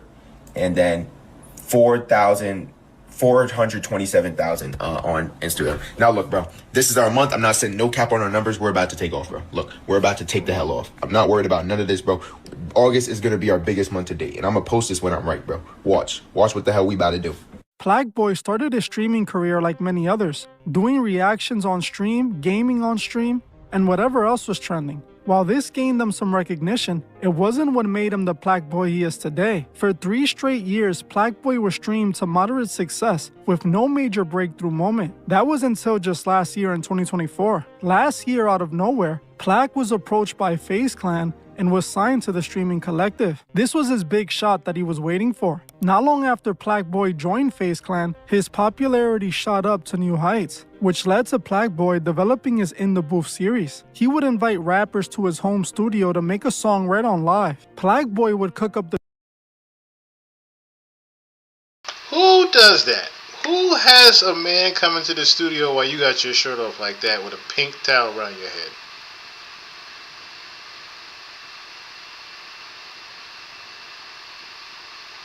I don't get their existence. Kushnis, what's going on with you? Norma Dominguez, what's going on? But yeah, this is like so people buy into the way they look and what they talk about. Well, that's the thing, right? And I thought about getting into IRL streaming. IRL streamers like him or ASMR streamers, I forgot what ASMR actually is, but IRL streaming is in real life, right? So what streamers like him do and Kai Cenat do, they pretty much do something similar to what I do, to where they'll look at different clips, but they'll look at different shit from Twitter. They'll look at different shit from Twitter. They'll look at a new music video that's coming out. They'll look at studio time, right? Wink, wink. They'll look at viral clips of themselves. They'll look at clips of other streamers and they'll talk about it. That's what most of them do, from what I've seen on their streams. They'll do regular streams of them going to Wendy's together. Kai Cenat's doing one with Kim Kardashian right now, where they're doing a bunch of little mini games at the house or whatever, right? They'll do like things that you would do with your regular friends on an everyday basis is pretty much what these IRL streamers do. That's literally what a lot of these streamers are. People pretty much are like, there were about 26,000 people watching IShowSpeed just go shopping. You know what I'm saying? And he was just doing regular clothes shopping. But because it's IShowSpeed, he's very extra in his personality. That's what they turn into. Tune into. That's what a lot of these streamer fan bases tune into. It's just certain sounds. I was trying to figure out what that actually was, but I see it sometimes where I'll see certain streamers be like ASMR streaming or IRL streaming. It's how to make celebs like relatable, in a sense, because now celebrities as well as rappers, or I should say musicians, are doing more and more interviews with these streamers. Yes, it is to also try to build some type of relatability, to show that they're down to earth, of course. But a lot of these, like I said, are actors paid to crash out. Yeah, definitely that as well, because like IShowSpeed's biggest thing, same thing with Kai Cenat's things, is they're real loud. They're extremely loud and extremely passionate about what they actually do on their stream. Like, we're going to get into Raja Jackson, right? And the pressures that he was feeling of being an actual IRL streamer, for example, right? Raja Jackson was feeling the pressures of being a streamer, and they were calling him a fake crash out, right? That's one of the things, right, that led up to him doing what he did in that ring that night. Like I said, we're gonna go over that here shortly. I have to go over it anyway, because the video I did on it didn't actually show. But let me just continue this here as well, because there's some things that they get into. the beats, and the rapper would make the song right in his bedroom. These and the booth streams blew up and took Plaque Max to new heights. Soon, he went from a few hundred people watching to hundreds of thousands. When rappers started seeing how much eyes he was attracting, they all came knocking. This is when he started getting many viral moments. Plaque Boy would end up doing a viral stream with Little TJ that went left after Plaque Boy told Little TJ he couldn't smoke in the Airbnb he was staying, causing Little TJ to storm off the stream. Oh, I'm gonna keep it a buck, bro. Like, smoking here, I'm gonna have to shut this bitch down.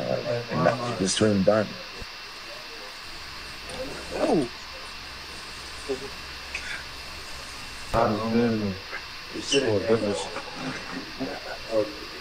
Y'all to the back. When this went viral, it only put more attention on him. After this, he started getting even more high-profile guests. People like Central C would do the stream with Plaque, and it ended up being his most watched stream with over 100,000 people watching live. Even Will Smith ended up on his stream, attempting to promote his upcoming album. See, that's the thing, right? You don't necessarily get that all the time. I should have muted myself when I was going to. But the Roger situation as well, Roger, break that down on why he's not 1,000% guilty on that one. What was I going to say? So,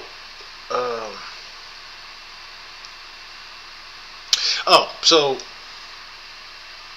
you can see in the background here, there's different studios that he's even in, but you know, I can't say that all these are in his bed, like how Kai Cenat has like a studio built of his bedroom type shit until he actually got the new crib or whatever, the actual new mansion that he's doing it in now. You can see here that a lot of these, like he just mentioned, are Airbnbs or actual studios, and Plaque Max is making it look like he's in his house doing these things, right? Where do you get a Will Smith doing an interview with you? Unless you are down with something, somewhere. How does Will Smith know who you are like that? Will Smith's kids are long gone famous, okay? I doubt they recognize or know who a fucking Plaque Max is like that, right? Being that they have their own motion going. So, but again, you get to say to yourself or ask yourself, where does Plaque Max suddenly get a fucking Will Smith interview that even CBS News can't do, right? How is he getting Essential C on there, right? How is he getting a major label signed artist now? Or Little TJ. How is he getting these artists on his actual stream now without doing some form of selling out? One recent guest that attended his stream was no other than Little Baby. This was a wild moment here of him doing that. Now they're not gonna show it here. Little Baby's face look crazy in this right here. That's how high and drugged up he looks. They're not gonna show it here, but there's a part in this particular clip that happened where Baby was like, "Yo, why you doing all that extra shit? Why you doing all that gay shit in front of me?" Literally, that's what came out of Little Baby's mouth. Like, why are you doing all that extra shit or being overexcited about the beat? Like, now the beat trash because you did all that shit. This stream once again went viral as people were accusing Little Baby of trying to scam Plaque Boy. I see you rap. What's the word, bro? You what? See, you already fucked yourself. What you mean? I tell you. Hold on. What you mean? We got a budget of money down. You finna make. It's a lot of niggas. Be on your side. But look. Yeah. Okay. Okay. At the same time Plaque Boy was doing streams, he was making his own music on the side, dropping mixtapes independently. Even this. Dog, look at this album cover. I was just about to say that, Baby on the Moon. Look at this album cover, though. Like, look how fruity this album cover looks. But this looks like they just woke him up and just snapped a picture of him and say, "Hey, this is going to be an album cover." This ended up being successful for Plaque Boy as he recently signed a major deal with Capitol Records. But even, like, look at his earrings. This is you could tell that there was something fruity about this guy. You could just tell. And you know what? While I got it pulled up, because I was also pulling this up too, I might as well play this real quick. This came out over the summer of him having to address him being on a men's only dating profile, or him having a men's only dating profile. Like, why are you on a men's only dating site when he was 19? The thing about being on the internet, these type of shits live on forever, and that's just something I have to be okay with because it happened. I did it. You know what I'm saying? At the end of the day, it's ultimately my fault. I gotta take accountability. I'm the one who did that bullshit. You feel me? How I really look at it is like it was really more so a message from God. Like, this is where, like, look what you're doing. You know what I'm saying? Shout out to all my gay niggas. I'm sure there's some gay niggas in chat because there's mad niggas in here. Y'all are great. For him to even have to address it that way. Like I said, I already knew ahead of time how he really was, but that was like, oh, and while we're on the subject of streamers, this happened earlier right as I was starting the pod. Ray J got his wish as far as trying to do a shower with Kai Cenat. So this happened earlier during Mafiathon, now that we're on the subject.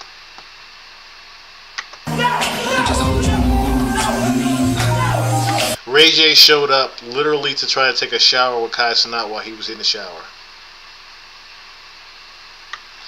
What's crazy about this is that this is the same Mafiathon that Kim Kardashian is on.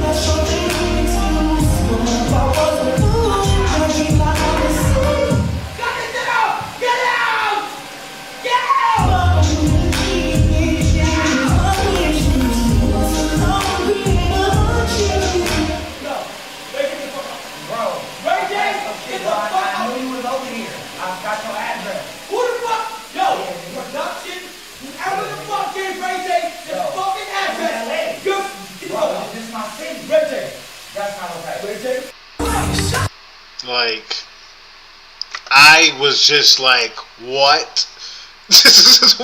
What is even happening here? Like, I don't know if I should say prayers to Ray J. I don't know if I should say, because he's obviously going through some things. But now I'm wondering now, with him doing like the Cam Newton interview where he was even pretty much airing out the Kardashians are watching him in his every move, especially the mom, Kris Jenner, or he's talking about how he did certain, they even addressed the Whitney Houston thing, right? I'm wondering if that's a Ray J clone that just did that in there, or if that was the real Ray J that did that. Because like I said, for him to show up during a Mafiathon that Kim Kardashian is supposedly at, was that really about the shower? Was that really about the shower, or was he trying to make a different statement with making that type of skit? Like I said, I still have not, my eyes have not recovered from looking at this shit. Like the bubble, who has a soap machine like that? Like, that was definitely a skit, because who has the soap machine just ready to just onto Ray J like that while he's just standing there doing a skit video of One Wish. Because the whole significance of him playing One Wish is because he literally said he wished he could do, he told Kai he wanted to do a shower scene with him.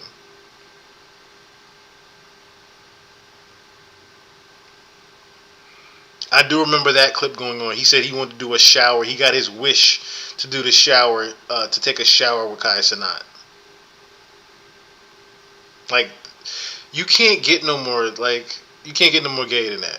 You can't get no more homo than that. That's just, like I said. Where have we just lost track of where the line of boundary is?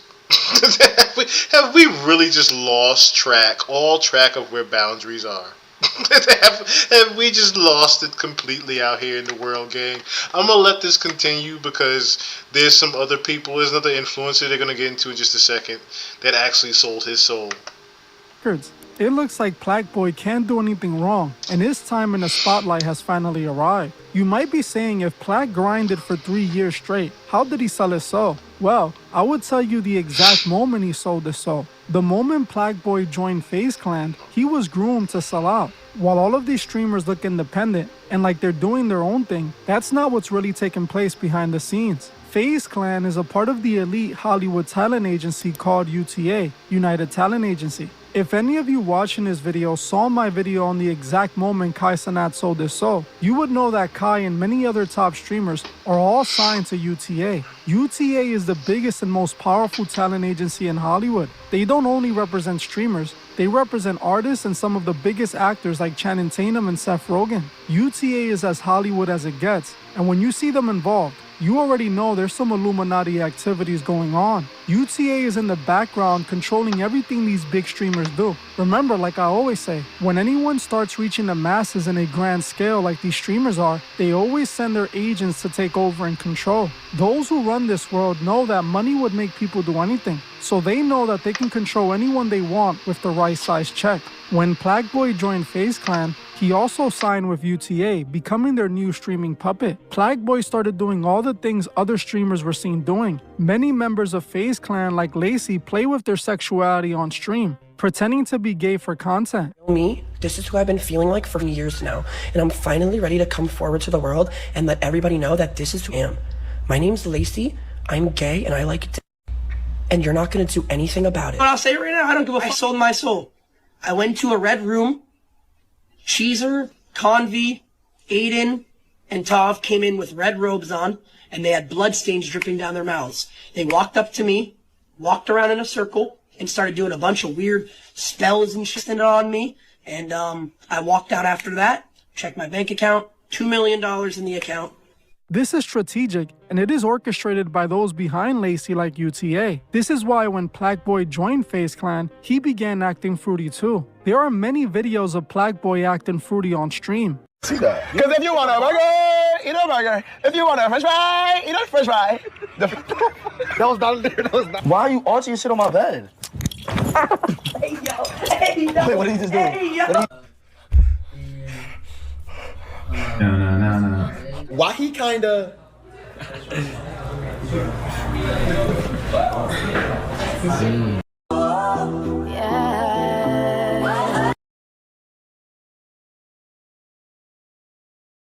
Those behind the scenes are telling him that if he wants to make it to the top, he has to behave this way. For example, the clip I played at the beginning of this stream was a clip where Plaque is calling out FaZe Clan for trying to make him wear a diaper. He was complaining because he felt that FaZe had rigged a challenge to make him lose and have to wear a diaper on purpose. Plaque also called them out for trying to make him appear gay. This was Plaque bringing awareness to how they try to control him. But Plaque didn't leave the industry when he saw this. Instead, he got further and further involved in it, going deeper and deeper into the industry. He was even taken to a Diddy party with members of his FaZe Clan where he saw the dark side of Hollywood. What is the most demonic you've seen in LA? There was this one party went to, you feel me? Not gonna lie, bro, that shit some nut gang that no kids, nobody should be seeing. It was just getting on the balcony, you feel me? That shit was like already some. Yeah. Like, Banks took me to a Diddy party?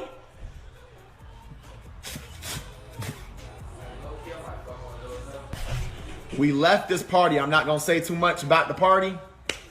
It wasn't really a party. Just know it was on the top floor of a hotel. And there was no pictures or videos allowed. Instead of running from the industry, Plaque doubled down and kept climbing. He was eventually rewarded with the co-sign from all the big celebrities, pushing him further and further into the industry. At this point, Plaque is just another industry puppet. This is something his own close friends bring up time and time again. In this stream, his friend called out Plaqueboy subtly for taking a deal that prevents him from saying what he really feels. But you have to be quiet, or be quiet on what you think or believe in, or not take 5 M's, but you can say what you want to say. Put it down in chat. Why did you just ask that question? And why did you just pat my shoulder? I'm just asking. I'm asking questions, bro. Notice what his friend is doing in the background with the one-eye symbolism. Notice in the background his friend doing the one-eye symbolism. He's going to do a couple of others. He's even going to do an Aleister Crowley symbology. He's even going to do an Aleister Crowley symbol in a second. All you had to say was FaZe. Yo, that scares me, bro. That whole FaZe clan scares me. That whole establishment over there scares me. Fucking like. And this makes sense because FaZe Clan Snapchat promotes nothing but video games and Instagram models or porn stars. Yeah.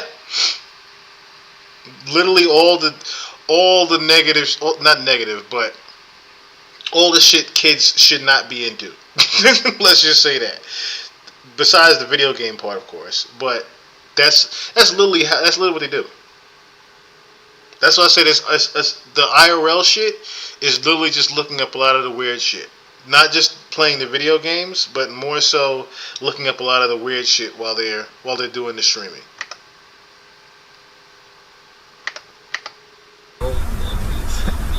That's that weird. You can never say what you think. You see how he keeps doing it?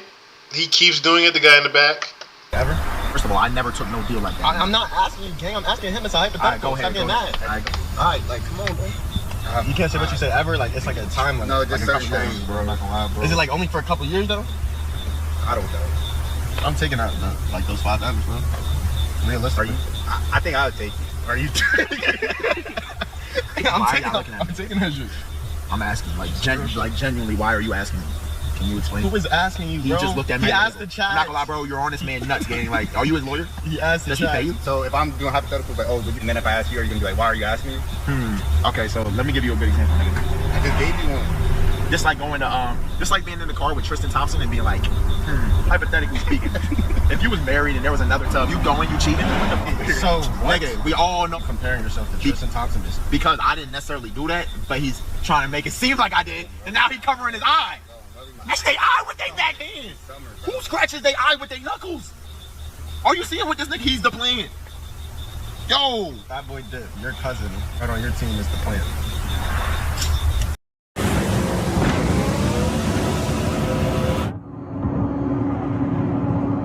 As you saw for yourself, his friend said this and then started doing the one-eye symbolism, trying to tell people he sold his soul. Plaqueboy has denied selling his soul many times. I'm not lagging or nothing, right?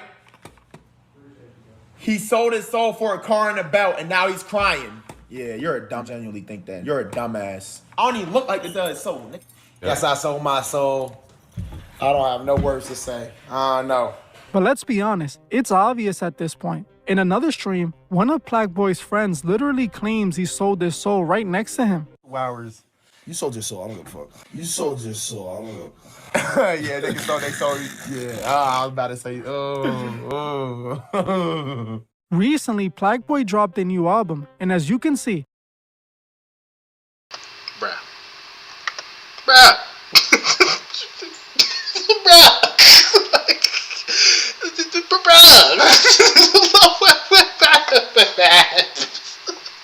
Does it get more obvious with the Infinity Ouroboros in back of you and it's pink? It's pink! You have a pink Ouroboros in back of you. Does it not get any more obvious? Does it not?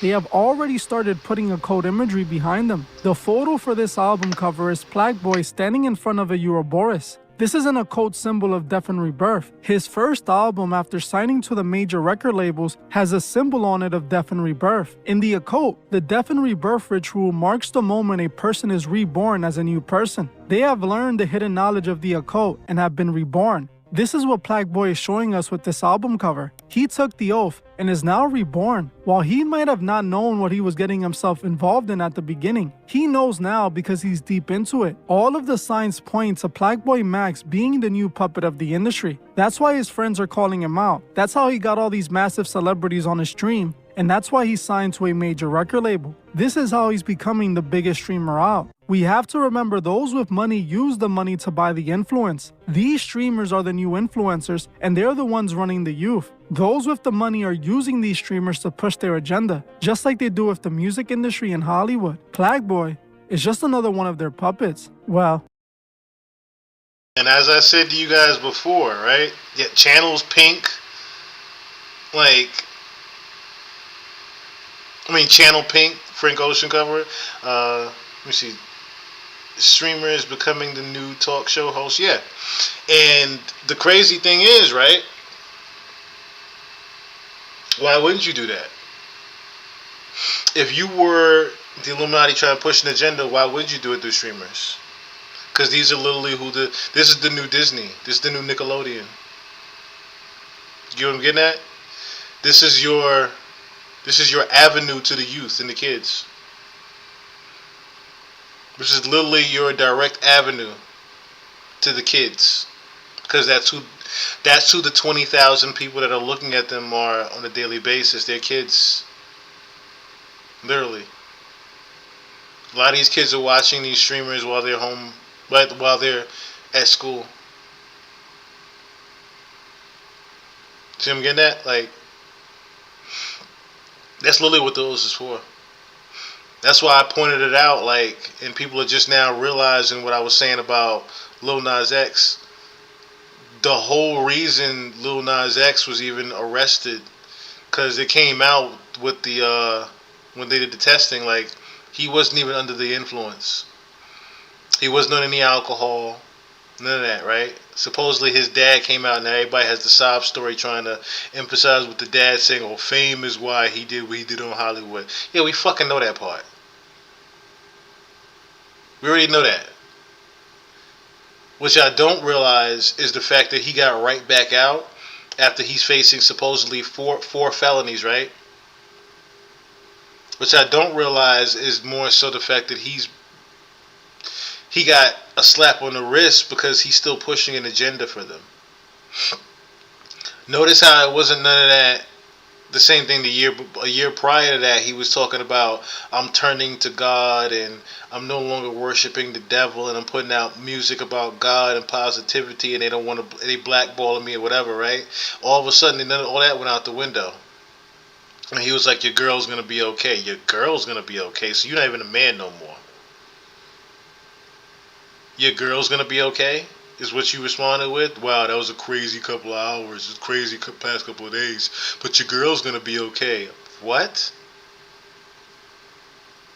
That's literally saying that, yo, they putting you right back out here, bruh. So I wouldn't be surprised if I hear another Lil Nas X hit record in the next couple of months. Next 6 months or 7 months. I won't be surprised if I hear Lil Nas X hit record again. And he's doing the same exact shit that he was doing before. Yes, plants help steer the rest of the sheep.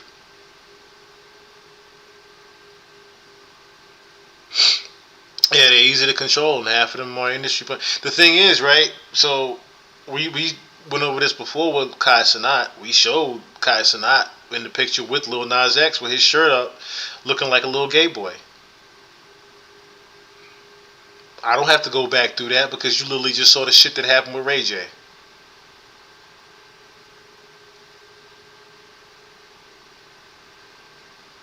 Are we following here? You literally just saw in real time the skit that happened today with Ray J. To me, Kai Cenat's not on. Alright. But anyway. What was the next thing I was going to get into?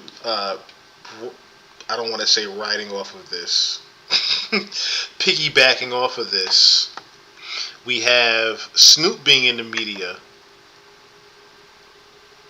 for calling shit out, right? This clip has gone viral this week. I took my grandson to see What was the movie with Buzz Light? Toy Story? Not that one, but The new Buzz. The Lightyear. I think it's yeah, called with Lightyear. Kiki Palmer's in that movie. Okay. She plays like the daughter. So we watching it, and the lady, which is Kiki's mama, they move on into the space years. They move down the line. They're like, man, she had a baby with a woman. Well, my grandson in the middle of the movie like, Papa Snoop, how she have a baby with a woman? She a woman. Oh, shit. I didn't come in for this shit. I just came to watch the goddamn movie. Hey, man, watch the movie. They just said she and she had a baby. They both women's. How did she have a baby? Shh. The movie ain't over with. So it's like, fuck me, I'm scared to go to the movies now. Like, y'all throwing me in the middle of shit that I don't have an answer for. A lot of parents would not have an answer for that. But here's the thing, why I said before, it's an agenda being pushed, right? Because parents do have to answer that question of, wait, how does that even happen?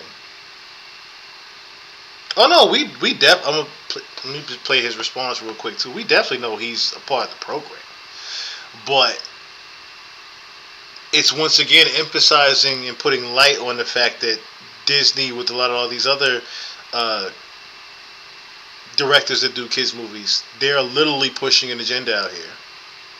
Hell, Marlon Wayans had to, I don't have to pull that up, but Marlon Wayans literally had to defend a fake article that was put out about him defending LGBTQ.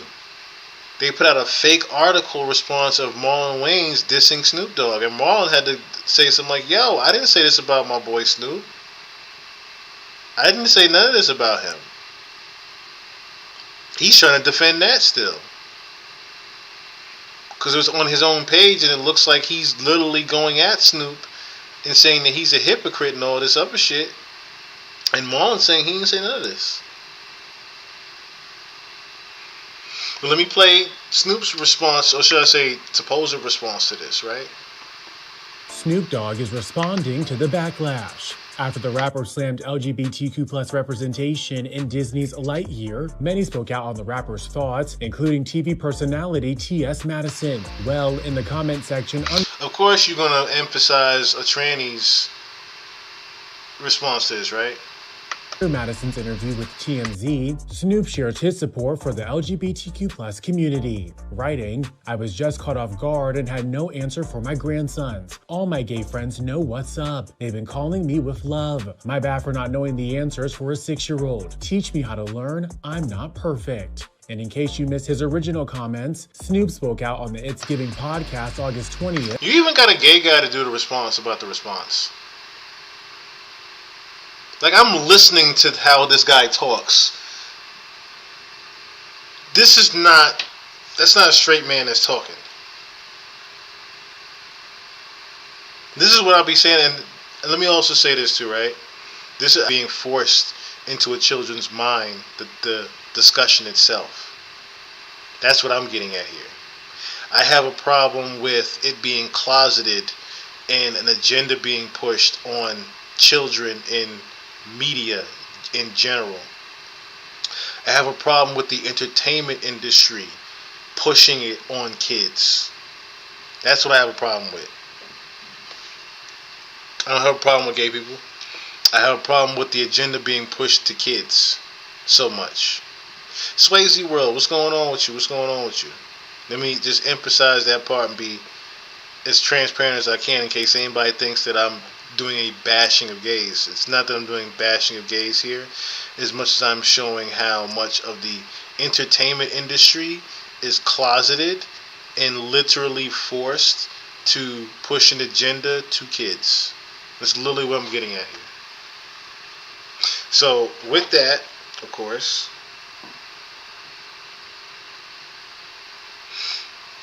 I guess we can move on to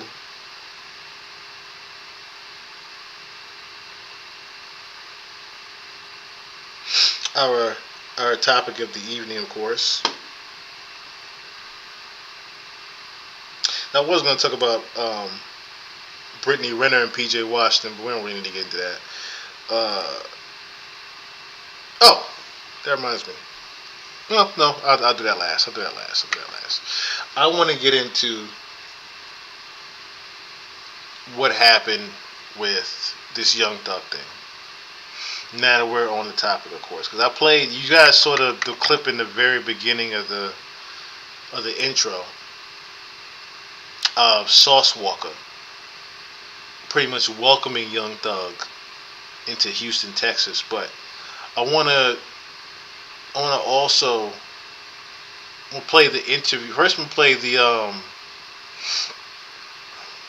do I have it right here? I wanna play the interview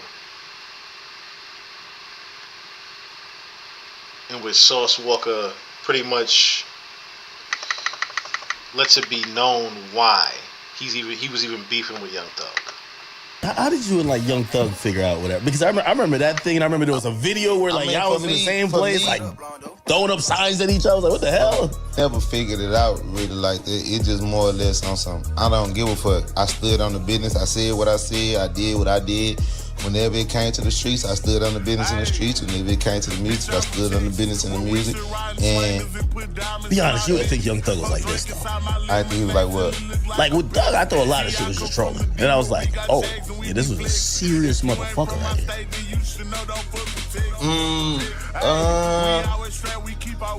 You could step on the spider and spider still kill people. You know what I'm saying? Okay, it's a great analogy. But if it bites you first, it kill you. So the way I look at it is amazing analogy, by the way. Is that when you born in like the streets, like the streets is like a jungle. You know what I'm saying? That's the safari. Pretty much reading between the lines what he was getting at there, because he didn't publicly say it here. He waited years down the line for it to even come out.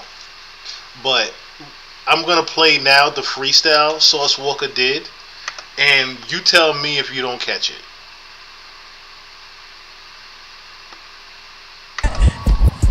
BT, why you put me on pushing P? I want pushing P on off a boat into the sea. He pushing paper. Also, notice that as well. He even asks in the beginning, why you put me on Pushin' P? He's rapping over the Pushin' P Gunna beat. Now, I do believe this was also during the trial when this happened. Or should I say no? This was before the trial happened. Excuse me, not wow. This is before the Young Thug trial happened.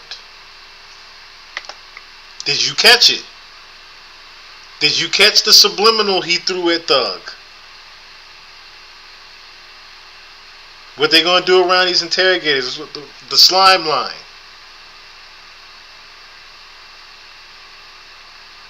I'll run it back in case you didn't catch the slime line he threw. Daddy running the freaks, that shit weak. Who else gonna pop this power in this pimpin' for these streets? Food for the brain, knowledge that your soul can eat. Real player, Louis Booth, alligator, your slime snitched and told the whole story. He a narrator. What you think of? Your slime snitched and told the whole story. What you think a snake gonna do around interrogators?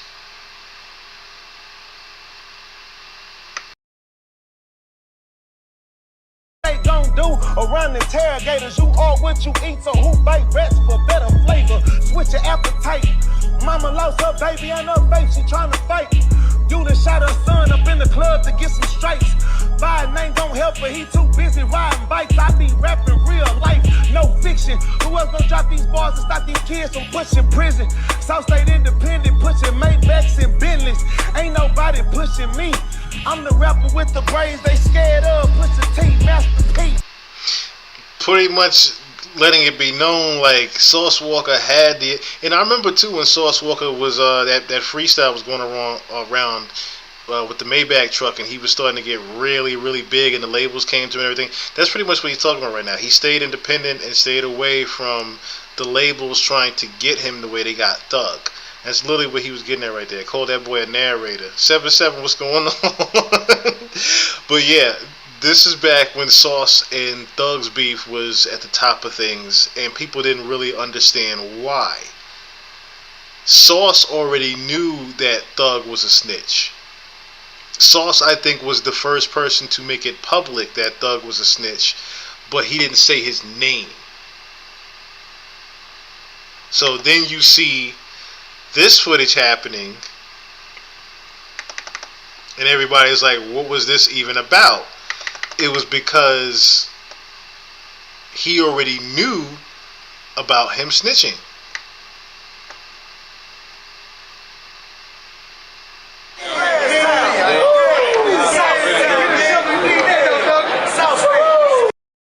Do you see the year? The interrogation happened in 2015, right? But as you heard in that same interrogation, Thug was like, yo, y'all ain't got my number by now? You keep in contact with me, this and that. Apparently, Thug was already talking to them. If he's independent, he wouldn't be on no industry platform. I believe he's with the program. Not necessarily. I can't say Sauce is. I can't say Sauce is with the program. Reason why, like I said, is because if Sauce was with the program, I would see him a lot more. I would see him way more than I do. Like I said, I can tell Sauce isn't necessarily with that. And he's been getting less and less and less and less and less popular since this BET freestyle. That's what I said. There was a point in time where you saw him.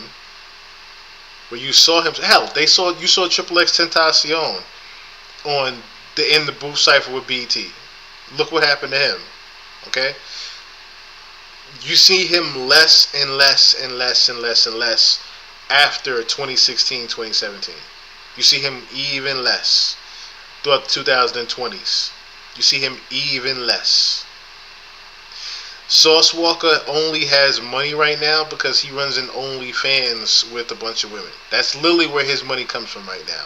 Is the fact that he does an OnlyFans with a bunch of women that he pretty much does legal pimping online.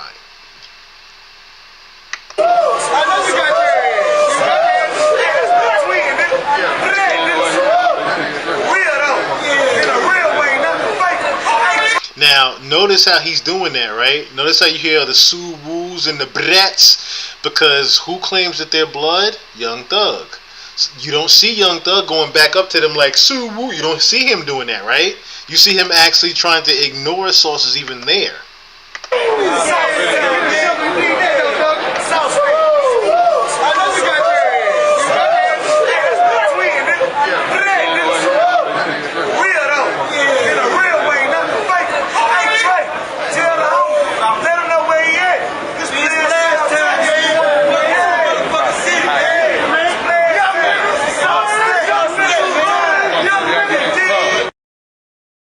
Pretty much because Young Thug had been calling himself Slime and all this other stuff, right?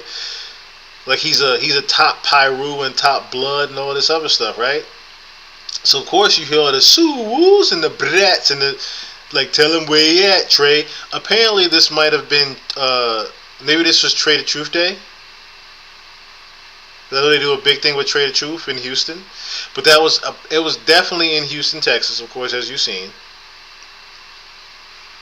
A little bit before Christmas, it looks like. And apparently this encounter happened where Sauce Walka's with his peoples, tell him like, hey, let him know where he at. Let him know where he at. And you don't see Young Thug looking up at Sauce Walka, throwing up bees and none of that other shit, right? You see him pretty much ignoring Sauce Walka. This encounter said a lot. This spoke out to the whole blood thing being fake. This let it be known that, of course, something I kind of already knew, that Thug is just an industry rapper. Because I used to think, and I remember when Waka Flocka addressed it, and everybody was like, Thug's wearing purses and skirts and all this other shit, and Waka just came out like, man, Thug will beat your ass. Then everybody started trying to co-sign that that Young Thug was actually a gangster in the streets, and a lot of violence and shootings and whatnot were because of him. Which that part could be true. That part could definitely be true, of him running around putting money on people's heads and whatnots. That part could definitely be true, especially when he gets the actual fame and fortune and whatnot, right? But Oh yeah, I got that video from Truth Is as well. Shout out to Truth Is, man. Shout out to Truth Is. I'm gonna play that video as well too here in a second of Young Thug becoming a Freemason. Shout out to Truth Is for that one. I'm gonna play here a couple of these interrogation videos. A couple of these interrogation videos. These jail call leaks here. Because these jail call leaks that have came out recently have not necessarily put Thug in a good light. Where could we even start? Where should we even start? Oh, the one that kicked it off.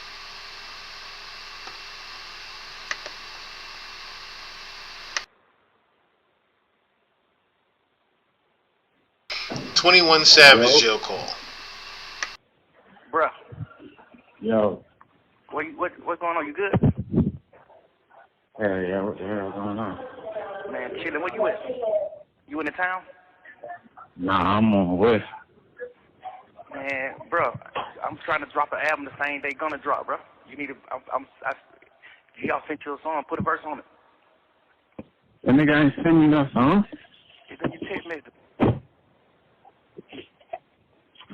I ain't see no song. When he supposed to drop? Man, that nigga ain't finna drop. He dropped Friday, nigga. How the hell you think I ain't gonna know he signed me? He dropped Friday for sure? Man, 100%.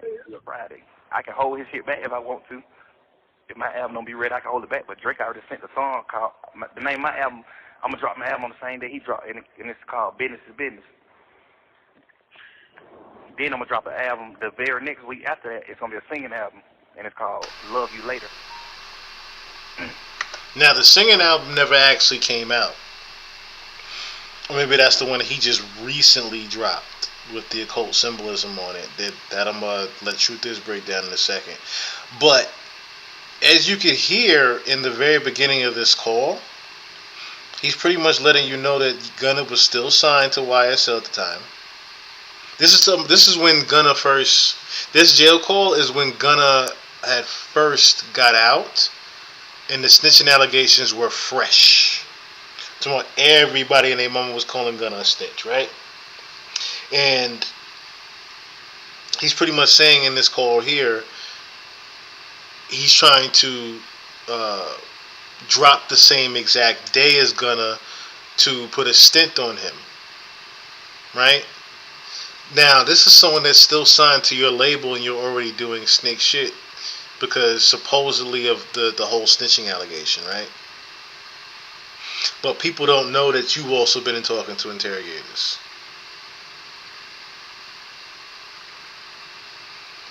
So that's another thing, right? You're pretty much trying to fuck up his album dropping that would help the label out, that would help your lawyer fees. You're pretty much trying to rain down on his whole album dropping.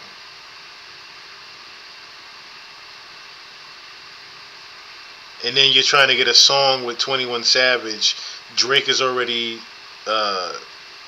because he broke the oath Gunna, Drake has already came out and said something and decided to ride with Thug or whatever, right? And he's saying that Drake put the record out. Thug didn't even have anything to do with it. So Thug is pretty much trying to rush getting an album out while he's incarcerated just because Gunna is dropping. It's literally what he just said. Yeah. What song? Hold on, I'm about to send it to you. When you gonna go to the Yo and do it for me, bro? Yeah. You might be asleep. Yeah, I got it this time. Nah, I'm on the way to this shit. Okay. I'm gonna just tell him, book one. You good though? Most definitely. I'm really trying to. If you're listening to it right now and it sounds kind of weird, not necessarily my voice in the microphone. If it sounds weird, I'm looking at the audio, the actual audio mix of it. It's literally because if you have headphones on, you'll know what I'm talking about. Thug's voice is coming out the left side, and 21's is coming out the right side. So if it sounds weird, it's because it's like that. Someone literally mixed this to where Thug's voice comes out the left side and 21's comes out the right. the whole shit up. You been drinking water, right? Most definitely. But that's all they got in Yeah. in them motherfucking water. That's all them folks got. You wouldn't believe I done fell in love with water, bro. Yeah. You been drinking it? Yeah. Got to. Yeah. Well, you kept it here. I know it. Man, bro, please go to the studio and do the song, bro.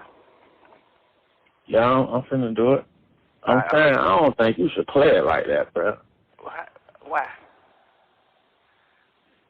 I feel like you should have just made that nigga come in.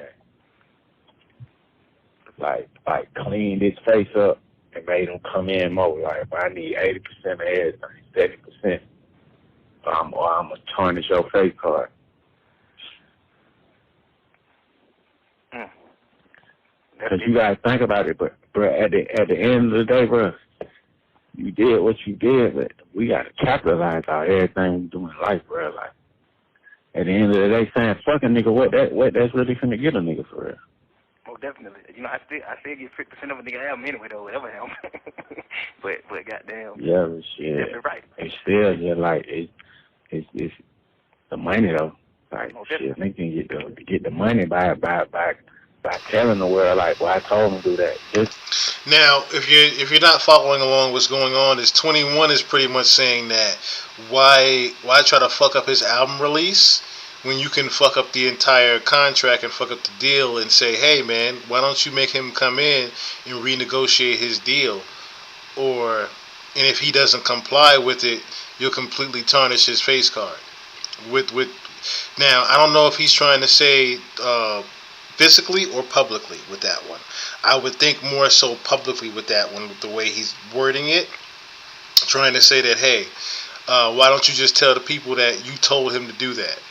That you told him to say, yes, Your Honor, and then, get the plea deal, whatever.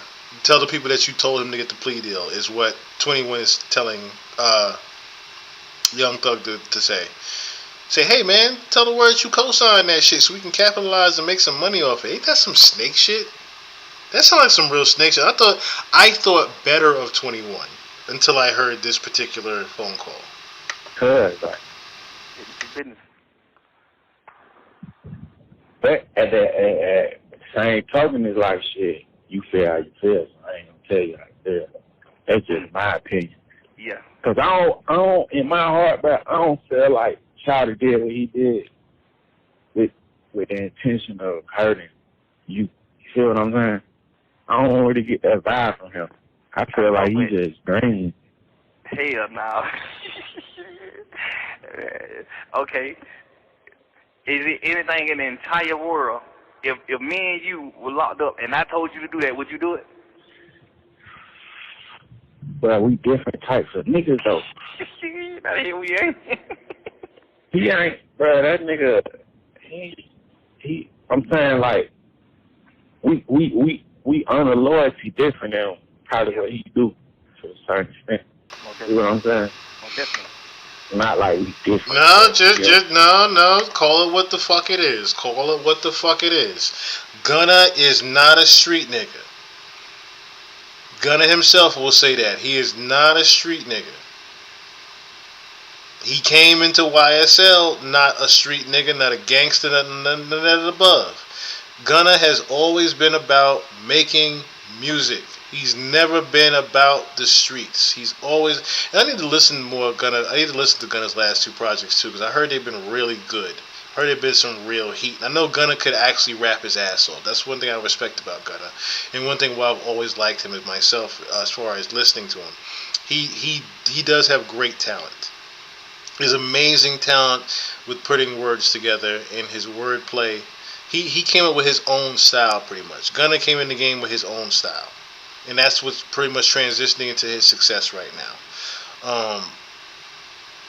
So yeah, you're right. Different type of niggas. Because like I said, Gunna has never been a street nigga, never claimed to be. YSL gave him the whole tag of being a street nigga that he wasn't.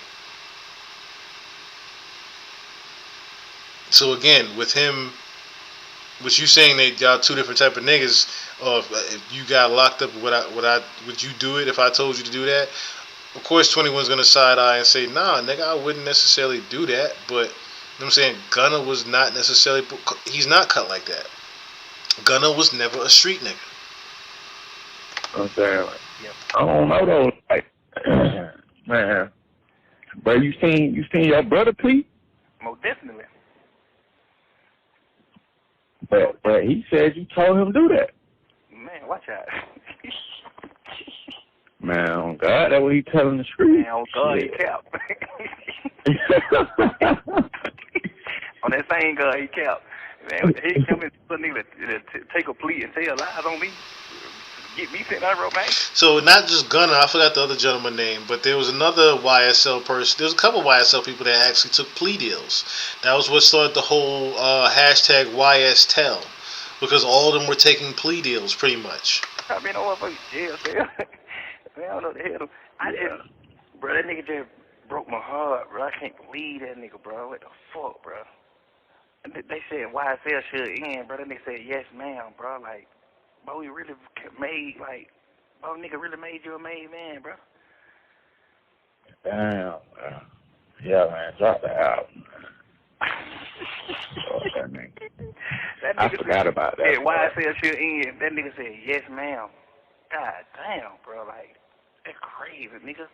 I'd rather die before I ever in my life switch up on Lil Man. I'm dying. Yeah, that was his name, Un Funk. Un Funk, or I don't know how you pronounce it, Un Funk or Un Funk. Young Thug's actual brother, Quatavius, he took a plea deal, the same one that that Gunna had. I don't give a damn. We ain't never got to be a part of the same goddamn organization, music group. We ain't got to be a part of none of that. I ain't no switch up on what. I be beefing with you and still don't switch up though. Well, God. You see what I'm saying? Like, I just don't respect it, bro. Nigga, you took a plea first, so you done never made it cool for everybody else to take a plea, nigga. Like, I don't respect that. I ain't got no respect for that, bro. For that nigga, man, you and Jeffrey Williams in the car. It was a gun and drugs in the car. Was it yours? He probably said that though, bro. 100%, but you. That's the only part I don't agree with. I disagree with you on. The other shit, he dead ass wrong. But that, like, nigga, it wasn't yours neither. It was the nigga who took the charge shit. It wasn't none one of y'all. He supposed to say it was more than us in that car. You see what I'm saying? That's what he's supposed to say. That's all I'm saying. Because the DA ain't telling the judge. The DA ain't telling the judge and the jury that it was 3 people in the car. They making it seem like it's only me and him in the car. He supposed to straighten that up off top. Like, nah, that was goddamn the other nigga shit. He took the charge. You just sitting there saying, yeah, man, like you ain't got no backbone. I don't respect that shit, bro. Yeah, scared. Ain't no goddamn scared. He done been to prison before. Shout done been to prison. That's the other part I don't get. Like, man, you done been to chain gang. You know how he ain't been to prison. He been to prison? He ain't been in no damn prison. Man, Gunna went to prison. And Gunna went to prison. Really? Yes, that's why he got kicked out of college. He got caught serving on the college campus. He did a year. He don't want to go back. It's probably rough for his ass, boy. That shit rough, boy. You gotta be a certain type of nigga. You gotta have real mental strength, boy. Like, niggas don't be having that shit, bro. I understand, boy, but before I trade you know, I got my shit, too. Yeah. Mm-hmm. Yeah, you going on. Yeah, folk ain't fuck with you. Yes, sir. Nah, you ain't shit. One thing about it, man, nigga, pray for that, bro. I pray for all y'all niggas every day. I make sure, man, what? Man, go ahead on. Stay on the way. These folk on, man. I wish I would see. Yeah. One of y'all niggas locked up, then one of y'all folk do the same thing. Now everybody drunk. Man, these niggas ain't doing well right. These niggas ain't telling lies. I would respect if a nigga just told the truth. Like, whatever you feel like you know about me that's truthful, which is nothing, whatever you feel like you know about me that's truthful, I would rather you just told that. Man, you let these folks convince you to lie on a nigga, like, bro, you know it done been times where I done been low on money and I done spent my last on him. He'll never know that. Yeah, I know. I already know. It's just shit like that, bro. I ain't respecting that shit, bro. Fuck that. Yeah. Fuck that. Then nigga get out of Either way, I don't feel like you wrong. I just be trying to just think of like what be the best outcome of every situation. Like that's how I be thinking. Alright, you fucked up, but goddamn, what's the best outcome of this shit? Like, But how? Like, What's the best goddamn. outcome though? What's the best outcome of that? Because I feel like it's really over with for your rap career. The album you put out might go #1, but that's it after that. You know what I'm saying? It's like on some real shit now. You got to you hold his career in your hand, bro. That's what I'm telling you. If you come out right now and tell the world what he did went wrong, cause them folks already on the internet like, man, fuck all that. He rocking with them. Ever since he dropped that song, they like, man, we rocking with him. If you come out and tell the world that you was in agreement with that shit, his career ain't over. That's why I said, like, I understand that part, but now think about niggas like you, Wham, Dirt, Pluto, niggas who I really fuck with, who like my brothers who already done like cut ties. Imagine niggas that y'all niggas already done cut ties with a nigga, and then I come and take a nigga and be on the nigga's side after they did what wrong. They can call me. yeah, my life. but You know what I'm saying? It's just like I'm slapping y'all in No, it ain't. Cause no, niggas need to stop jumping the gun. Niggas be like, I don't know, bro. It's like, how you call that jumping the gun though?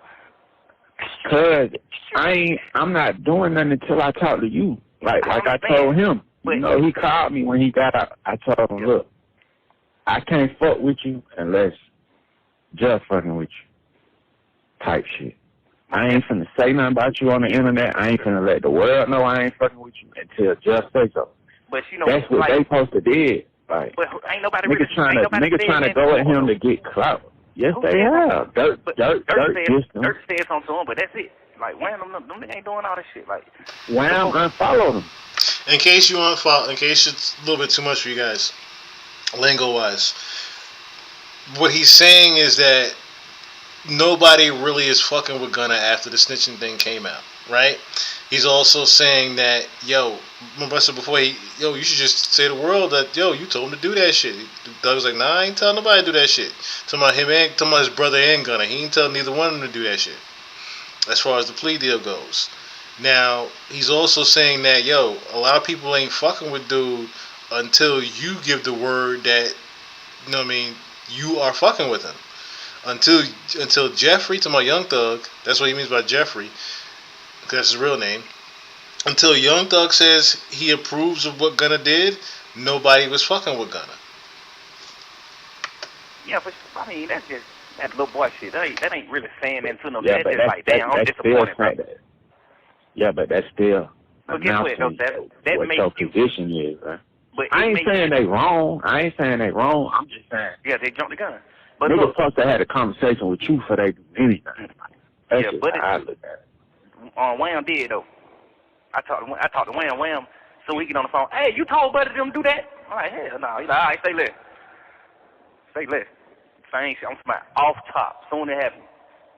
G off hit me. Yeah, but you still at Buddy party though. Like, I don't know, bruh. Like, I don't know, bruh. Like, yeah, that was Gunna just like, bruh. Pushed up on me knowing you were busy with a record. See what I'm saying? Just like how Ron G just said, these dudes are weird. You sitting up here telling 21 is hearing that, you know what I'm saying, as soon as it happened, you calling Thug, hey man, you told him to snitch? And Thug said, nah, I ain't tell him to do shit. He's like, alright, bet, say less. But if you riding with Thug, why you at parties with Gunna? Like, why you still friends and buddy with Gunna if you riding with Thug? It's a jazz that smart you out, can't man. do that. Yeah. Oh God, but he ain't lying though. He ain't lying. He did what's wrong too. You a rat too, but nigga, you shit. He ain't lying. That's true. I understand that too, but get what? The only thing I'm gonna say I respect about Buddy is Buddy probably didn't know nothing about that before he started fucking with a nigga, and then a nigga really helped him. A nigga really took him where he needed to go. You know what I mean? So it's like you done that can fuck with a nigga on you done that fucking with a nigga on a business tip. You see what I'm saying? I can respect his situation. And that's what I'm telling you. That's what I'm telling you. I feel like you should do. But what I'm telling you is, if that it make you a rat too. If you fuck with him because I told him to do that. I can't tell no nigga to snitch. You can't get on the phone and tell me, hey bro, hell yeah, take that plea. But man, you better take that plea. And the plea saying tell. It'll plea saying tell something. even though it's 100% lie. The police saying it ain't. I feel like it ain't no difference if I get on the internet, if I do anything to say I told him to do that. Real nigga still gonna be like, fuck nigga, you told. I don't give a fuck who told you to do it. Can't no nigga tell you to tell. Like that's why I'm saying my brother told me, brother told me to do that. Nigga, I can't. Me and Savage could be in a motherfucking case together. God forbid. If Savage tell me, man, bro, go ahead. It's on me. Take the plea. Man, you can't tell me to tell. You can't tell me to rap. I'm a man. So I just look at it. Cause I damn sure was thinking about that one day. Like, man, I'm just gonna goddamn. I ain't finna say nothing about this shit. I'm just woo. I might just be like, man, them folks did what they had to do. I don't feel like that was wrong. I swear to God, I was thinking about doing that before, but I'm like, shit, what the hell? That's gonna change. Savage still gonna look at you like, well, you a motherfucking rat.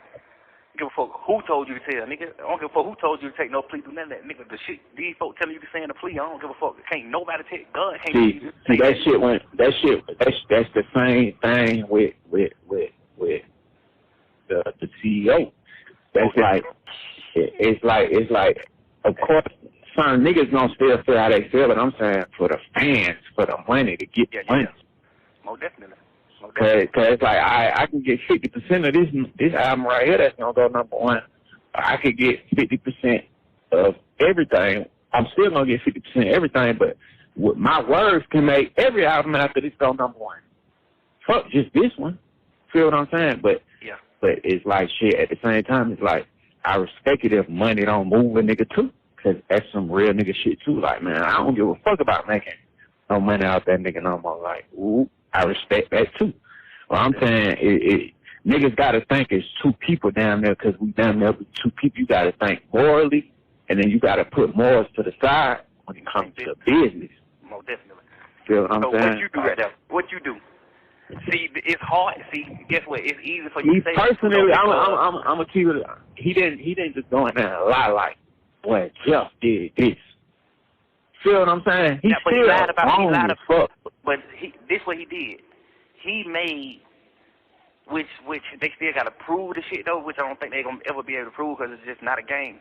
He gave the jurors the agreement that it's a game. He said YSL is a game, and he know people in this on this trial who committed crimes in furtherance of the game. That means you did it. You saying. You see what I'm saying? You don't know nobody on this case. Yeah. That's a lie. That's a full-blown lie.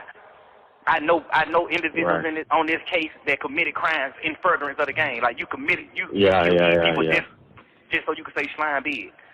Like that's real. That's what RICO is. That's RICO. So if a nigga get found guilty on RICO, nigga, you really you got a nigga light took, nigga. Yeah. And you are 100% black. You don't know nobody on the case. I ain't ever committed no crime. Duke ain't committed no crime. Yak ain't committed no crime. Them the only 3 people you know on this case. Ain't now one of them committed no crime. So who the fuck is you talking about? You know YSL members on this case that committed crimes in furtherance of the game. Nigga, you just made it a motherfucking RICO case. You just made it a case. All these charges that they got on everybody in this case, 180-something charges. Ain't now one of these charges showing you that somebody committed a crime in furtherance of a game. That's what they got to prove. They got to prove that these people who killed these people, you did it to make YSL bigger. Not you did it because he shot at you or y'all shot at each other or whatever reason it is.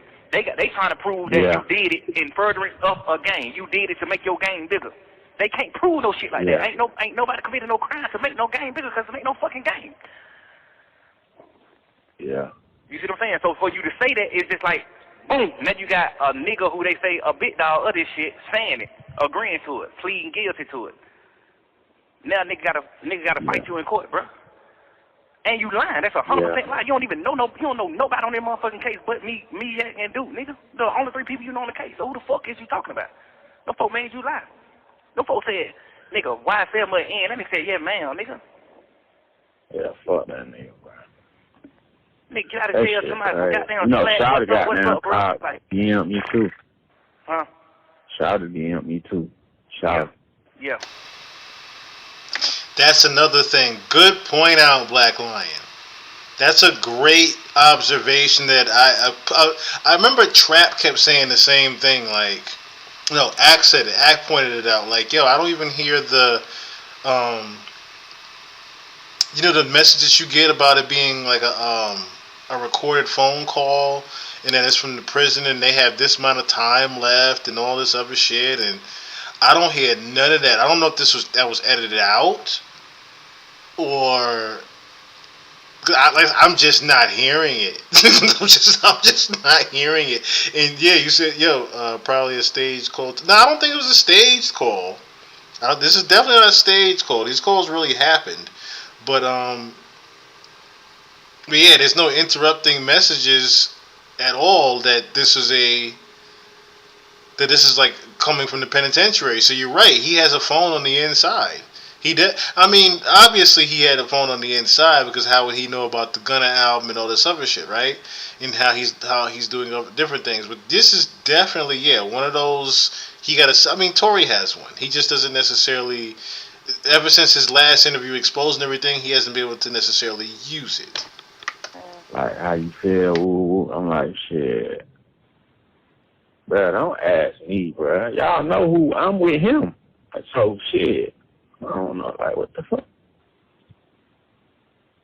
That shit lame as hell, man. But niggas gonna come up out of that shit. Oh, most definitely. But it just like, see, what make me, it's what make me hard to be like, business and shit, cause you ain't in my shoes, so you don't be hearing like the conversations I had with my lawyer. Well, my lawyer just like, damn, man, nigga, fuck this over, bro. You know, just like real shit, just real conversations, bro. Real shit where it's like, damn, we gotta really fight, what? This shit a real fight just cause a nigga took a plea. Like, this shit became a fight. This shit was not a fight.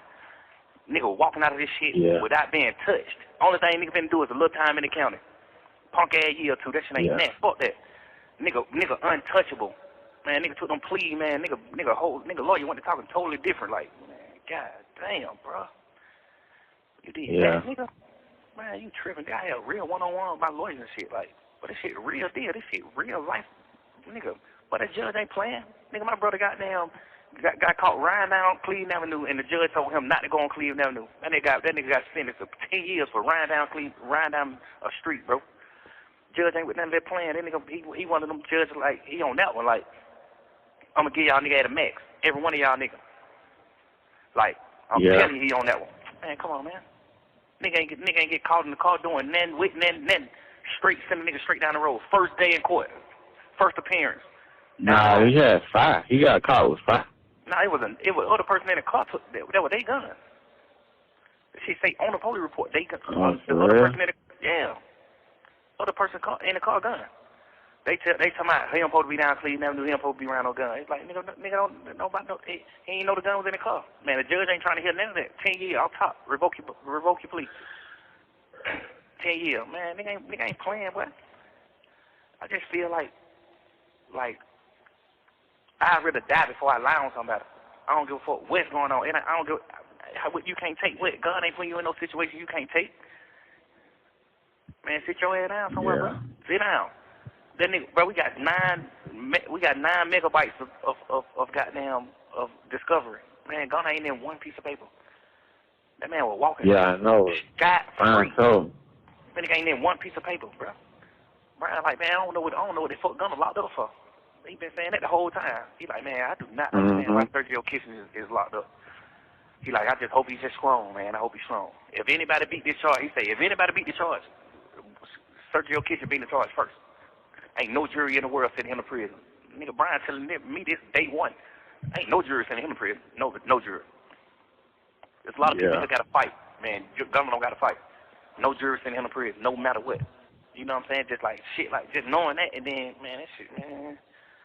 Nigga dead ass. I wonder, do he feel like it was worth it now? Like, hell no, he don't. Like, hell no. You done lost who you is behind this shit.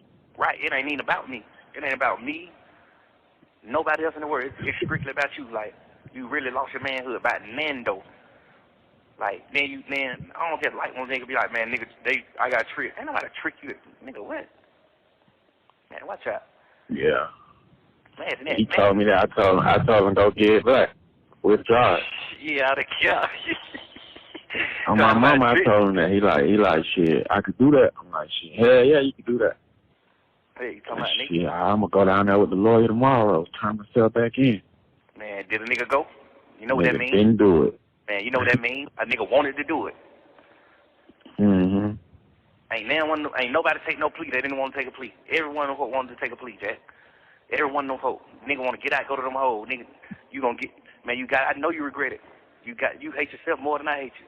Man, you get out of jail, you fuck, smoking some weed, you kicking your shit at your house. A week later, that shit wow. Nigga like, damn, man, I'm tripping.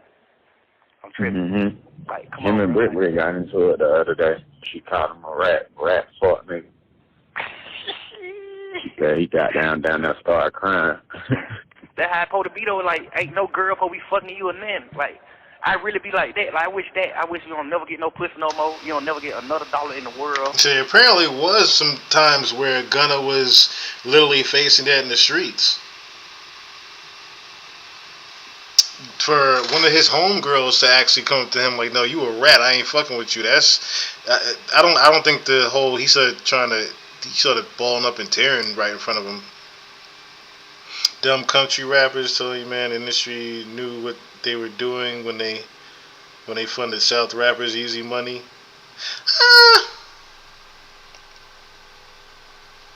You know what's crazy about that?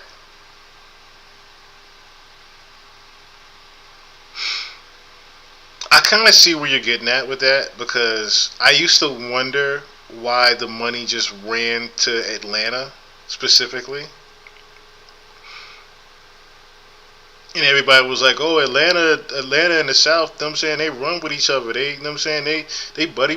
They work with each other and all this other shit. That's why they fucking with them. The labels fucking with them. It's not too much, you know what I'm saying, they street rappers, they try to be united or whatever." But lo and behold, if you look at the real reason why they funded Atlanta rappers specifically, I started noticing that too, right?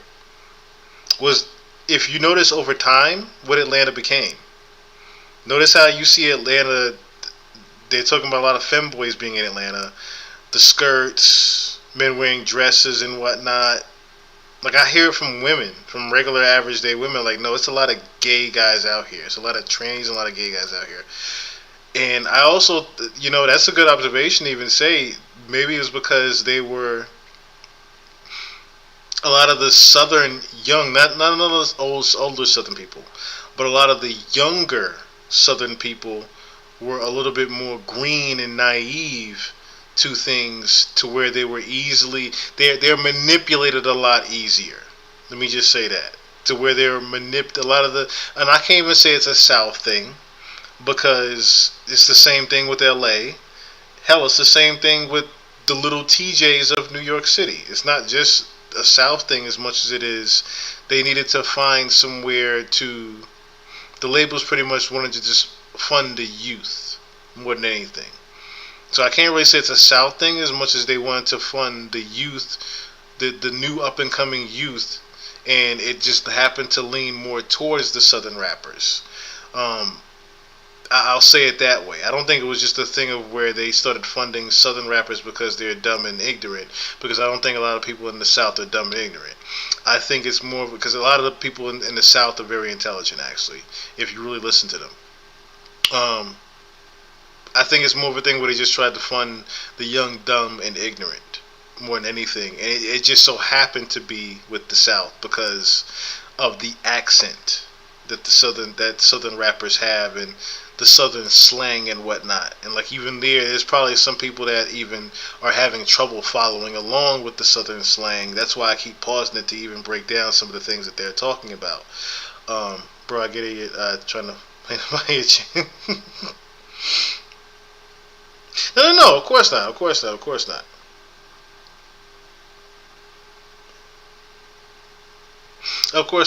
Never trying to offend anybody in chat. It's not even the fact that, because the other thing is, I don't necessarily give a fuck with that. It's more so as far as the offending people. It's more so, like I said, it's just the overall perspective of it. It's not just Southern rappers. Is what I'm really getting at. It's not just Southern rappers that started getting funded. It's more so just the new youth, and it just so happened to fall on the South. I can't necessarily say that the industry started funding Southern rappers because they were dumber. That's a very bland, ignorant way to say it. It's more so, like I said, they started funding the youth, and at the time, the Little Johns and whatnot were coming up. Yeah, you can. Yeah, you can. That's why I mentioned a Little TJ. That's why I mentioned certain other like New York artists. You know, certain new New York artists. They are much younger. You see, they're not putting any money into the older veteran New York artists, or even the older group of New York artists. I'm talking about the Fat Joes and the Jay-Z's. I'm talking about just the older group of the older 20 and 30-year-olds. The labels are not putting money into. They're putting money into the Little TJs and whatnot. The people that are younger and naive into it. That's really what I'm getting at. Like, you don't deserve none. You don't deserve none. I don't give a fuck about nothing. Man, you don't deserve none. Like, you the worst one. Like, you don't deserve none. Another perfect example, right? We just saw what happened with Little Tony. Little Tony is from L.A. Nothing. Like, but you voluntarily lied. But you don't know nobody on this fucking case. Like, you don't deserve man, you don't deserve that. You don't deserve no pussy. Nigga did that shit to get out for a hoe, bro. Oh, perfect example. Thank you, Chum. Thank you, Chum. I completely forgot about Brooklyn's own Tekashi 6ix9ine. Let me say that again with emphasis. Brooklyn's own Tekashi 6ix9ine that still runs around. So we can't say that we wouldn't do that because we allowed Tekashi 6ix9ine to infiltrate Brooklyn. Supposedly the hardest borough. Listen to a nigga jail calling shit. Nigga just straight just, damn, man. I love you, baby. What you doing? Man, yeah, I'm gonna be back with you in a minute. Yeah. Yeah, man, this shit, man. Damn, man, nigga got a nigga caught up in this shit. When nigga go to talking like that, all that little type shit, man. And now that I'm thinking about it, I played you his. I don't think you won that pod, Ron, but I played his response to this. Like when Tekashi 6ix9ine had to face the music, we all were at him. But now it's a pick a side with Thug when it comes to it. Man, watch out. You trying to nigga got you caught up in some shit like I ain't got caught. He was saying that? Yeah. Man, nigga got nigga caught up in some shit, bro. These niggas, man, I don't even know these niggas, bro. Like, all that old type shit there. Like, nigga, I don't know these niggas neither. I know you, Gat, and Duke. And goddamn, right. and Quake. I know 4-5 people on this case. The rest of these young niggas, I ain't ever hung around flying like Shawty, ever in life.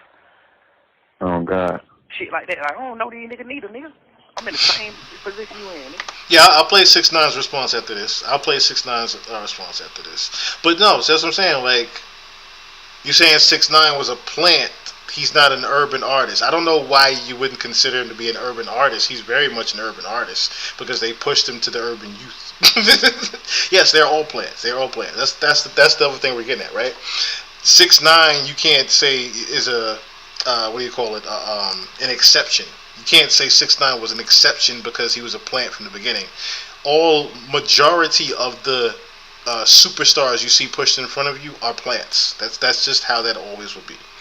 But and I'm not also trying to argue with you either, Ron. Let me just be clear on that. I'm not trying to argue with your point.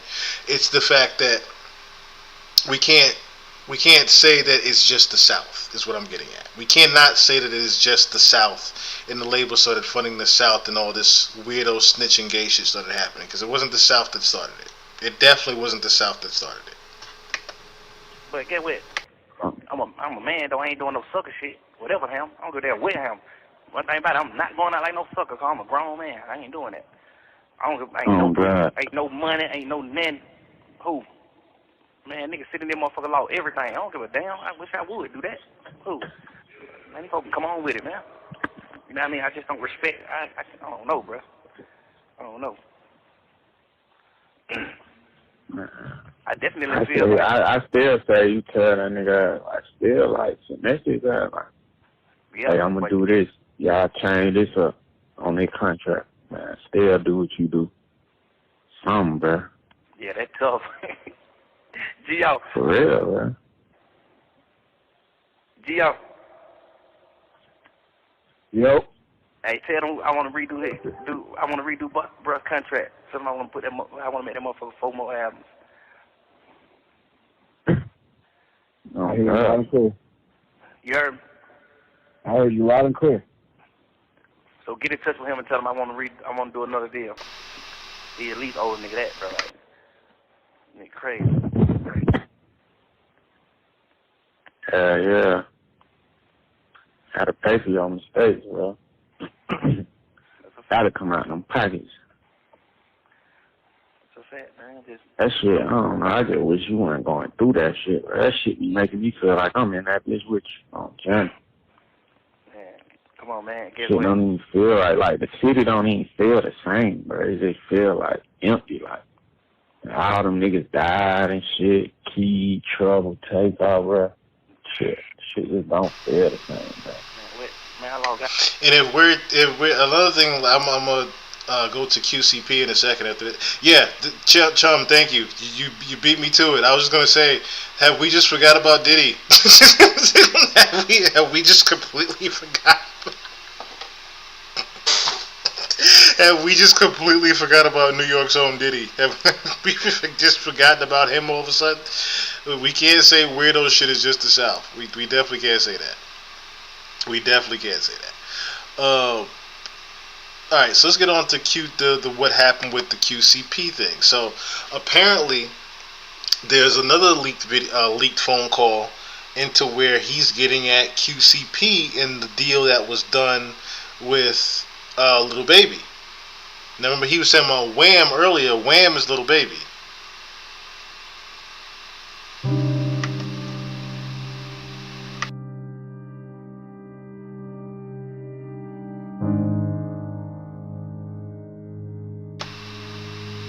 Says end of an era. Lil Baby and QCP have unfollowed each other after audio surfaces of Young Thug saying QC sold for $300 million and that Baby probably didn't get his fair cut. Now, I don't even know if Baby was knowledgeable of the 300 M's that QC made to the Korean company where he sold them. Michael Jackson, Atlantic Collection. Yeah, if you're talking about Michael Jackson.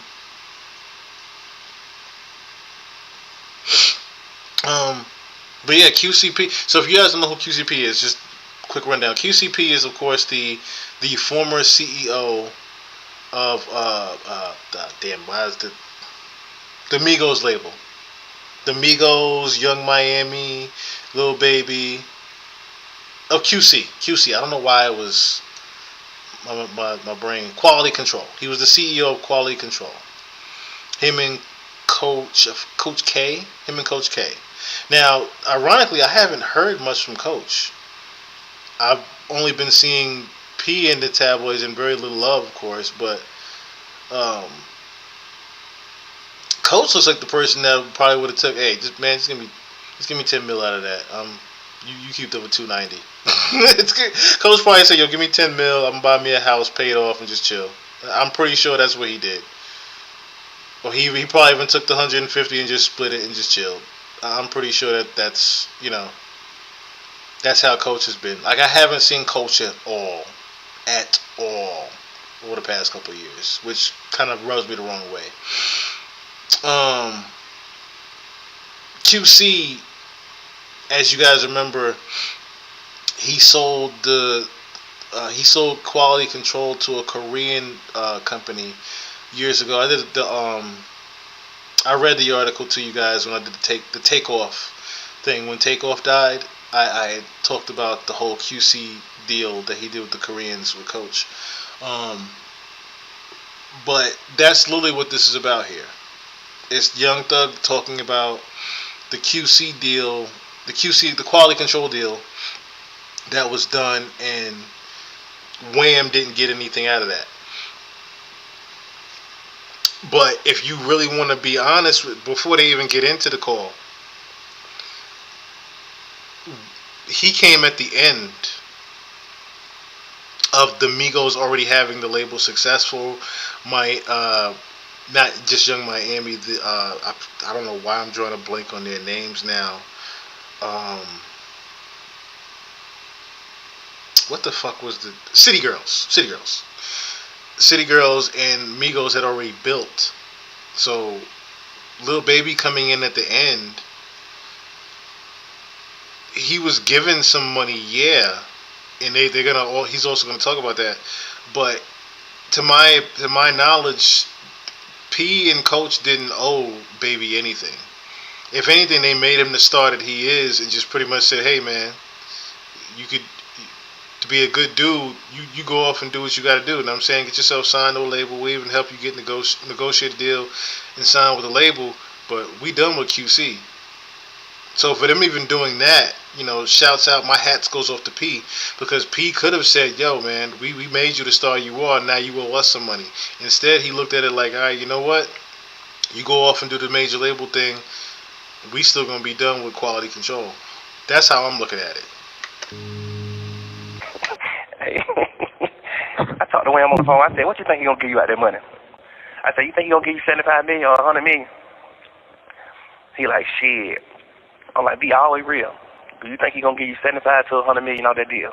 Be always real." He like, "Hell no, I don't think they do it right like that." But Scooter Braun offered Wham 150 million. Scooter Braun told Wham, "I want to buy your rights. So I'm gonna give you 150 million." Wham said, "This. Nah, I'm cool. I gotta bring Pete to the meeting." Man, they went straight around Wham and called Pete and bought the whole label from Pete. The whole conversation started from Scooter Braun trying to buy Lil Wham, trying to buy him out of the deal too. He wanted to buy Wham out of the deal. Like, "I want you to be with me." Wham like, "Shit, you gotta talk to Pete. You gotta talk to Pete about that." Man, Pete crossed that red hot worst way. I'm on the phone with Wham. He just like, "Man, Scooter Braun try to have the same deal with me, the same meeting with me." I said, I ain't really doing that without Pete. I'm just solid. Man, Pete go take the meeting without Wham and get the business done. Of course, get the business done for 300-400 million for sure. But goddamn, bro, everybody in Atlanta knows. So I'm confused. So he testified against somebody? Man, I understand. I fear for my life. The man killed my friend. That's what he did? I fear for my life. I almost forgot about Yachty. He changed Yachty's life. Yachty was the first one before the Migos. I forgot about Yachty. He changed Yachty's life. You see, he gave $50,000 to Rollo to him to even get out. As I said, QC. P in general is a good dude. From what I've known, from what I've seen and heard about him, he's done nothing but good for people. I haven't never heard anything about him doing fuck shit to people or anything like that. And the situation that he's talking about with P being a rat or whatever is what publicly went viral when P's brother got killed. Like, his actual blood brother got killed. And he approached the dude, couldn't do anything, but when the cops asked him if they knew who he was and could he describe him and whatnot, and could he get him, could he get him wrapped up, P gave the police all the knowledge that they needed to get the guy that killed his brother. Listen, P's damn near a billionaire. He's way out of the streets. He's been out of the streets for quite some time.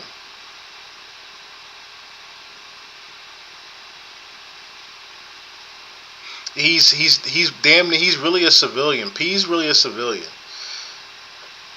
P's not a gangster in the streets selling drugs or doing bank robberies or anything like that. He's not of the code of the streets, especially when you're talking about, put it like this, right?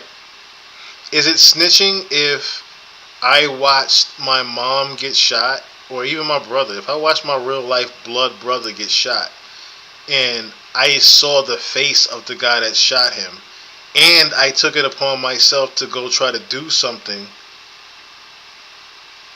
am I still a snitch because I told the police who shot my actual brother? No. That's not snitching at all. And like, I'm with Trap Law Ross. Once you are above $500 million, just figuratively speaking, once you're above $500 million, you have more than just your integrity to protect.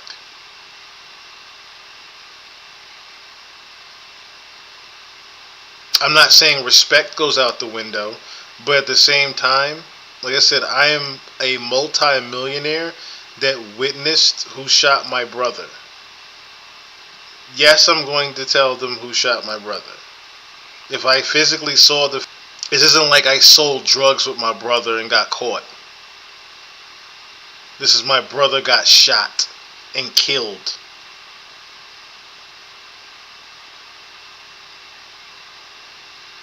Like I said, P is a civilian. He's not of the ilk. He's not of the cloth. Any of that. He is a regular civilian guy that made millions of dollars off of rap music. He's no different than if Jimmy Iovine was to call the cops at this point. He's no different. Just because he's black doesn't mean he's of the streets. It just doesn't. A massive, yeah.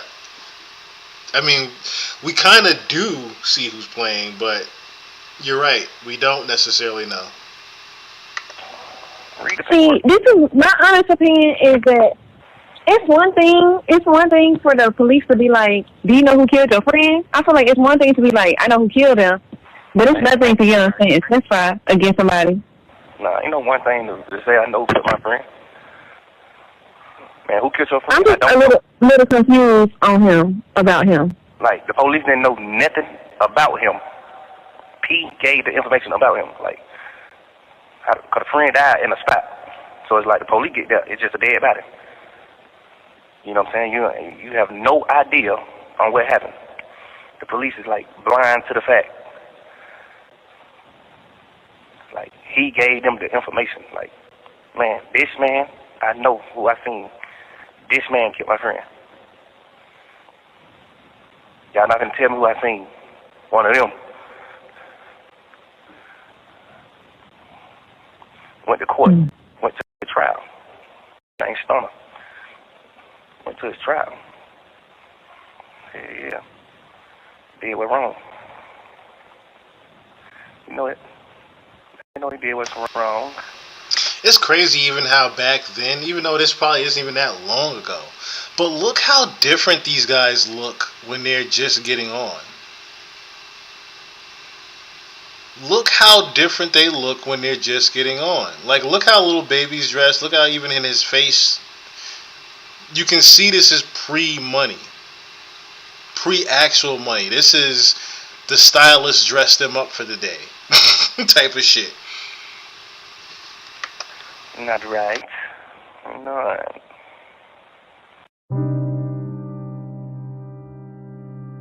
Here goes P's response here.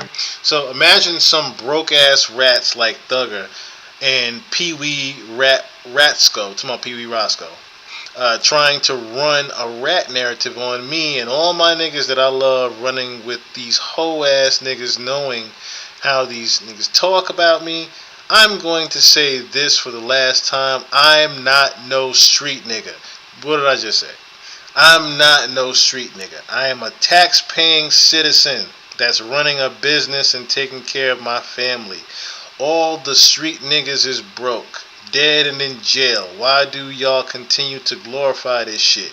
Streets been dead. Y'all niggas gave the city a bad name. He's not lying with that one.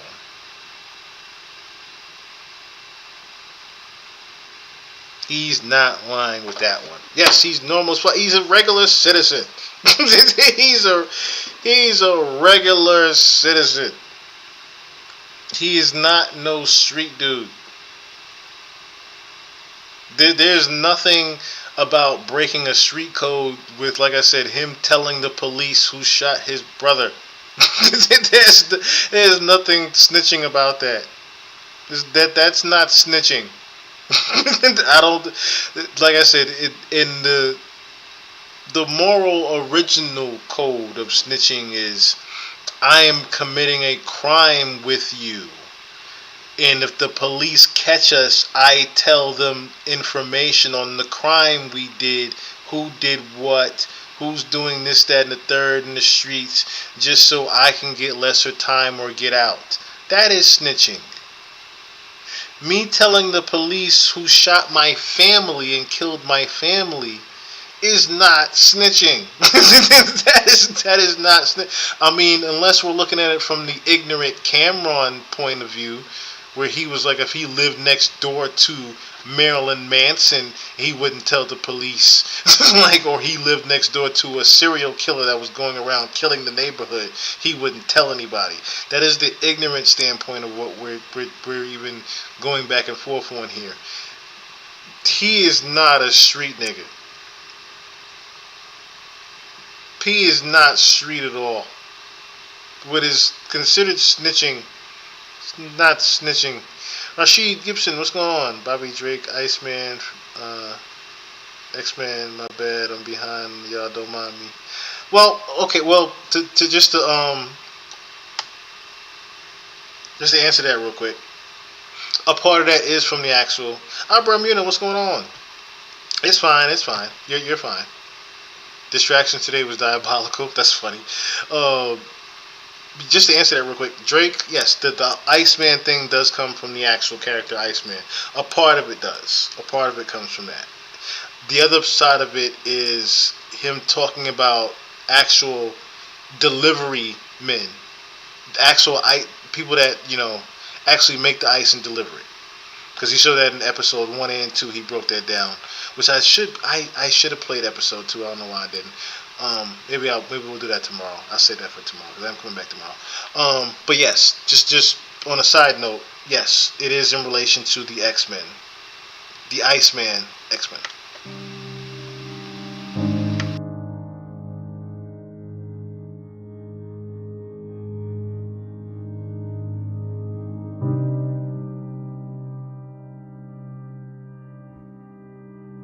Cause I told my label they need to give me $5 million or I'm going to hustle. Shit, I can't be sitting no house, man. I get money. They give me $5 million. Oh, I'm doing what I do.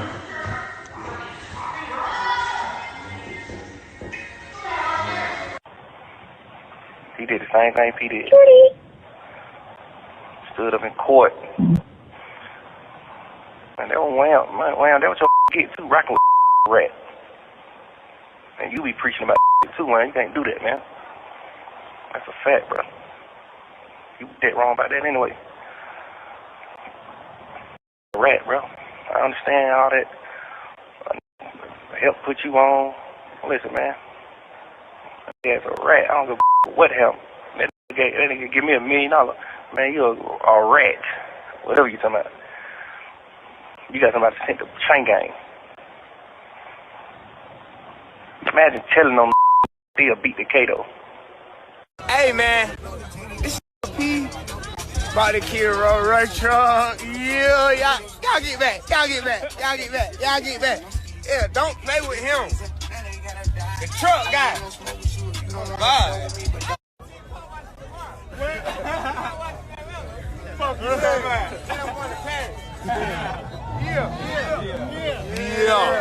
That way. Hey, this ain't no demo, little baby. Baby, this ain't no demo.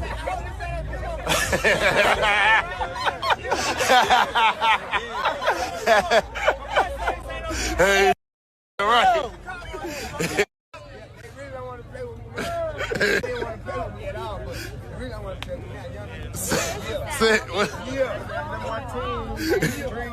Can't join. Hey, I'm saying, too hard, bro. I love this right here, but it's too hard. I'm glad, but I ain't know if you was gonna like it. What? I didn't. I ain't know. But it's too hard, bro. Yeah. But it's too hard.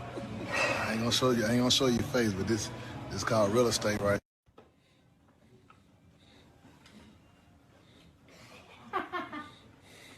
Okay. All right, wait. So hold up. So you know how it's a lot of fugazis out there, a lot of they watch games. Ooh. So look in the face of it, and then I'm gonna explain it to you. Is that what city is that they have? Where you from? New York. Okay then. A new watch. Thank you, P. 75 only made. This is the type of watch Jay-Z be talking about. Happy birthday. Happy birthday. Pretty much, this is showing all the times that P has done something for his artists and gifted his artists with things. So pretty much, it's going against what Thug was saying about P's a rat. He's selfish. He keeps all the money for himself and this, that, and the third. This is pretty much answering back to that P has never been about being selfish with his money. He's always gifted his artists money and extravagant things. And I didn't know that he gave Cardi B a watch, because I didn't know that Cardi was originally Quality Control. That was new to me just now. I always thought she was on Atlantic, but I didn't know Quality Control got her the deal. I didn't know that part until just now. But like I said, this is pretty much showing that,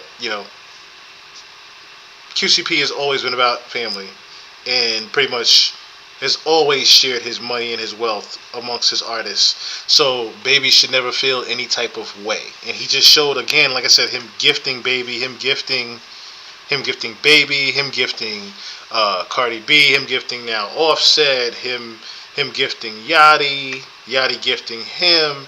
It's never been a thing where anybody has felt any type of shade from QCP. Birthday. Yeah, for sure. For sure. For sure. For sure. Hold on, for sure. Yeah. For sure. For sure. Happy birthday. Happy birthday. The big double R. The big double R. You know what I'm saying? Yes, sir. Number 9. Number 9 in the family. Before they killed the real Offset, bro, I tell you. Before they killed the real Offset. Rest in peace, Takeoff. Rest in peace, Takeoff. Rest in peace, Takeoff. Guys, if you saw in the pinned message, she was managed by him. Yeah, that's what I'm saying. I didn't know that Cardi was a part of QC. I did not know that until now. Like I said, guys, if you would like to help a brother out, trying to get myself back and forth to work for this last week. Not last week working, but just trying to get myself back and forth. As I said in the beginning of the pod, I've been down in the dumps financially because I was trying to get this. I was basically keeping this place. My last, I want to say 2-3 months worth of checks have gone towards just keeping this place because I got it on the humble. And I finally made my last payment with them last week. And it literally was the reason why I didn't necessarily get to go live the past couple of days, because my internet was literally off. By the grace of God, I got the internet back on today. And they called me with the program that I have to pay on next week. But a brother's down the dumps as far as getting back and forth to work and just keeping food in the fridge for this next week until I get paid again next week. If you guys can help with anything towards the pod, the Cash App is there on the left-hand side of the screen. If you guys can help with anything at all, I would greatly appreciate it. Trust me when I tell you, I don't like to sound like this on the pod, but it's even why you see my hair wild like this, is because every dime has been kept into keeping this place. And I finally got caught up with paying this place in totality to keep it, so my next checks can go to my regular bills and get myself groomed again. So hard times have been for your boy the past couple of months. Anyway, I want to get into the next thing here, which would be the K-Dot one.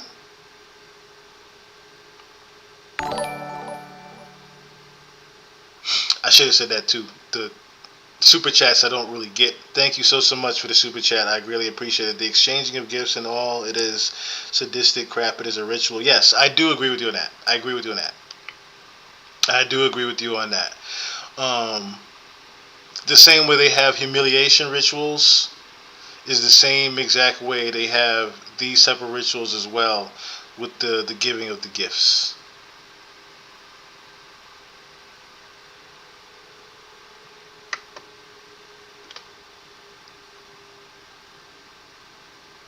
Let me see here. Where's my Kendrick one? Oh, before I get into the Kendrick one, he went at Gucci. The Gucci. P used to be signed to Gucci Man. When Gucci Man found out that shit, he dropped it. Cause P used to try to rap. Well, they still friends, so how's that? Yeah. Guap ended up going to jail. I gave it, got him turned soft. Started with the Gucci. P used to be signed to Gucci Man. When Gucci Man found out that shit, he dropped it. Cause P used to try to rap. Well, they still friends, so how's that? Yeah. Guap ended up going to jail. I gave it, got him turned soft. Started with it. My guy. I'm so happy. 10-17, so happy baby. to see Thug. I'm ecstatic. Yeah, we back, baby. Crack. It's a great day. Going down. Right here. It's a moment in history you're witnessing. Yes. It's the millions. Let's go, Bobby. Hey. No, fan play for you. Stay right there. You just can't be serious to like Young Thug. trying to paint this out to be that. That's crazy. Mm-hmm. The people that like it's going over their head, they done linked him. Like, you know, everybody else. Elliot, Weezy. Mm-hmm. Yeah. You know, he's gonna go over his head. He's so damn retarded and stupid. Right. There's a couple people who seem like they know that, you know, he's totally out of line. Trying to do other shit. You know, when he did his 2 album deal with me, Cash called me one day like, "Hey, what the hell going on? Who's speaking for him?" I'm like, "Wow." I'm like, "Oh, I'm there." You know, he trying to get signed right here with Weeknd signed it, and he demanded he want, you know, 20 million. Whoa. So I already done told him like, whatever you want, just say it. I'm gonna give you the money, whatever you want. Just on some we brother shit. Like I know you can't go nowhere in this world and get no $20 million check from no label. You're not doing numbers like that. You alright, but you ain't doing that like that. You know, like the number 1 album you just had right now. I paid for you to have a number 1 album. You didn't.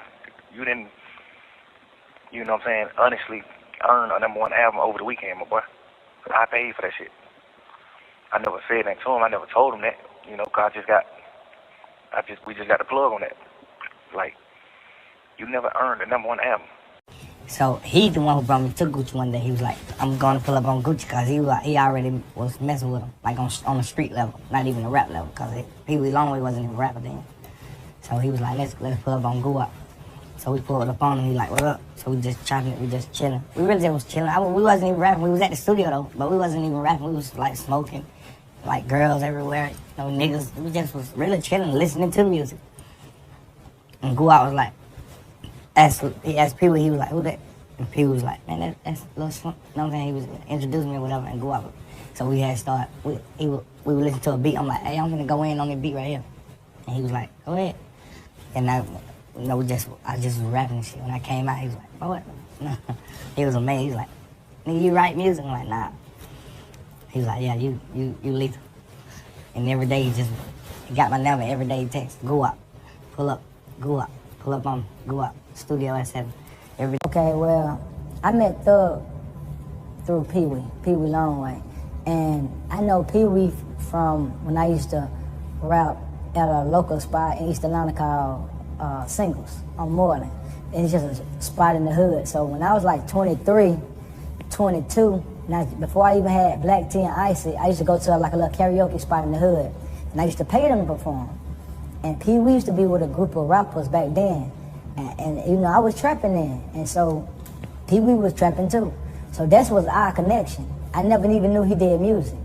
So fast forward 10 years later, one of my homeboys was like, "You know Pee Wee rap?" That's my homeboy. And I'm like, "Pee Wee from Jonesboro South?" I'm like, I know him from the hood, from back in the day. So I was like, I had so much respect for him because I used to deal with him. So I was like, if he rap, I need to hear it, because that's my little buddy. You know what I'm saying? So when I seen Pee Wee and heard some of his music, Rich Homie Quan, tried to turn the whole world against Rich Homie Quan. And then at the same time, before this man death, he told us out his own mouth that it was one of the darkest times of his life. Man, look at Atlanta. And I didn't do any content on this recently, but Future now has the Don King haircut. You see the gray that he has now? He didn't dye his hair supposedly gray, looks stressed the fuck out. Boy, that the millions that he still owe, whatchamacallit, what is the Monica's baby mom? Monica's baby mother. Baby mother. Monica's baby daddy. Future has to pay millions. What is his name? What is his damn name? Rocco. He owes the money to Rocco. The money that he owes to Rocco. He has to pay Rocco $3,200 a month.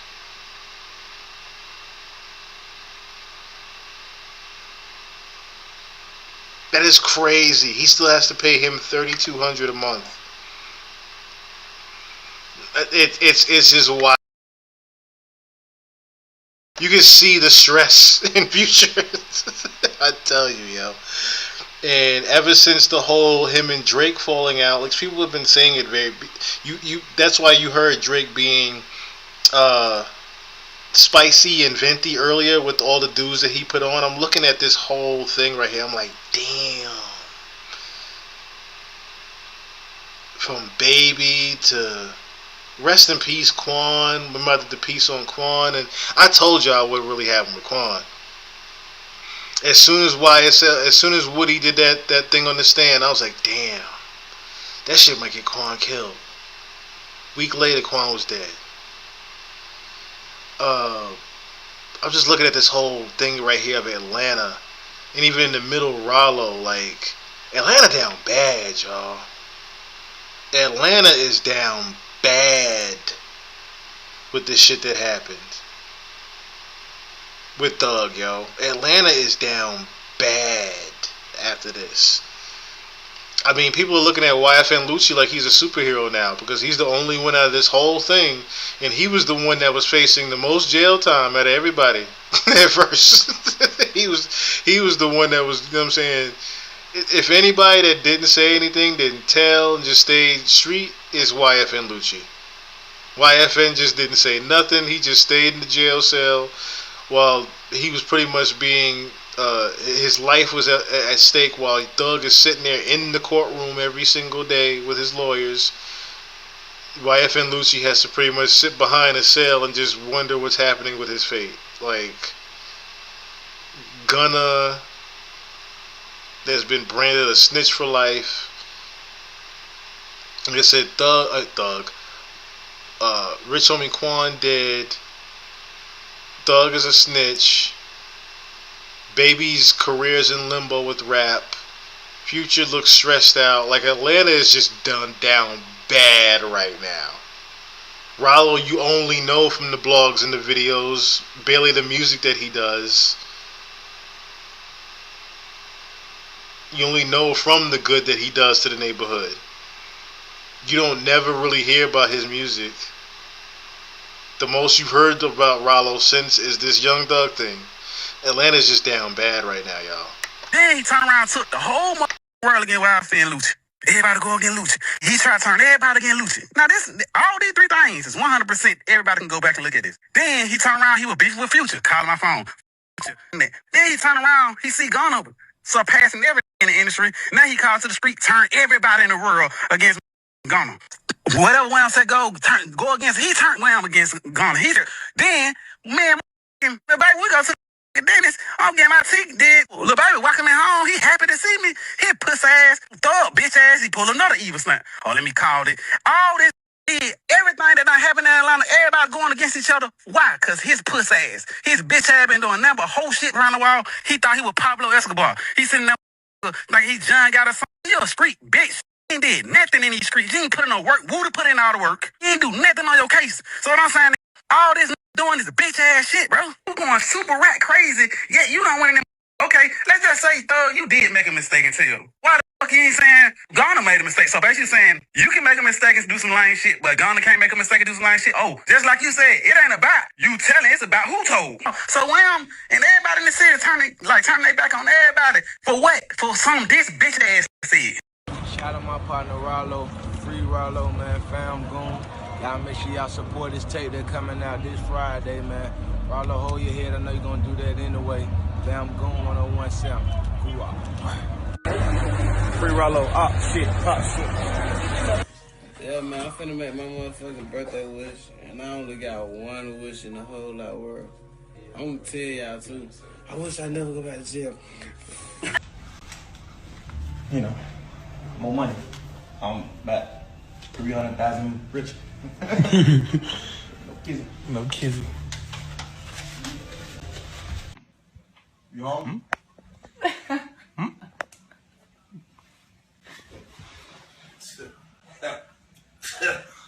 Man, don't lie on your pussy, hoe. Ain't that serious? They don't lie on no pussy slime. Got my bro with me. Winning the match and on the island, doing what we do. Yeah. Bitch gang it on bang, bitch. Gang it on bang, little bitty bitch. All y'all little nigga that traded. Walking around in a red robe and red slippers. RG2, nigga. Lifestyle, you bitch, you. I gotta do all that, you know. Y'all got matching hair, too.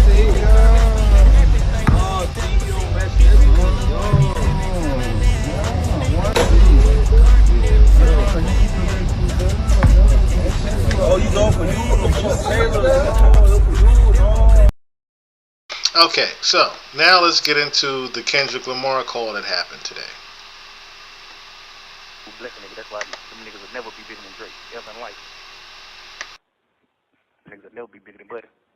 Buddy gonna do it right. Buddy fucking with everybody. You know how many niggas like Drake change? How many niggas can take care of their family because of Buddy? Just like straight fucking with you. Kendrick, goddamn, put a nigga on. Y'all niggas, you're a superstar. You don't ran up you a few hundred M, but you ain't put nobody on though. You see what I'm saying? You ain't even put Keem on. Cause the shit you and him doing, this shit ain't really doing that.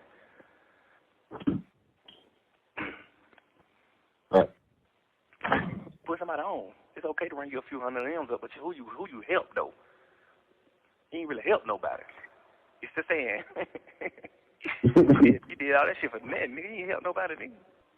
Nigga ain't really gaining no fans off of you. Keem ain't big. Keem love hell, man. He can't sell no fucking ticket. Watch out. Like, man, watch out. I truly believe you do a song with me, Wham, Dirt, Moneybag, Savage. I truly believe we'll have your ass dope, trending, like, cause it's gonna be like people in the real world fucking with you, not the goddamn, not the rap world. You know what I'm saying? It's gonna be real players and cool bitches, lit bitches, and players and shit like that fucking with you. Them type of people ain't fucking with you. You gonna get like the real streets and the real people fucking with you. You gonna get the East Coast fucking. East Coast ain't fucking with you, bro. You really trying to keep all the blessings to yourself. You really trying to keep everything to yourself. You really sit in the studio and work on the album and don't put nobody on the album. Like, God damn, bro, you ain't gonna fuck with nobody? You ain't gonna bless nobody? Yes! Yes, absolutely. Now, this is, of course, him talking about Kendrick didn't want to jump on his album that he was coming out with dissing Gunna, right? Kendrick wasn't on no fuck shit. At least not back then. He wasn't trying to beef with no damn body, and what it sounds like he was getting ready to beef with Drake anyway. At this particular time, he was gearing up for that. So, of course, no, he's not jumping on a fucking album with you, Drake, and Lil Baby and everybody. What the fuck does Kendrick even have to do on that type of album, number one? Number two, yes, I'm staying away from all of you so-called fake street niggas. I'm staying away from all of you. Every last one of you, I'm staying away from. I don't need you guys' clout. I don't need none of it. None of it. I don't need to talk to any of you. I don't need to do songs with any of you. I don't need to do features with any of you guys. None of that. None of it. Only thing I need to do is keep doing my rap music. what I've been doing. The thing that got me popular and out here and popping and lit is me being true to myself doing rap music. Not trying to show I got a bunch of bitches and chains and jewelry and all this other shit. That's y'all. That's y'all thing. I don't need to do what y'all doing. I need to make it seem like I'm doing what y'all are doing. So no, I don't need to be in a song with you, Thug. I don't represent anything that you represent. But this just sounds like a bitter young thug that didn't get a feature from... Obviously, you know Kendrick is one of the biggest superstars that there are with rap. So yes, you were looking for a feature. But it's like, what the hell is you doing? You supposed to be fucking with me, Wham, Dirt. Savvy, you supposed to be fucking with us. You supposed to be calling us like, hey man, I want y'all young niggas on my album. I'm on some player shit this time around. I'm on some player shit. Like, come on, man, god damn. I don't know though. These niggas be crazy. Right. Yeah. Hopefully he do the song though. If he don't, I ain't gonna give him no damn. And that's why I said also in the beginning about with Drake with the Bobby interview. You see how bitter he sounded with like all these dudes that he put on and this, that, third. You see how Thug confirmed it, right? You see how Thug also confirmed that, like all the dudes that he put on from the Atlanta rap scene, the 21 Savages, the 21 ain't never been more popular than he was with Drake. Let's just be honest here, call a spade a spade. Thug saying he wasn't popping until Drake. But you see who he signed to, Birdman. He wasn't really popping until Drake started fucking with him. It wasn't because of the T.I. feature that Thug got popping. Drake started getting him popping a little bit more with the records that he started doing with him. Migos, same thing. Like, all of the artists, all the Lil Baby. The Lil Baby feature, everybody said he went crazy on. Right? All of the Atlanta, Travis Scott. The list goes on with the amount of Atlanta artists that Drake has fucked with. The list could be endless there. But that is what he's referring to right now in this phone call, saying that, yo, he'll never be bigger than Drake because Drake put everybody on. We'll still be good. Yeah, over good. Continue being rap, man. You know what I'm saying? Continue being rap, man. Stay supportive. Yeah. Post my album cover or something, man. Stay supportive, man. All that. I ain't posting no pictures, 6 years shit, man. Watch out. Nigga don't care about all that shit, man. Nobody don't give no fuck about none of that. I guarantee you, your first post you post, that motherfucker gonna do 1 million or 2 million likes. You can get on the internet 16 years. You not finna get on here and get no 100 million likes on your post. You're not Kim Kardashian, man. So whatever you call yourself doing with your internet, and if you just want to prove like, oh, I won't be on the internet, what is that proving? What they do? What you do? Instagram is meant for pictures, man. Post your picture, bro, or just delete your Instagram. Right. So pretty much, like I said before, a very bitter young thug was mad that he didn't get a feature from a Kendrick Lamar. But even with what you're hearing him say, that's why he didn't want to do a feature with y'all, Thug. He don't need that type of light. He doesn't need y'all to be popping. He never has. He's never even been on the type of wave that y'all on as far as the subject matter goes. Y'all not even on Kendrick Lamar's wavelength for him to even do a record with y'all. The real Kendrick, anyway. Y'all not where... None of y'all are where Kendrick will ever be mentally. And for that matter, I wouldn't do a record with y'all either, if that was the case.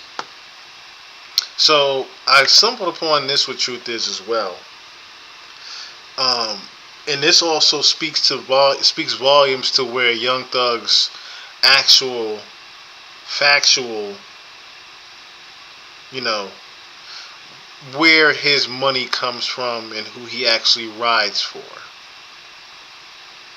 Young Thug has been relatively quiet since he was released from jail. While he has been popping up in several places and doing interviews here and there, he hasn't been as present as most people would expect him to be after escaping life in prison. Recently though, Young Thug was dragged into headlines for something most people didn't expect. While Thug was enjoying his freedom, his past finally seemed to catch up to him. Just a few days ago, old footage of Thug in an interrogation room leaked online where he was saying a bit too much. Now, the entire internet is calling him a snitch and a hypocrite. But I'm not here to talk to you guys about snitching allegations. I wanted to talk about the coded message Thug hid in his new upcoming album. One thing I found interesting about these snitching allegations was the timing of all of it. All of this just so happens to be going down as Thug is preparing to release his new album named UI Scuddy. Thug's new album is set to drop on October 17, 2025. Now, I clearly don't think these snitching allegations are a form of marketing. Why would Thug paint himself as a snitch? But I do feel that there's way more to all of this. I started looking deeper into Thug's album cover to see what I can find. And what I found was a rabbit hole that was so deep that ties Thug's trial to not only his new album, but even possibly these snitching allegations. Thug's new album is full of hidden coded references that once I broke it all down, I knew I had to tell you guys. Hey guys, I hope all is well. Welcome back to The Truth Is, where I drop new videos exposing people here on YouTube. If you would like to join, you can find the link in the description and in the comment section. I want to thank you all. Now, let's get right into it. Currently, Young Thug is facing a second trial. While Thug was able to take a plea deal and avoid the consequences of his crimes during his criminal RICO trial, he now seems to be going through another trial with the world finding him guilty of being a snitch. Like I said earlier, I'm not here to talk about Thug's snitching allegations though. Even if it's extremely ironic that Thug claimed to disown Gunna for taking a plea deal and snitching, while he himself took a plea deal and is now being accused of talking to the police in a past interrogation. It seems that Young Thug isn't what he seems to be. Those who have been watching this channel for years know that I already exposed the truth about Thug. All the way back in 2022, I told my subscribers that this entire arrest would end in Young Thug being freed. Now, obviously, this is what ended up happening after Young Thug took a plea deal and was sent home. Even though Thug was facing life for being the leader of a violent street gang that committed all types of crimes including murder, the prosecution offered Thug a plea deal that allowed him to avoid prison time and set him free. Very unusual, as usually people that face criminal charges like the ones Thug was facing aren't given plea deals that allow them to avoid prison time. Thug was initially charged with RICO conspiracy, gang activity, drug, and gun charges. He was accused of leading a criminal street gang called YSL, which prosecutors allege was involved in violent crimes like murder, armed robbery, and even carjacking. He also faced charges relating to drug and gun possession. He was facing a maximum of 45 years in prison, basically life. But he would get nowhere near that amount of time after pleading guilty, which, when you consider the fact that he pleaded guilty to conspiracy to violate the RICO Act, participation in criminal street gang activity, violations of the Georgia Controlled Substance Act, and possessions of a firearm during the commission of a felony, it doesn't make any sense. Thug instead got time served and 15 years of probation. Basically a slap on the wrist when you realize he was being accused of being a gang leader who ordered murders. Specifically, he was accused of ordering the murder of Rich Homie Quan's manager Big Nut. I'm no lawyer, but I asked Google's AI how much time people usually get for pleading guilty to the crimes Thug pleaded guilty to. It even said that he would have faced significant prison time, not just probation.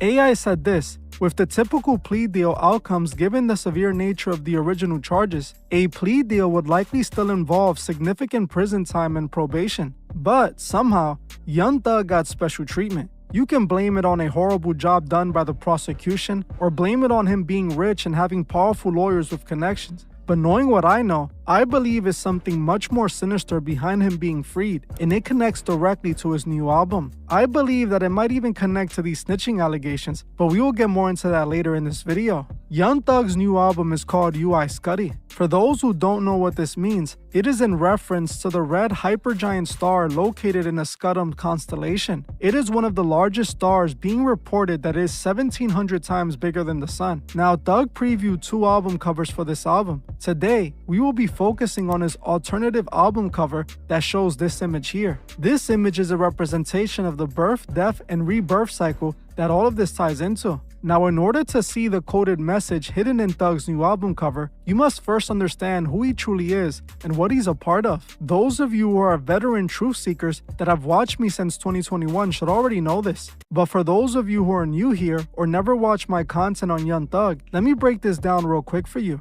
Now, I want to make it clear that what I'm about to say isn't a conspiracy theory. This is a fact, and I can say this confidently. Young Thug isn't just a street rapper. He is actually a part of the oldest and most connected secret society in America, the Freemasons. Now, I'm not saying this purely off imagery or hand gestures, even though there is a lot of that. I'm stating this because he has not only admitted it openly out of his own mouth, but also, there are plenty of photos of Thug at a Masonic lodge showing his alliance. Years ago, I saw these pictures online of Thug and his crew inside of a Prince Hall Freemason lodge. For those who don't know, the Prince Hall Masonic Lodge is a branch of Masonry that was initially created for black men and other minorities, as standard Masonry for a very long time didn't allow black or other men of color to join. I was able to trace these photos back to an Instagram page called Exodius Free Society that belongs to a Prince Hall Freemason member. These photos showed Thug attending a Prince Hall lodge and becoming a Master Mason, with the photos upload dating back to August 21st, 2016. In these photos, Thug could be seen holding a Freemason certificate, doing hidden hand gestures with other members, and showing John Astasi, what's going on? But here you go. Teresa Jackson getting off work, gotta go. All right.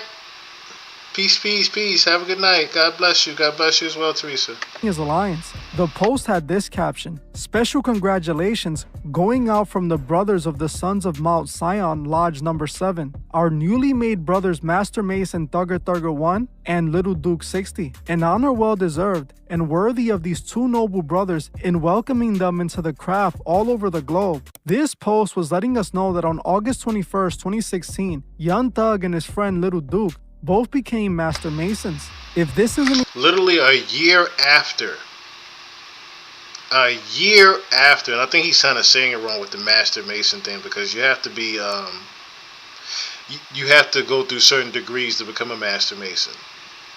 I don't think he was just advanced at the 33rd degrees to become a Master Mason. You have to be in Freemasonry for quite some time to hit Master Mason. That's why it took so long for Jay-Z to become a Master Mason at 33rd degrees. But you can already see what he's getting at, of course. There's real pictures of Young Thug becoming and being a Freemason. enough proof for you, Young Thug himself even admitted that he's a Mason who beats all his cases in this video. I'm a Mason. I beat all my cases. I'm a Mason. I beat all my cases. I'm a Mason. I beat all my cases. Young Thug hasn't hidden his ties to the Freemasons. He has flooded his music videos with Masonic imagery. For example, in Thug's video for Up featuring Lil Uzi Vert, Young Thug utilizes several symbols associated with the occult and Freemasonry. In the video, we can find the one-eye symbolism when the camera zooms into Thug's eye. This symbolism connects back to the Eye of Horus, otherwise known as the All-Seeing Eye. He also shows the checkerboard floor, a symbol Masons commonly use to symbolize duality. The checkerboard floor could also be found at every Masonic lodge, which to me indicates that this was supposed to represent a Masonic lodge. He also depicts the owl, which is a symbol of knowledge, enlightenment, and seeing in the dark. Also, a woman wearing horns that represents the Baphomet imagery. This video was released back in 2018, less than 2 years after Thug She had the Pentagon on her face.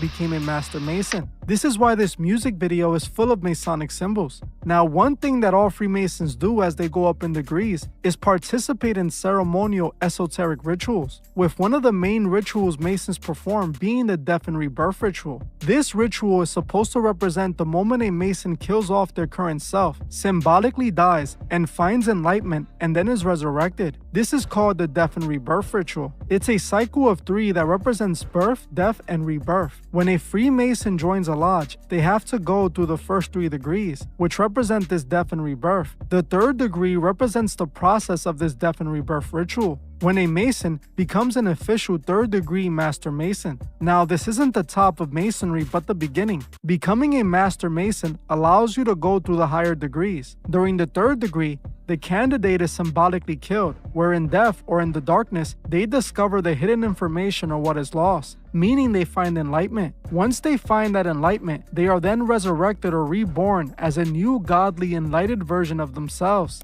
This is not only what Thug's new album is about, but his entire arrest and everything that is going on with him now. It was all a ritual. This is something Young Thug let us know before he went to jail. Some of you might remember that not long before Thug was arrested, he started promoting an upcoming album he claimed he was working on. This was the album cover, a picture of Young Thug covered in blood. This album cover was supposed to represent the start of the death and rebirth ritual, showing his symbolic birth and death. When we are born, we are often covered in our mother's blood. We are also born clueless or without knowledge, and we have to learn. This album cover represents that initial birth. When he eventually went to jail, this was the 2nd phase of the ritual, and it represents finding the knowledge while in death. In the occult, prison is often seen as the darkness, isolation that leads to finding enlightenment. This is how it's described. A prison represents the mundane world, or the limited consciousness from which the soul seeks to escape through the process of spiritual death and rebirth. It is a powerful metaphor for spiritual entrapment and the necessary self-destruction of the ego to achieve true liberation. In the Buddhist religion, the concept of samsara is a cycle of birth, death, and rebirth, driven by karma. Occult and esoteric interpretations equate this relentless cycle of reincarnation with a spiritual prison, or the prison of samsara, from which the soul seeks to escape through enlightenment. When Thug was released from prison, he was reborn. A new enlightened Young Thug rose from the ashes. His entire arrest was a part of this ritual, and he basically confirms this by using the UI Scuddy imagery for his new album. This UI Scuddy star is depicting this birth, death, and rebirth. On the album cover, we see the UI Scuddy star with 3 strange images on it. The first image represents the birth, the second the death, and the third the rebirth. Now, when we go deeper into the symbology of the UI Scuddy star, we discover more that proves this connection. Young Thug named his album UI Scuddy after a red supergiant star, one of the largest known stars in the universe. He revealed the title through a series of cryptic social media posts and the use of jerseys featuring the name, with the title also representing a major turning point as he resumed his music career after being released from prison. The important part of this statement is the major turning point and his new music after being released from jail. Now, in the occult,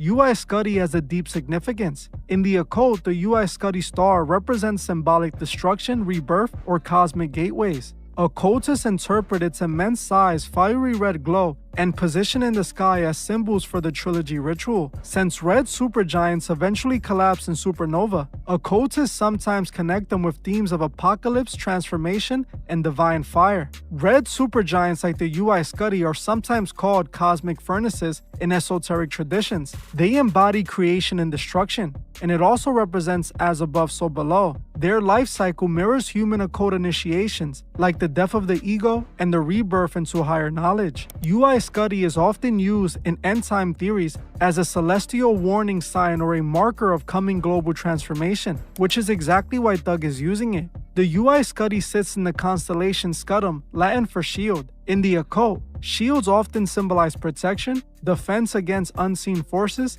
and spiritual warfare. Some esoteric writers tie Scutum to the idea of a cosmic shield between order and chaos, which makes UI Scuddy the most powerful star in the constellation, and symbolically important as the heart or fire of that shield. In Masonry, the shield of Scutum has a significant purpose. Masons claim the shield protects hidden truths. In the sky, Scutum literally shields UI Scuddy. It's also a reminder that even the mightiest star, man, or empire must fall. This ties to the alchemist's death and rebirth cycles, better known as Solve et Coagula, which is seen on the Baphomet. And it also connects to the Masonic initiation. One must symbolically die to be remade into higher knowledge. Scutum as the shield represents the final barrier an initiate must pass through before enlightenment, a cosmic trial by fire, just like Young Thug went through before this album. Young Thug's trial was the final process of the ritual before being reborn as an enlightened being. His album cover through a cold Masonic lens represents Scudam, the Cosmic Lodge shield,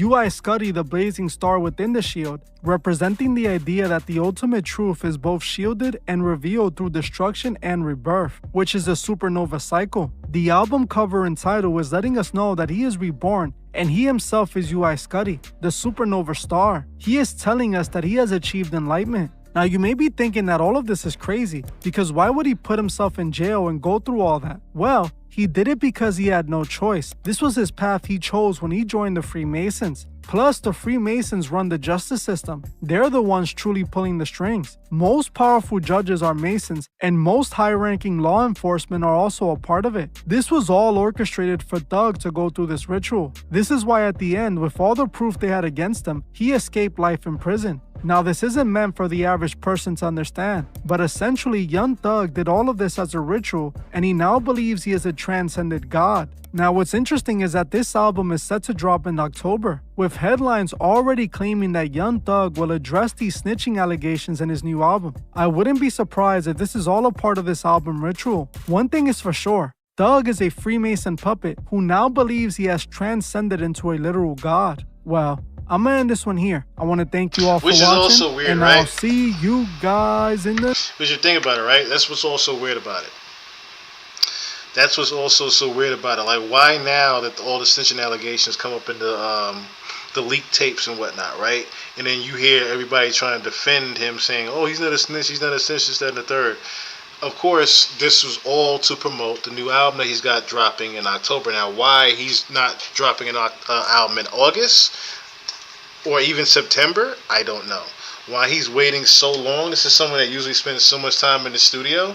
Why he's waiting this long to even drop the album is I don't know.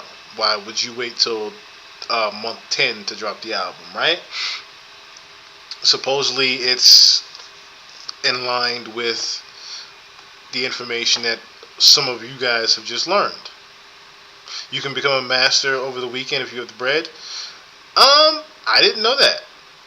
I mean, I don't see where it's far-fetched, but at the same time, I would think that you have to go through the actual degrees of learning first before you even go, like they just said right here, right? He's going through the death and the rebirth, right? That's part of the apprenticeship. Why is he going through an apprentice ritual when he's already a master mason? You see what I'm saying? It's that type of thing that literally, like, it still mind boggles me a little bit. Why is he going through an apprenticeship when that's something that you do in the beginning of Freemasonry? Why is he going through that if he's already a master mason? That type of thing, right? So, of course, with that information, you got, why Thug was even let off in the first place, because he is a master mason, and of that ilk with them. As far as the leaked tapes that's happening this week, I don't necessarily think that's a part of it. I can see where people could think that maybe this is part of his death and rebirth ritual, but at the same time, I don't necessarily think that. Because if that was the case, why would they do what they do in Diddy, right? There's no death and rebirth ritual going on with Diddy. This is more of a humiliation ritual. So what happened, my thing is, I think, and I saw the tweets happening afterwards, right? So a lot of the tweet and deletes that were going on with Thug. Let me see if I can find that one.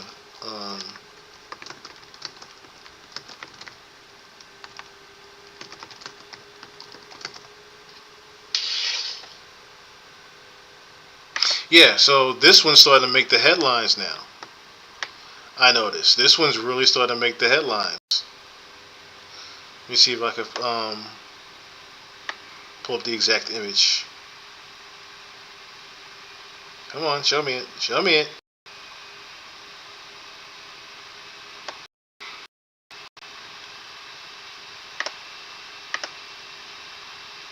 I'm about to just pull up the image of it now.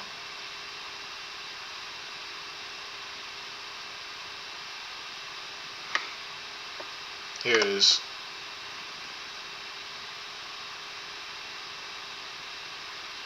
Yeah, this one right here. I don't know why, whatchamacallit,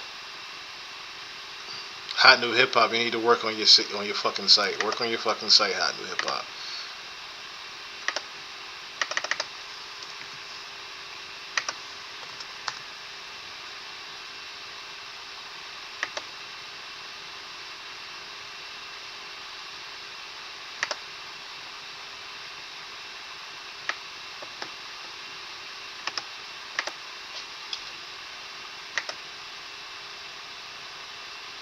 Oh, so I did find a real one. Okay. Alright, because everybody keeps on the Wham understood this, that, and the third one. I'm talking about this tweet right here. Fuck all that. I'm talking about this tweet here that got deleted. It says, since y'all want to call me a snitch, let's just air it all out. Let's just air it all out then. We all be taking mad dick in Atlanta.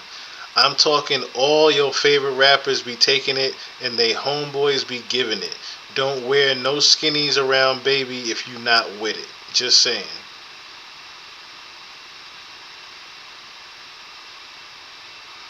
That was something that was tweeted and deleted. One of the many tweets and deletes of Young Thug.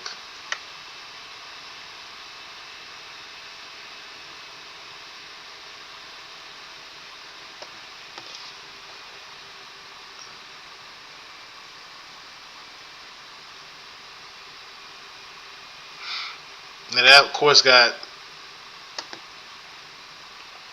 drowned out by the many different tweet and deletes that Thug does, which is another thing, right? He tweets something, then deletes it. He tweets something, then deletes it. Then tweets something, then deletes it. Now the recent tweets have all been about the album dropping.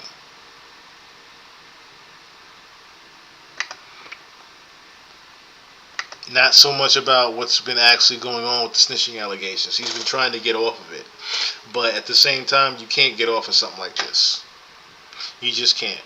Now, speaking of things you can't get off of, let's at least finish out with the Rajah Jackson scenario.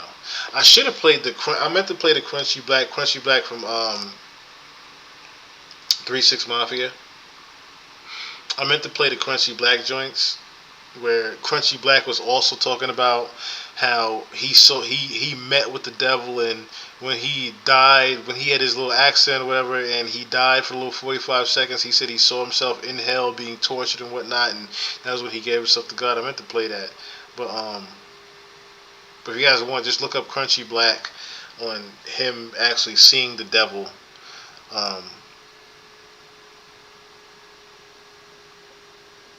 Let's get into Rampage. Rampage Jackson and Rajah Jackson. Doing my full reaction again on Rajah.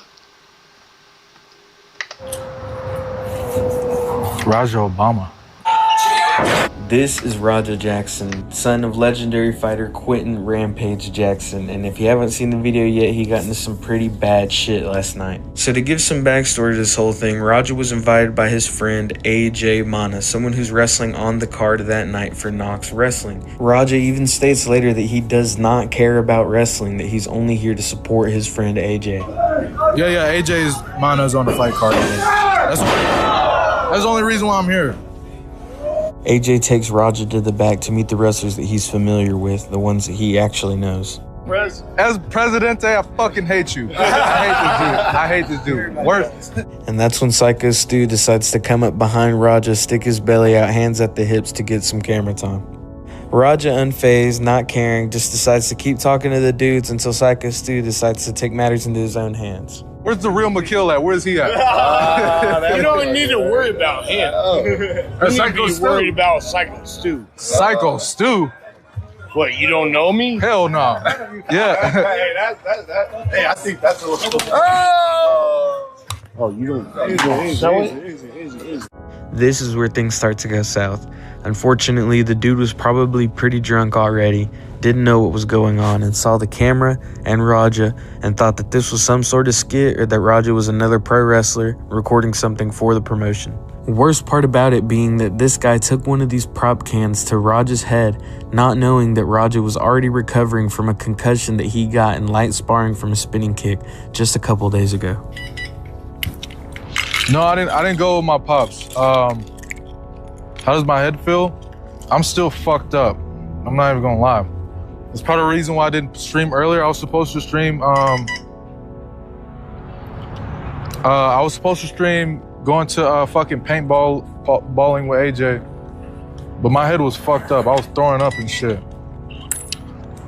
My dad is...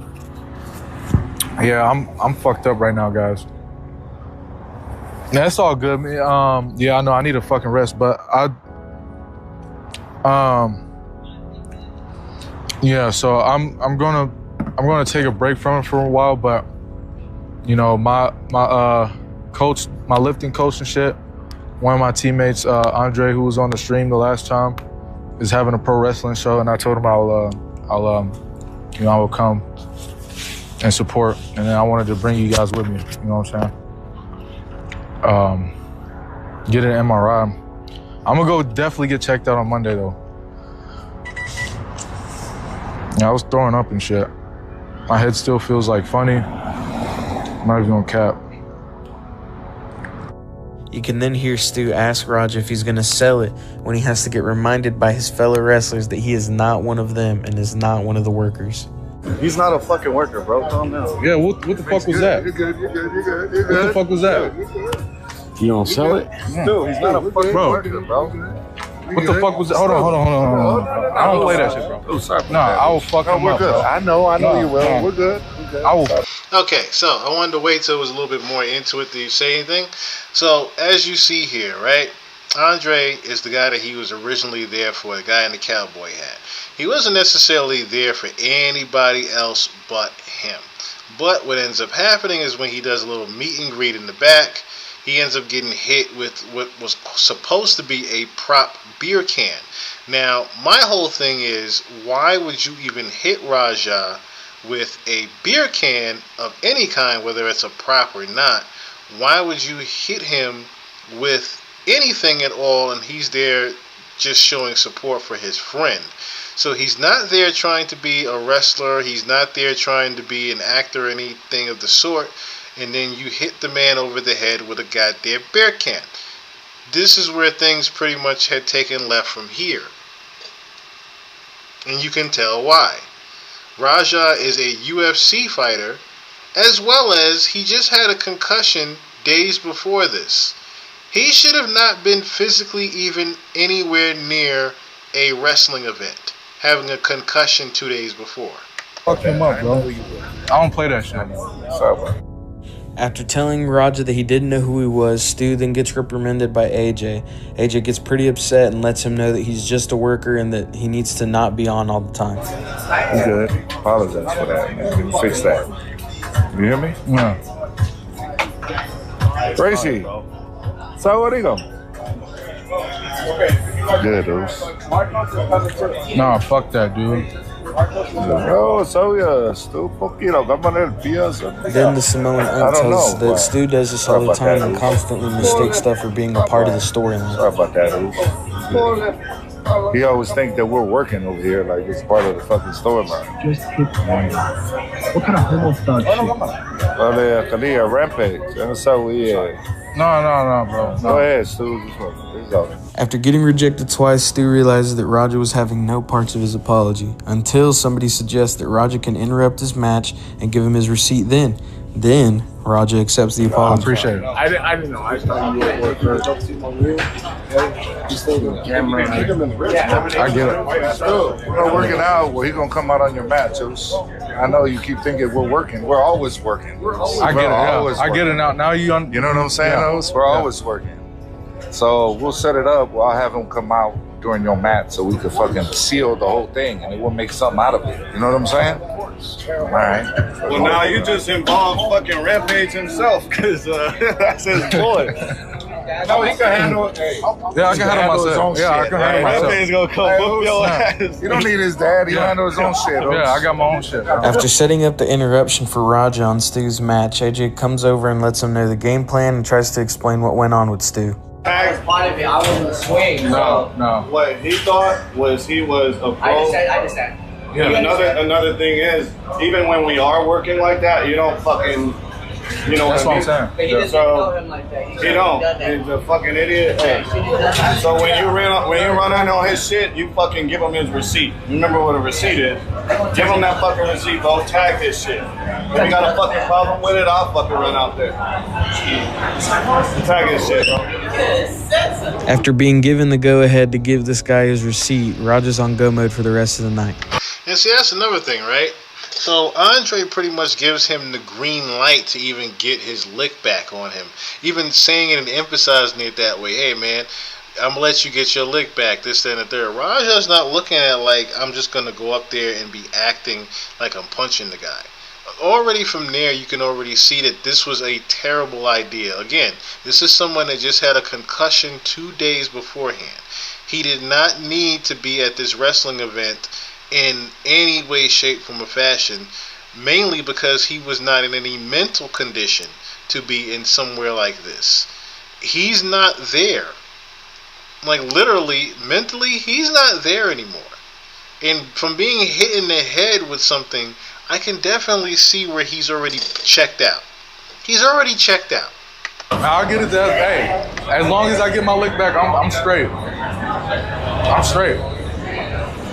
This is kind of the turning point in the night as Raja gets time to chill out and kind of think about everything and gets rage baited by all the comments in the stream. This nigga got knocked out.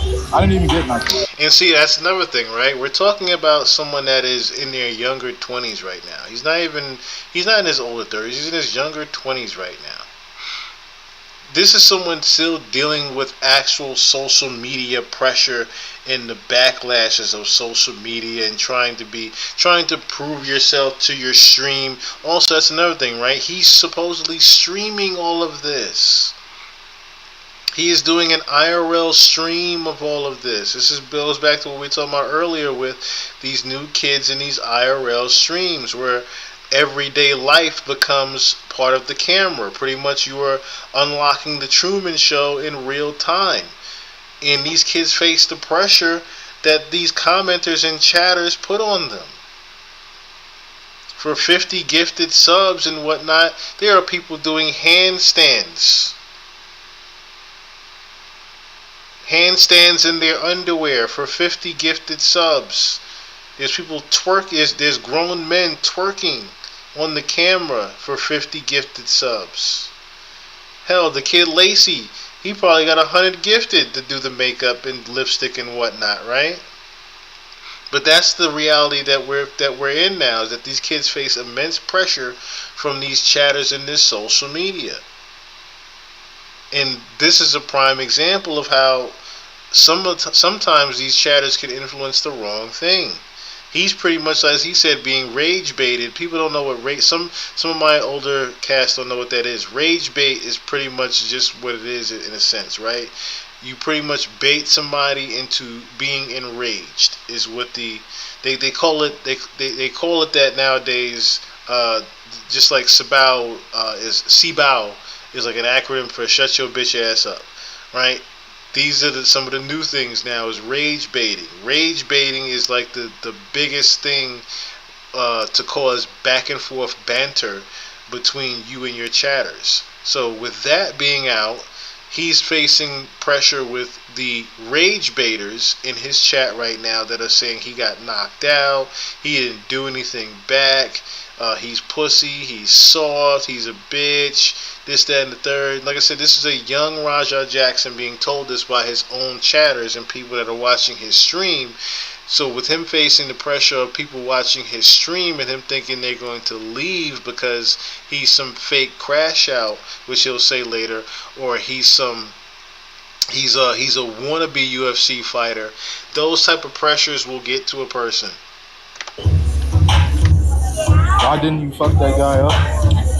Cause nigga, if I would have done something, then they would have kicked me out of this shit. Then there would be no more stream today. That shit pissed me off, bro. It didn't even hurt. It just pissed me off.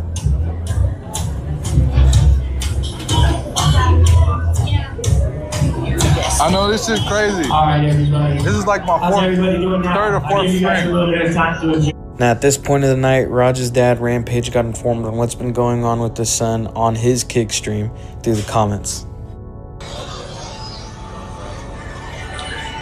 I'm watching the stream.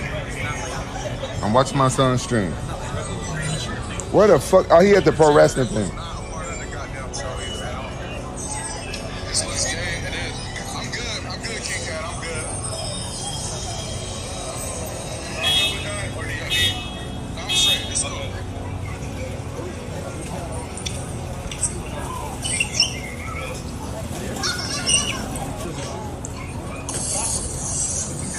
He at a pro wrestling event.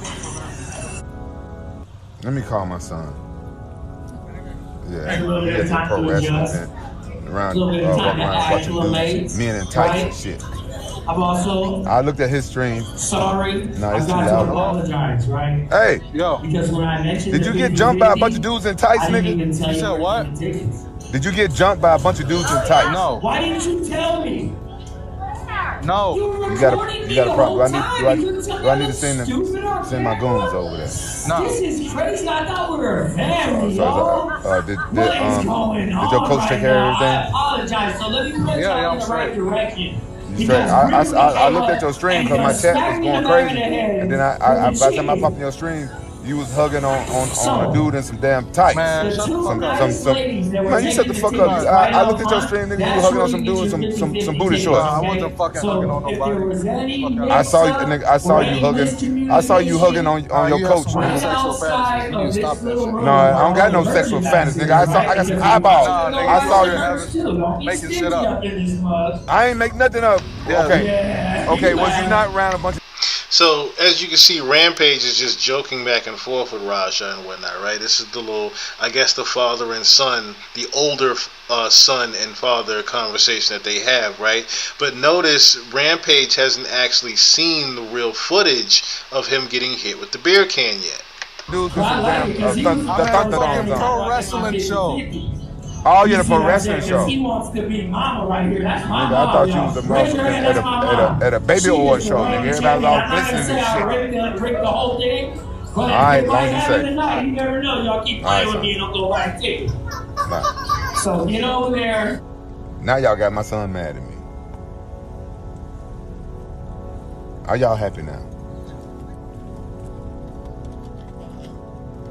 He straight up dissed me.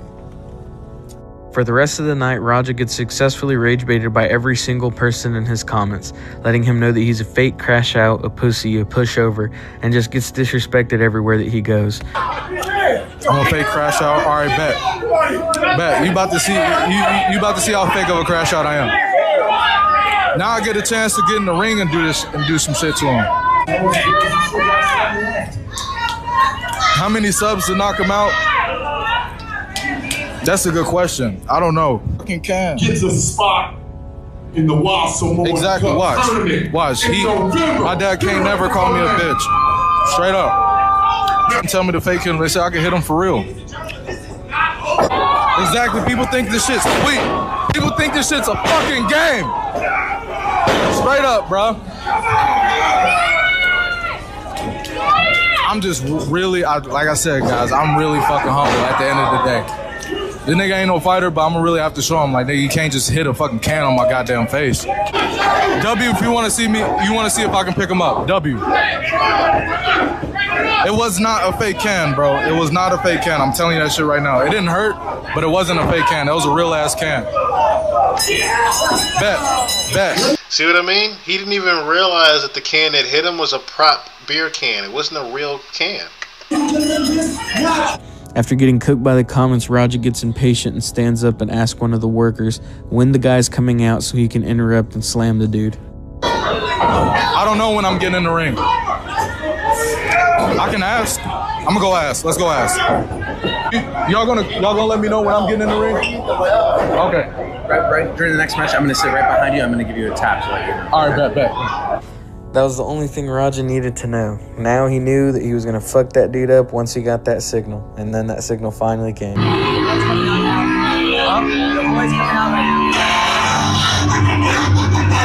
Raja then starts to pull everything out of his pocket one by one and hand it over to his trainer, and I think at this point, there was no getting Raja back. He was dead set on what he was gonna go in there and do. While Raja gets ready to interrupt the match, the cameraman's getting different angles and even getting a little bit excited for the fight himself. You know I don't provide it. Oh, let's do this. I can't really read what they're saying right here, but I know that the guy behind him is the one that gave him the signal to go ahead and interrupt the match.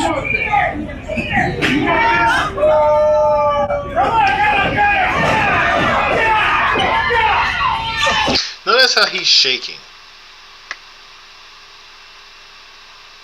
Notice how Raja is literally shaking. Now, anybody that, you know, have seen how a person can, when a person gets upset and very mad and they're quiet and enraged already, you've seen this type of body language before when they're shaking like this.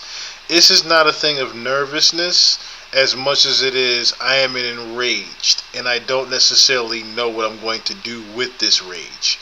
That's literally the shaking that I'm getting from him doing this.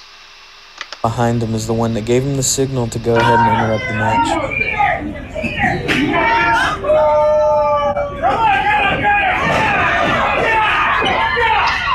I'm so sorry. Like, there was no more I am sane and still in my right mind about that shakiness that he was doing. No, stop it! You! Get on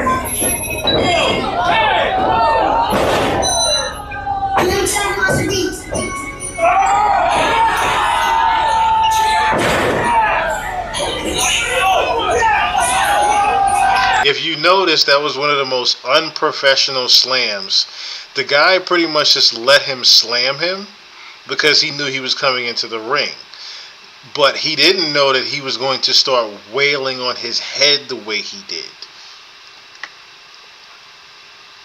Remember, this is a drunk Psycho Stu. That's what he does. He even showed it. He gets drunk before his matches. So a part of this is, you know, a bit of acting with him taking the slam. But the real part of it is he was very drunk. Well, not just the drunk part, but when he got slammed, he literally snapped the back of his head, if you didn't notice. The back of his head slammed and hit the mat, rendering him unconscious before the punches happened.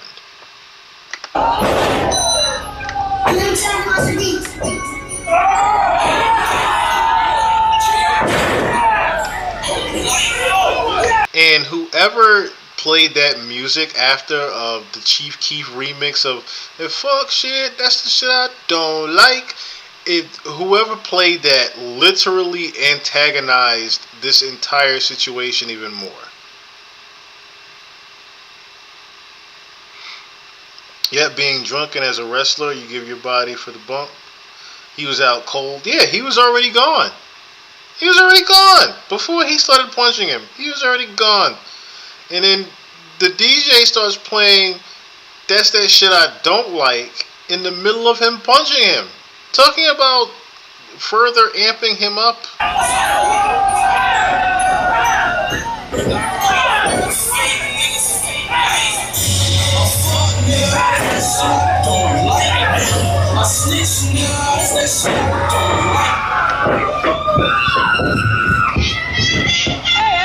As you can hear, there are now kids and women screaming now because what happened, they just realized, was not staged.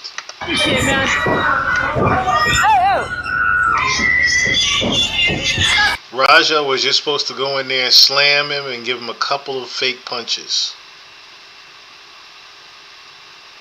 He didn't do that.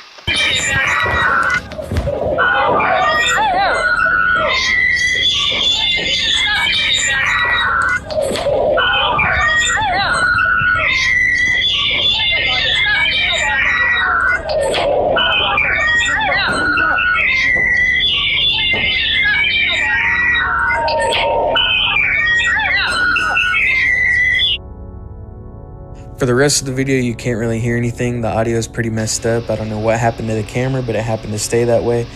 I mean, you can already tell what happened to the camera. The cameraman probably muted everything because of what was going on at the time. Also, I don't think the cameraman expected for Raja to act this way. Third thing is, you see how many people it took to even get Raja off of this guy? Remember, Raja may be young, but he is still a trained UFC fighter. I'll say it again. Rampage Jackson's son, Raja Jackson, is a trained UFC fighter. Yes, he took a concussion 2 days before this during a UFC training. But he is a professional fighter. Okay? So that guy just took professional UFC punches to his head. Basically, point of it is, he basically gets jumped right here. He got bit a couple times. He gets walked out of the place, and they follow him out.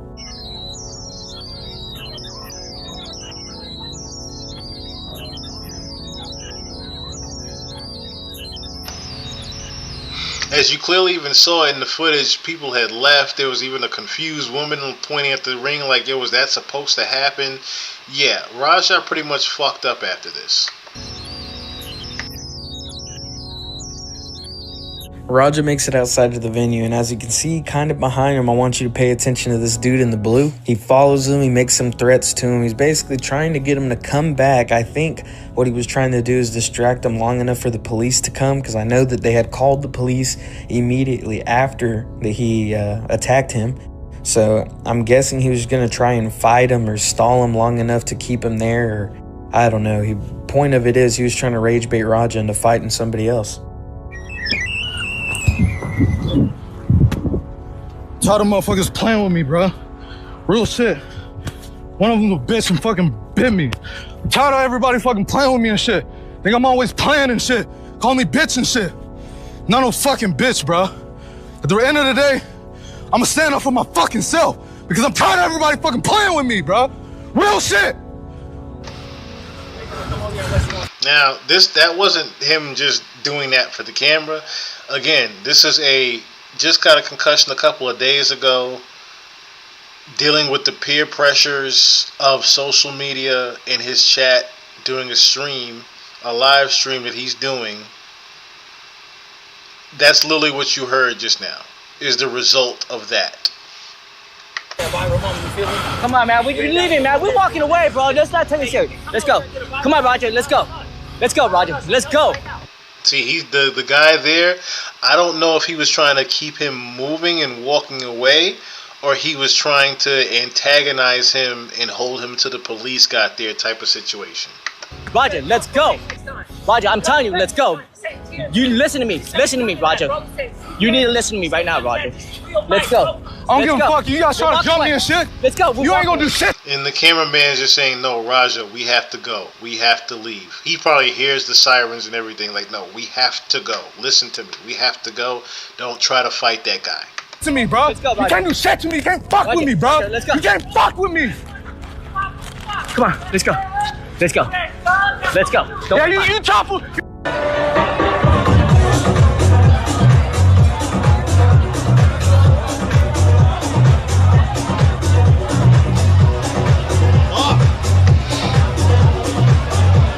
And of course, Rampage is trying to be calm watching the scene, but this is what bothered me, and I'm gonna say some about it later on in a second when I show a clip of Rampage's actual response to this. Just seeing Rampage doing IRL streams, being out on dates and whatnot, doing this, just out chilling, lets me also know that Rampage is in a different... Rampage himself might be a Freemason. This just told me right here that Rampage himself isn't necessarily of the normal celebrity ilk. How calm he's reacting to seeing his son just punch the hell out of a guy.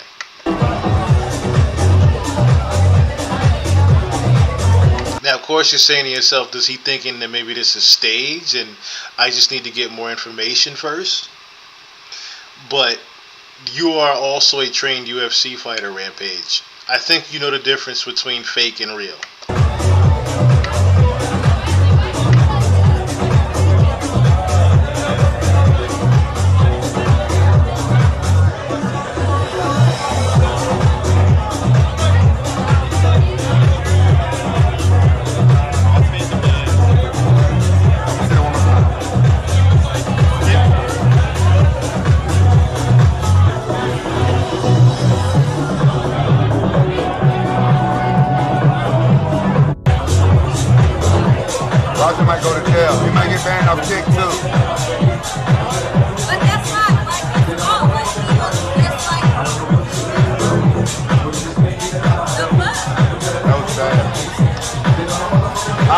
stage. Now, after seeing that, I even said the same thing. Like, you know, Raja might be going to jail.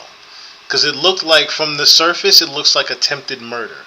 Until you get the context and information that happened in the background, it looks like attempted murder. I hope it stays, because sometimes people do hardcore. Some people do hardcore pro wrestling. Chat. What's that?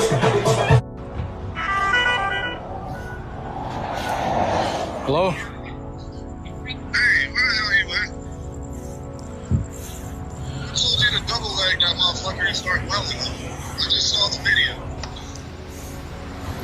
So pretty much this is Andre, the guy with the cowboy hat from earlier.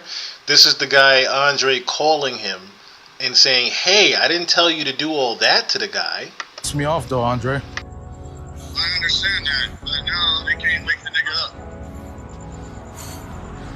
He's fucking in the ring, fucking flatline, bro. My bad. You didn't have to do all that shit. I understand y'all had heat. You didn't have to fucking take advantage. I'll call you back later. Let's go. Ready? Get in the car. Let's go.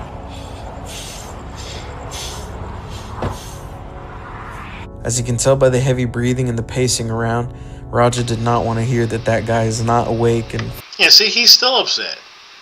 He's still out of his mind. flatlined, and probably thinking that he killed him and facing a lot more jail time than what he's already facing, attacking him. Thankfully, from Rampage Jackson, Raja's dad, we know that Psycho Stu is awake and stable, and that he does not condone any of Raja's actions, that he suffered a concussion recently and probably shouldn't have even done anything that involves physical contact. I just want to know what you guys think. Do you think that this is just a string of bad decisions from Raja, from the entire night, crashing out on someone who doesn't deserve it? Or could this be some sort of lingering early sign of CTE, where he's suffering from this concussion, that he's not emotionally there to make these kinds of decisions, which led to this, which led to him being, you know, on edge and attacking him the way that he did? Let me know what you guys think. No, I didn't go with my pops. How does my head feel? I'm still fucked up. I'm not even gonna lie. It's part of the reason why I didn't stream earlier. I was supposed to stream going to fucking paintballing with AJ, but my head was fucked up. I was throwing up and shit. Does my head hurt? Yes. I worry about my son, but I'm telling y'all something. My son got me in him. Wait, hold on. Fuck. Verbal typo. My son got my DNA in him. I ain't worried about him. He tough as fuck. Yeah, that's the whole thing, which Rampage himself hasn't necessarily had the best background with being a sane person, which is where he got the name Rampage from, if you get what I mean. But this is more of an updated video on what's been going on also. I know our wrestling is stripped. I'm talking about what I'm gonna do to the guy. We saw the TMZ video. You're an accessory to an attempted murder. You're a fucking bully. You're a bitch. Wrestling is fake. That is something that everyone just seems to understand, especially since back in 1987, when Iron Sheik and Jim Duggan both got arrested for driving under the influence and drug possession in a car together when, in the storyline, they were supposed to hate each other. Well, everyone seems to know that except for Raja Jackson. Accidents happen in the ring. Darren Drozdov got paralyzed from the neck down after a move went wrong. Same with Stone Cold Steve Austin, who had his neck broken after a failed pile driver. And the wrestler Owen Hart died in the ring after falling 78 feet in a botched entrance. But those were all accidents. Say what you want about pro wrestling, but these are professional athletes who practice these moves to be as safe as possible while looking real. But what happens when somebody comes into the ring where everybody is playing by the rules that genuinely wants to hurt someone? You get a freak named Raja Jackson who thinks that punching an unconscious man 22 times to look cool for his audience of 712-year-olds is okay. Raja Jackson is mostly known for being the son of the UFC fighter Quinton Jackson. or more commonly known as his nickname, Rampage Jackson. Raja grew up in a very well-off household, but even his own father knew that Raja was going to become a problem child, because unlike his siblings who had college funds, Quentin had saved up Raja a bail fund. So I saved up college tuition for the 2 Japanese kids and bail money for Raja and his brother. So if you go to jail, I'm just going to bail him out. We're not off to a good start here, but Quentin was right to think that because you don't need college money to go to Khan College. On August 23rd, Raja went to a wrestling event while streaming on Kick, and due to his status, got to go behind the scenes along with his cameraman, where they got to hang out with the other wrestlers. The independent wrestler, Psycho Stu, who had been wrestling since 2009 when he left the military as he found it helped him handle his PTSD, mistakenly thought that Raja was another wrestler, and cracked an empty can onto Raja's head. Raja took this as an insult and was immediately ready to fight Stu, saying that he wasn't playing. There was nothing, and let me also put context to this. I absolutely hate how this particular narrator is talking towards the situation, because he's talking with a lot of hate towards Raja, and it's not like I see both sides of the fence type of thing, because there was nothing accidental about Psycho hitting him with the can. I'm gonna kill that. Where's he at? You don't need to worry about him. You need to be worried about Psycho Stu. Psycho Stu? What, you don't know me? Hell no. Yeah. Hey, I think that's a little. Oh, you don't sell it? Easy. He's not a fucking worker, bro. Calm down. Yeah, what the fuck was that? You're good. What the fuck was that? You don't sell it? Dude, he's not a fucking worker, bro. You gonna sell it? See what I'm saying? Like, this is nothing. There was nothing accidental about that. Psycho knew what he was doing, and he wanted to see was he going to react as an actor. What the fuck was that? Hold on. I don't play that shit, bro. Oh, sorry. Nah, I will fuck him up, bro. I know you will. We're good. I will fuck him up, bro. I don't play that shit. Sorry about that. Nah, I will fuck him up, bro. Now let's move it along a little bit, because we already seen this part happen, right? Let's move it along to the updated version of this. WWE affiliated training academy would make this statement on Facebook. First and foremost, our thoughts and prayers are with our brother Mr. Stuart Smith, Psycho Stu, as he remains a priority and we are monitoring his well-being. What was supposed to be a planned and agreed upon wrestling spot turned into a selfish, irresponsible act of violence against Mr. Smith. This egregious act is reprehensible and never should have occurred. In the 17 years of operation of Knox Pro Wrestling Academy, there has never been anything as heinous take place as this, and we apologize to our patrons and fans. Well, that was a nice statement, but in the end, it meant nothing because guess what? They would secretly message their wrestlers trying to cover this up, saying not to talk to the police about what happened. Please refrain from engaging in comment sections on social media posts about this tragedy.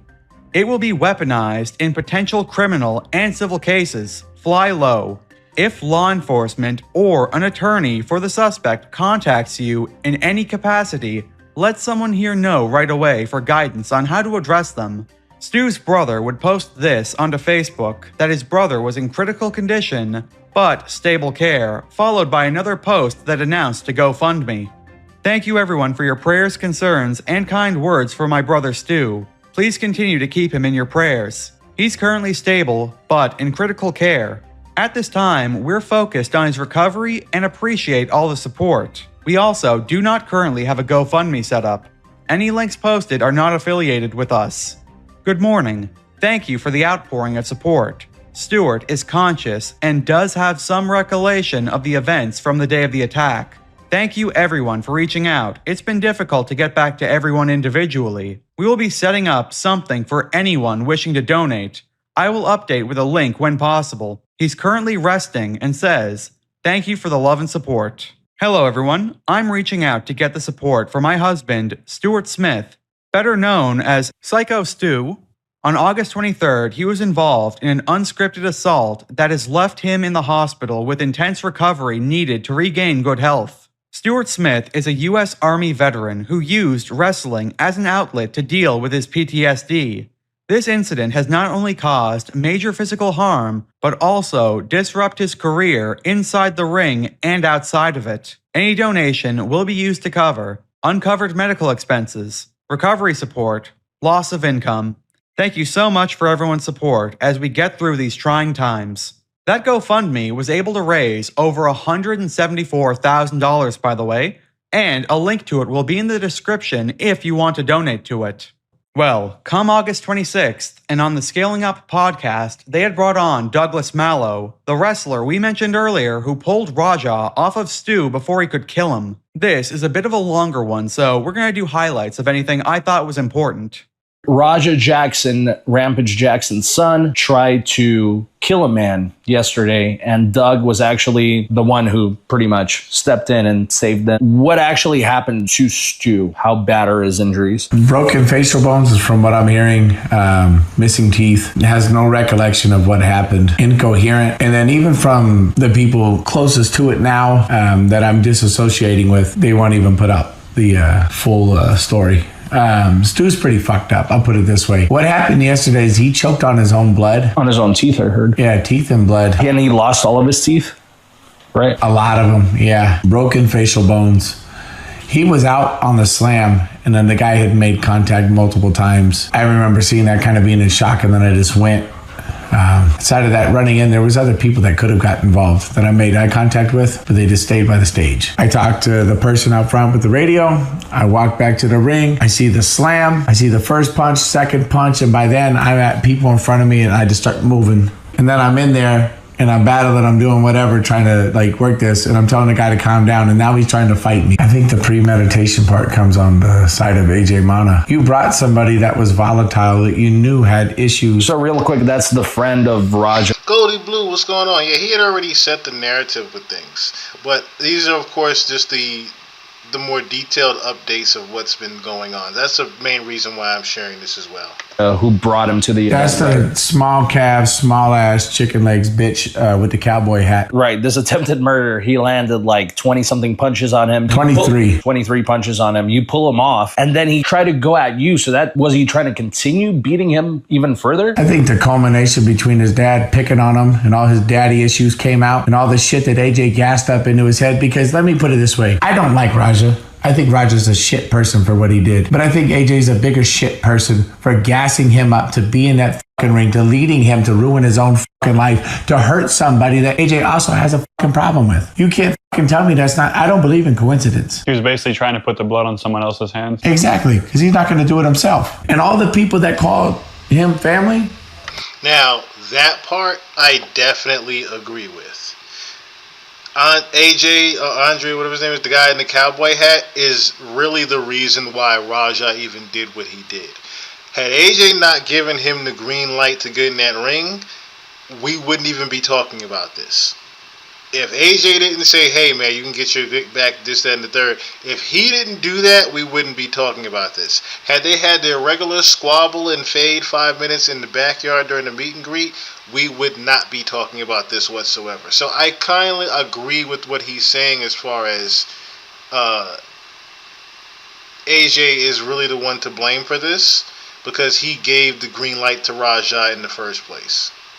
Where the fuck were they? And then when we're in the fucking ring and I'm breaking it up and he shoots a fucking double leg on me, by the way, work a better fucking double leg, you fucking prick. And then I'm telling you to fucking calm down. I'm not even fucking fighting. I'm not even being fucking hostile. Then you're trying to fucking work and get lower, do this, change positions, and I'm over here having to swim with you, all this other shit. And then you fucking punch me in the fucking eye after we're breaking it up, you fucking loser. That's why you got fucking headbutt, and that's why I fucking punch you, and you're fucking lucky I was tired from the match before this. What kind of fucking person are you? You fucking low-life fucking clown. You want I know what you get at. What'd you tell me?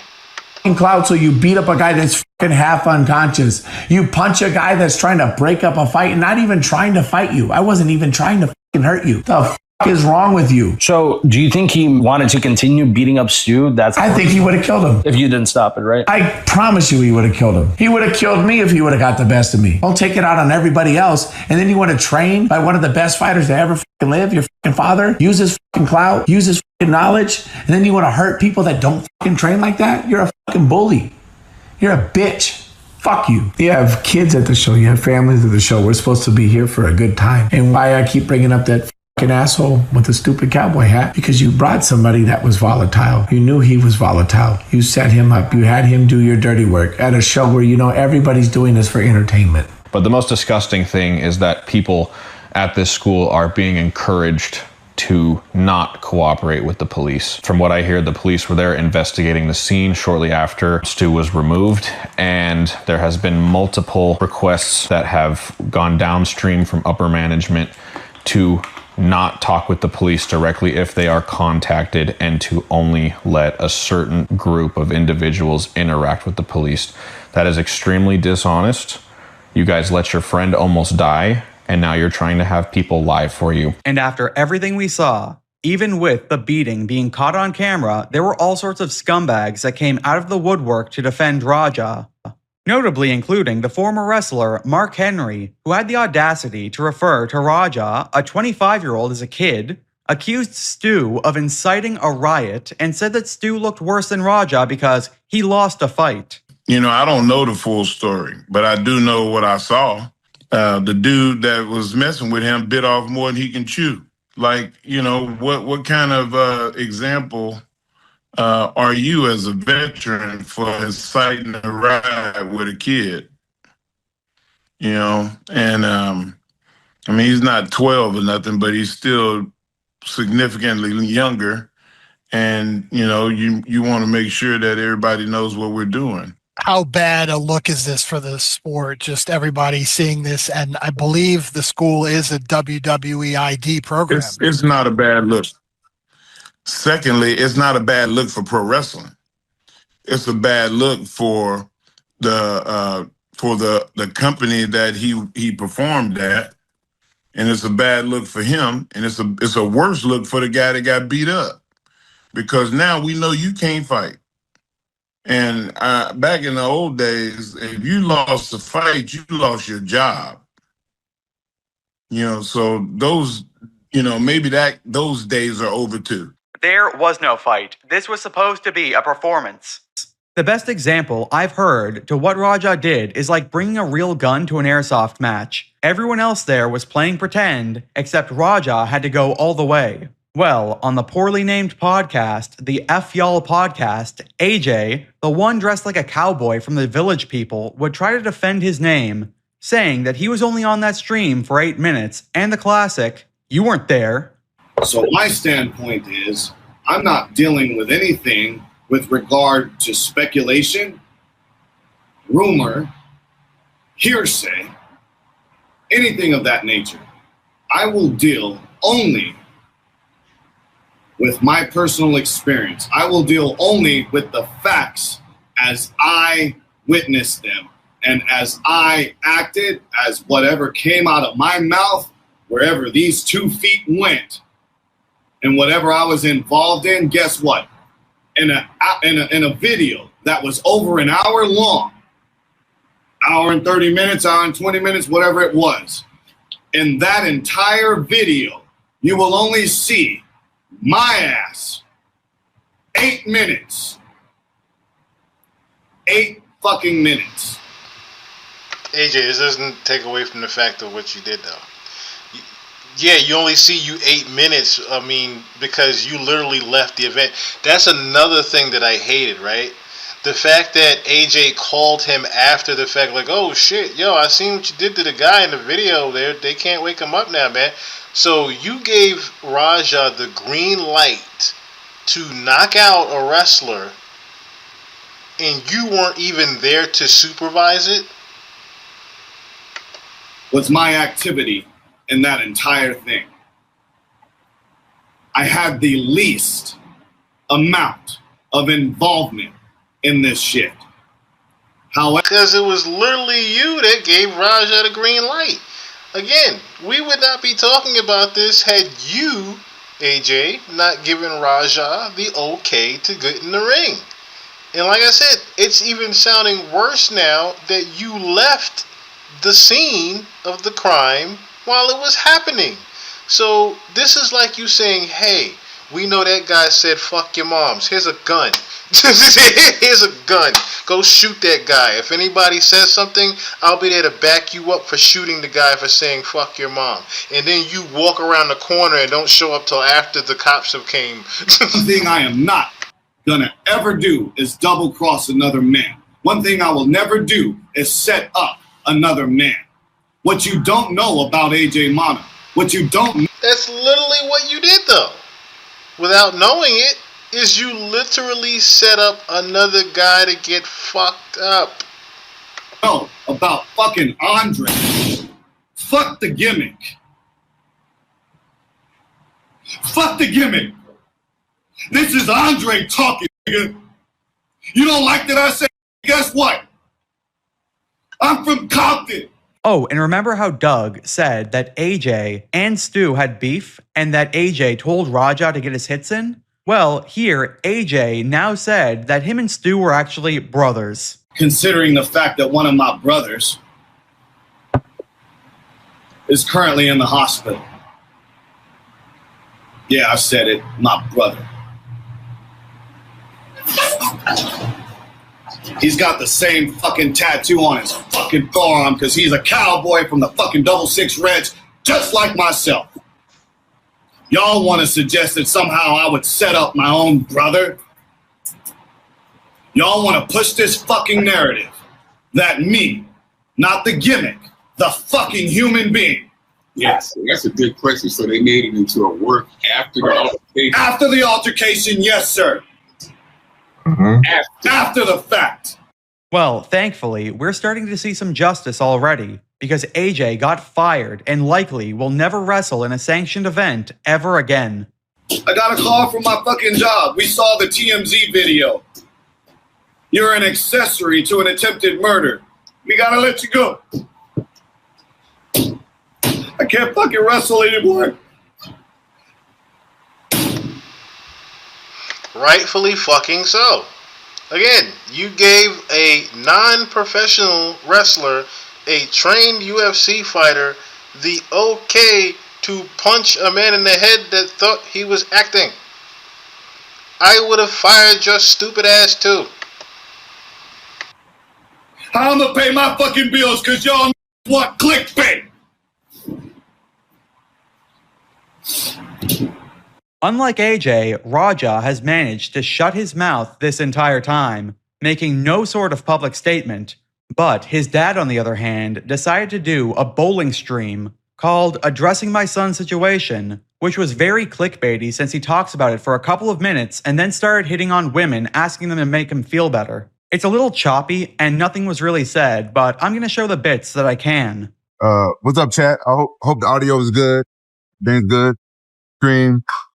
Since the unfortunate incident this weekend, it's hard for me to talk about it, but I'm just keep it 100. I feel bad about what happened to Psycho 2. I don't condone what my son did at all. Very, very unfortunate. But I was there, went there, but I wasn't there. But I'm a father, so I gotta have my son's back. But I'm gonna let justice play out, take its course. Ain't much I can do on that side, but be a father. You know what I'm saying? And y'all know I can't talk about that shit. I can't talk about any details and stuff like that. I can't really. I think this was something for Rampage. And I'm going to show a video here in a second to why I know for a fact now Rampage is definitely a Freemason. Go into nothing. I hope y'all can respect that. You know what I'm saying? I can't say much about that shit. It's really not my place to say anything, and we gotta let this shit play its course. This shit put me in like a bad mood. You know what I'm saying? I feel bad about Psycho Stu and his family had to see that shit, you know what I'm saying? And, you know, all the stuff that went on. I just wish I just wish I could have been there, but I couldn't. I can't talk about much. I don't even know if Now, let me also be clear and say the lining of events that happened, there's nothing ritualistic about that part. As far as Raja going to the event, you heard him say, Raja said he was going paintballing. He was supposed to be going paintballing. He wasn't supposed to be at the wrestling event. He was supposed to be going paintballing. So this is more for, I think, something with Rampage than it is anybody else. But Raja being at the wrestling event and that incident happening with the guy, that was all accidental. I don't think anything about that was ritualistic as much as the end result and results of Rampage, what's going on with him. That part is going to be ritualistic. if I said too much right now, you know what I'm saying? But y'all need to know that I don't condone Raja's conduct. I don't condone none of the shit that happened, and I hope Psycho Stu can forgive me myself as a dad. And after that, he just started bowling for 2 hours. Rampage Jackson did not take this seriously whatsoever. And how can you blame him when in 2008, Jackson was in a high-speed police chase, hitting other cars, almost hitting pedestrians. See, I hate how his narrative is. He's trying to say that Rampage didn't take it serious because he's in a bowling alley bowling by himself. If anything, he's just trying to clear his fucking mind, dude. But this clip right here speaks to what I was talking about before with, of course, this is Raja, Rampage's son. Rampage got his name for his own actions back in the day. Driving on the sidewalk and the wrong side of the road until getting arrested. You know what his punishment was? 200 hours of community service, and get this, he had to go to therapy. At the same time that bowling stream was going on, an interview with Doug came out on the YouTube channel Submission Radio, where Doug told us exactly what he did to get Raja off Stu. What happened in those exchanges between you two? Yeah, I got stitches right here. What happened was when I first came in there, my goal was to not tackle him onto Stu. I went in, I looked, I assessed, and I said, I have to pull him away from Stu. So that's why I went to the outside and got under an armpit and tried to throw him off to the side. And when I did that, you know, if you look at the video, you could see him shoot for a double leg on me and try to take me down. He was working the whole time to try to get an advantage, get my legs, dump me on my head so he could do the same thing to me that he did to Stu. Or at least, you know, attempt to, because I would have been awake. Doug also told us more about why the response didn't have as many people in it as it could have, as well as reminding people that this happened super fast, even though it felt longer. Dude, it's crazy, man. I was reviewing the footage. Did you expect more from the boys? Like, in that situation, I would expect, you know, all the boys to jump in and help you out. They did. Like, there was the guy with the cocks, but looked a little bit delayed to me, right? Like, I feel like it should have been a stronger response. Yes and no. We have some really big boys there, and they were in the back, and there's no TV monitor back there. A lot of people didn't know. So, like, it all happened. It looked like a long time, but it all happened so fast. There's people that were sitting by the steps, which is on the stage. It's a small room. You know, people could have ran in right there, but they didn't. They just watched. And that bothers the hell out of me. You know, like. And see, even what he's saying right there, that coincides with what you're talking about, Goldie. How there were people there that could have did something, but necessarily didn't, as if they knew what was going on. Like I said, we're pretty much saying the same thing, right? I don't think Raja knew what he was getting into as much as he didn't necessarily know that he was going to be hit with a beer can that night, or even that he was going to get into that particular situation, right? But as you heard earlier in the video, Rampage has always put money to the side for Raja to go to jail as if he knew ahead of time he was going to be doing jail time. I don't even know if he was projecting it on him as much as he just knew that he was going to literally have to sacrifice his son to go to jail later on. Like I said, you can tell just by how the results of that the chase that he led police on, that he was already a Freemason. Rampage is always has been a Freemason since the beginning of his actual UFC career, in my opinion.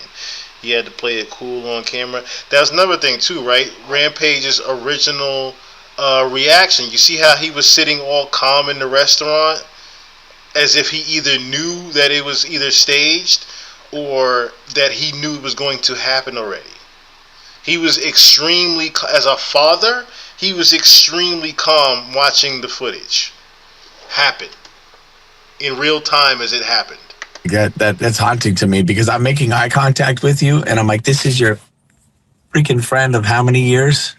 And you're just going to let me fight it out. And if that guy would have got the advantage on me, like he could have really hurt me. That's one punch. You know, trained fighters, it's not like I'm fighting a bar drunk. You know, I've whipped so many bar drunks' ass as a bouncer and laughed about it, you know, just like, buddy, stop doing this. You know, you slap him in the face, like, quit trying to be a jerk. And then you wrestle with him a little bit, like, no. This guy was an absolute savage. He was so strong, you know, he was quick and he's a powerful guy, you know, like, yeah, I'm bigger than him, but he's a trained fighter. You know what I mean? That's a lot of power packed in small bodies. When asked about AJ gassing Raja up, Doug would say that he saw this as being an accessory to a crime and pointing out what kind of a hypocrite AJ really is. Raja's new to the scene. He doesn't understand pro wrestling. And you got one of the boys in the back basically working him. Like, how would you describe what AJ did to Raja in the back by saying that? Accessory to a crime. You're a worker. That's your guest too.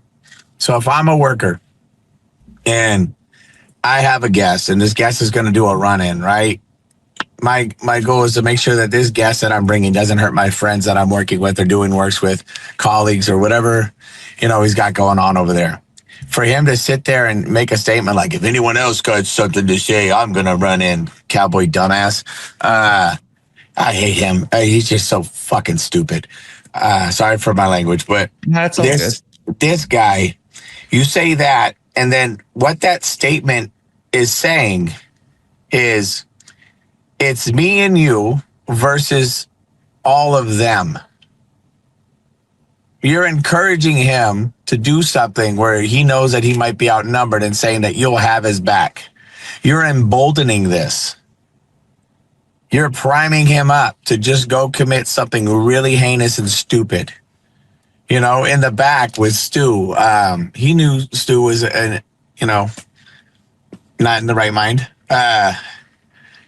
Stu even said, you're going to sell this? You know, and instead of AJ trying to calm it down and de-escalate, his tone of voice, his body language, everything, how he was acting, he escalated everything.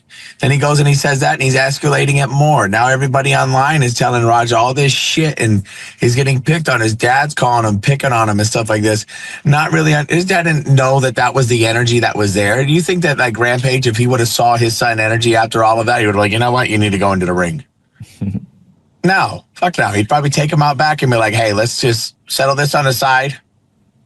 Or demand another day where we settle that, but like this isn't going to be good for you, you know? Which, like I said, Speaking on what the guy's talking about, right? Like, he's very right about that. That's what I said. Rampage didn't even know that Rampage. It didn't sound like Rampage even knew that Raja was at the event. The first call that happened between Rampage and Raja, Rampage was just confirming that he was even at a wrestling event. Then you have, like I said, the calmness that he was at the restaurant, but it was more so. Yeah, I get the fake outrage. I definitely get the fake outrage from the other wrestlers that were back there. But I don't necessarily even know if his dad was pulling strings for this.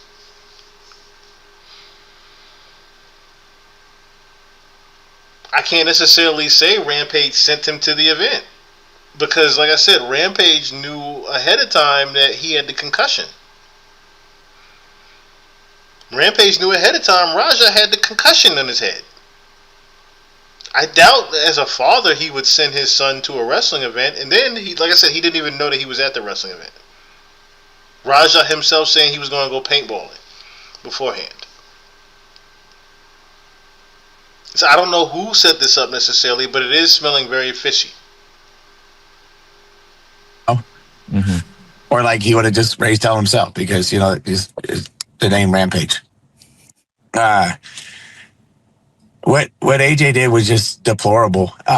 He was caught on a phone call with him, like in the live streams after the fact, and then one of our workers, one of the wrestlers, says, "Hey, is that you?" And he goes, "I would never use the N-word, this and that, and the other thing." Then he goes on CT Fletcher's podcast, N-word this, N-word that, I'm this is really who I am. There's no lies told here. I didn't say this, but there's a video of you literally saying what you're saying you didn't say.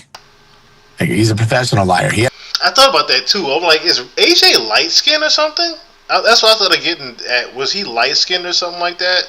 Because he said, "I didn't tell you to do that, my nigga." He said that to Raja, like he knew Raja. You know what I'm saying? That whole thing. It's a Samoan accent when he hangs around the Samoans.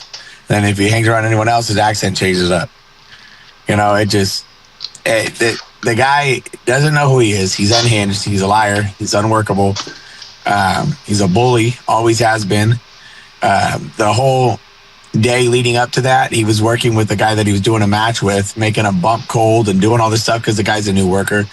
And he's like, "I'm making sure he could do all the stuff that I need him to." Like, what are you talking about? You do what they can do and you work around that because you're supposed to be the more experienced worker. And then when the guy leaves the room, he's sitting there mouthing off to everybody, "Oh, he can't work. Oh, he can't work. Man, he doesn't know." Like, bro, you're such a dick. You're bullying this poor kid, and now you're talking shit about him. Like, instead of encouraging him so he's confident, you guys have a good match because he's confident, he's happy, he's ready to go, he's loose, he's excited. No, you're destroying his confidence. You're doing it to put yourself over. All he cares about is clout and ego. So even backstage with Raja, you hear him making, "Oh, we can get your dad involved." And he's smiling, like dribbling in his pants to get Rampage over. And then he says it like 2 different times, all excitable. And then everyone's like, no, he's his own man. He can do it himself. Lastly, Doug, that's what I thought what too. kind of a person AJ? That's what I kind of thought too, that maybe he was Hispanic. That's why I kept saying light skins. I'm like, he looks like he's something. He doesn't look like he's straight Caucasian. You know what I mean? AJ was. Stu had given AJ a car, and AJ still did what he did. The day of, he said that him and Stu had heat, and he told these grandiose lies about the ranch that him, how he said, "Me and Stu worked on the same ranch." Shut up. They told him to leave the ranch because he didn't hold his own. He doesn't know how to work. He's not worth shit.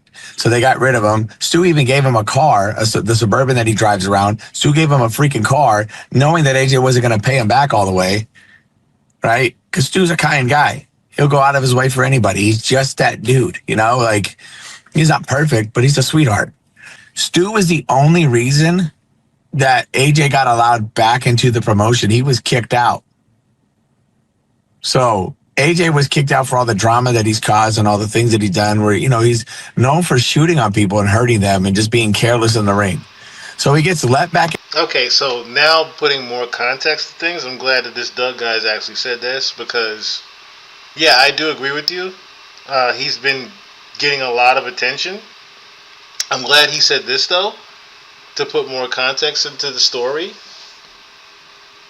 That's kind of fucked up. Now that I'm hearing that, like, Stu got you a car, he got you your job back the first time, and for you to set Stu up to get fucked up and damn near get killed in the ring by some kid that didn't know any better, it's kind of fucked up, AJ. Into the promotion after he caused all this freaking drama. Well, I don't even know if he caused it because there's another idiot over there. The guy in the blue paint that was out there trying to put out his Instagram handle, the crackhead. But Stu was the only reason that allowed AJ to stay there. Because Stu vouched for him when he wanted to come back. And as for now, Stu has regained consciousness, and his family have posted this picture showing that he's smiling and able to speak. Stu does not remember what happened for a large part of that day, but personally, I think that things are starting to look up for him. And if you want to help, again, I would suggest donating what you can to the GoFundMe in the description. We're still a long ways away from seeing justice served, But Knox has already been removed as a WWE affiliate school. There is clear evidence of what happened, and there are still freaks out there that will come to any conclusion to defend Raja's actions that night. Stu crushed an empty beer can onto Raja's head, and in response, Raja tried to crush Stu's skull. You can easily tell who's in the right just by seeing how people are acting. Knox told their wrestlers to not say anything to the police or lawyers because it could be used against them. AJ had a total meltdown on stream, rocking back and forth, trying to gaslight people into believing him over the cameras. Because remember, you weren't there, and you don't know what really happened. And of course, Raja, the main attraction himself, has been dead silent since that night, where he was huffing and puffing like a 400-pound smoker, screaming about how he's not a bitch. Meanwhile, Doug has spoken to anyone that would listen to his story. So here's the thing, right? I'm finding out the part about AJ with him with Stu getting AJ a car.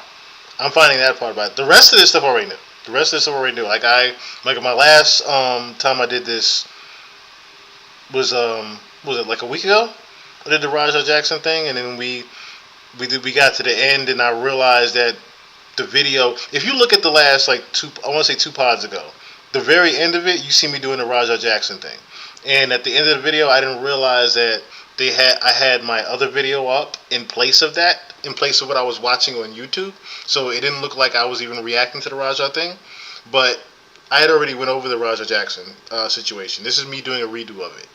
But this is a updated version of what I've kept. Like this particular video here we're looking at, came out not too long ago. I want to say it would be 2 days ago, as far as that goes.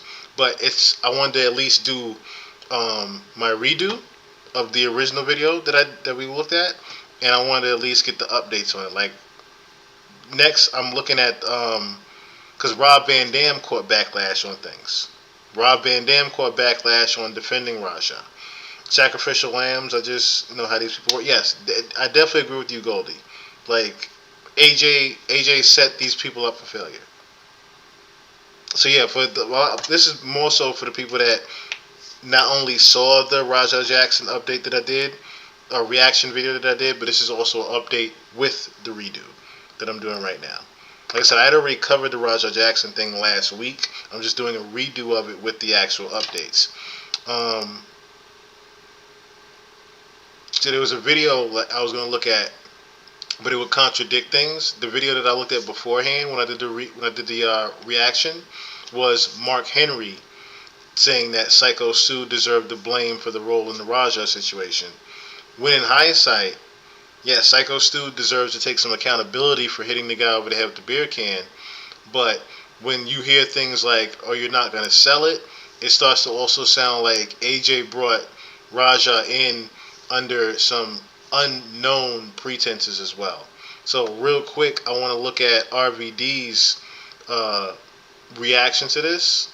And then I want you guys to pay close attention to Rampage's reaction. I haven't blocked probably 10 people since I've been on X. But you know what? Drop that down! So he's pretty much just video right here, just him addressing things on his podcast. And him pretty much, because he faced a lot of backlash for his tweet saying that he was going to have Raja Jackson on his podcast and do an interview with him, which ended up never happening. And that he was pretty much in defense of Raja. And Dom, give a platform to all opinions. Basic thinkers are like a parrot. Hey, what is a poll? Smoke 4-2. All the Van Dam fam. 2 bongs make a right. Nice. Thank you, Daddy. And, yeah, for people of low substance are polls. I didn't know what that meant. I'll tell you what I mean by that. Yeah. Okay. Because that was something, too, that I'm sure confused the poor bloke, James. If he didn't get basic thinkers, then he's probably not going to get people of low substance. But now, real quick, I don't want to set track everybody, but is it just me or is this an old man with a podcast, and these two are helping this old man do this podcast. That's what I'm getting at here. That Rob doesn't really talk as much. These guys pretty much read tweets and donations and whatnot and help out old man. Hi, Rob. If I showed you the feed of all the people that were bullying, that sent messages saying you're a piece of shit and all kinds of stuff, but that's, yeah, it's, anyway, just hey, bully. If I showed you all of that stuff, right? But those people, our relationship doesn't have any much substance. Their stories, they want me to believe, like, oh, I followed you for 20 years, and now all of a sudden, boom, I'm turning my back because it's, I don't like the way that you worded something, or because of what, I'm still not sure. You know what I mean? I still don't even know what the hate is about, if it's a misunderstanding or if it's something that I actually said. I don't know. But, those people, we don't have. And see what I'm saying? Rob, just what I'm just hearing, just this couple minutes here. Rob Van Dam just gets high in his basement now as a retired wrestler and don't give a fuck about none of this shit. that's really what I'm getting at here. But like I said, for people to come at Rob, and I'm glad he said that just now, for people to come at Rob the way they have been, it's like, just from this right here, Rob didn't even know what the hell was going on, really. He saw a video. He wanted to make some traction with his podcast by saying he was going to have Raja on it. And he probably picked the worst time to do a promo. In the worst way fashion to do a promo. And caught nothing but the butt end of the stick of this one. Now, real quick, I want to play Rampage's reaction. And I want you to know this. I want to put context to this as well, right? This is during the stream he was doing with Neon. And during this stream, also a couple of different things happened. I'll look it up as I'm playing it real quick here too. But a couple of things happened during the Neon stream that Rampage ended up doing. Pretty much they were piggybacking off of each other, trying to get each other's fan base. But I want you to notice the humiliation ritual that's going on with Rampage. My other kids, and he had nothing to do with none of that shit. Roger's a. What do you notice already?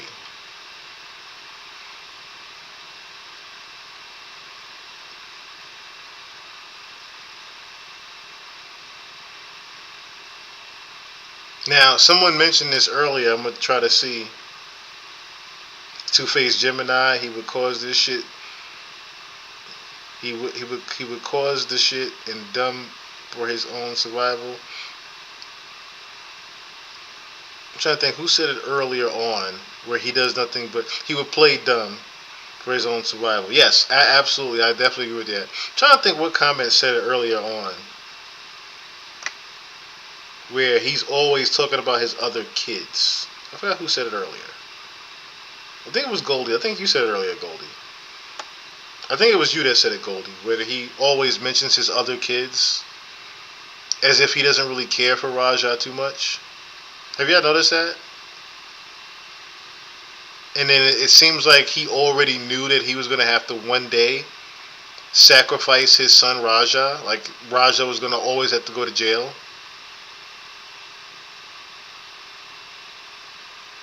Yeah, Bonnet Gang. Like, you see he's in a wig, right? Like I said, this was the day that him and Neon were doing dress up. I forgot what superhero he dressed up as, but I remember Neon was walking around in a Superman outfit. Let me see if I can pull up a picture or two.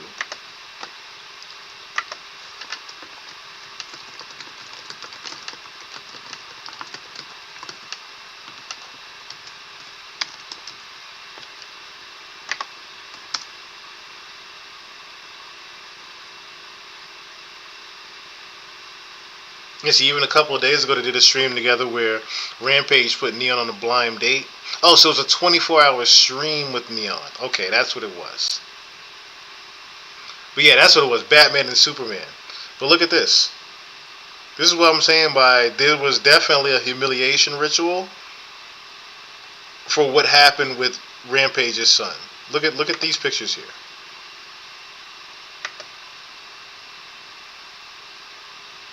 Raja's mom's death. Oh, I might have to do some looking into that. Raja's mom's death is very suspicious. Raja's Rampage's baby mother.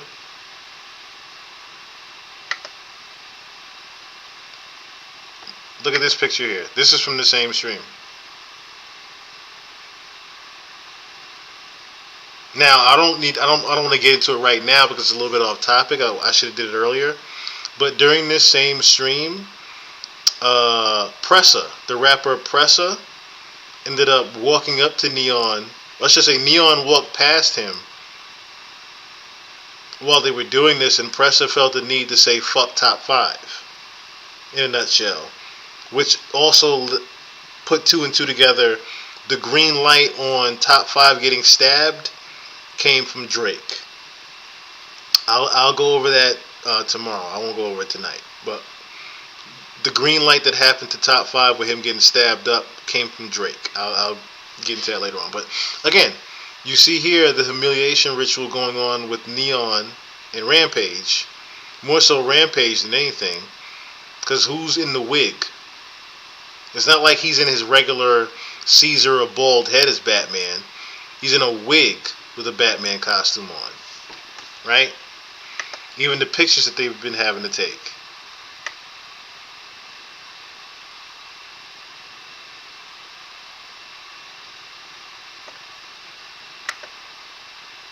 I don't have to.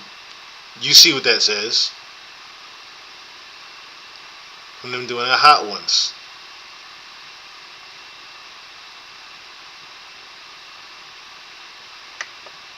Like this whole time he's had to do these Neon Goes to Nashville with Aiden Ross and Rampage Jackson. Like all this is, he's been on a straight, I want to say for the past month. Rampage has been having to do all these humiliation rituals. And I can't say necessarily it's because Neon and him are piggybacking off of each other's fan bases as much as I think Rampage knew all along that he was going to have to defend his son.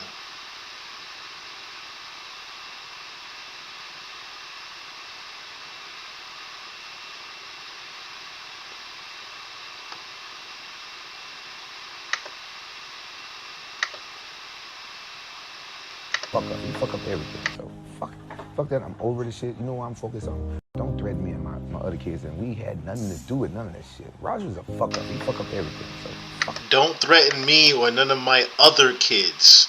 Raja's a fuck up. He does this all the time. He just fucks up all the time. But I don't like how he's emphasized. As a father, I would never say something like that. Leave my other kids alone. Raja's a fuck up. He's just gonna fuck up. That's just what he does. But leave my other kids alone? What? Who says that as a father? Leave my other kids alone. Don't threaten me and my other kids, and we had nothing to do with none of that shit. Roger's a fuck up. He fuck up everything. So fuck that. I'm over the shit. You know what I'm focused on? I'm focusing on bettering myself and streaming for you guys and being a more positive person, being more positive energy, because I like laughing, making people laugh. So I'm not gonna let this stuff bother me, but I'd rather go to prison than go to the morgue or bury one of my kids.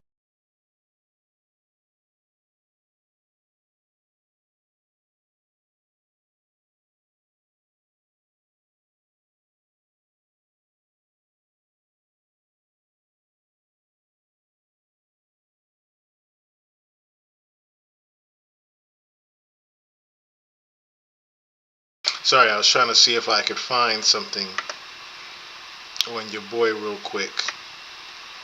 Any pictures of it, but nah.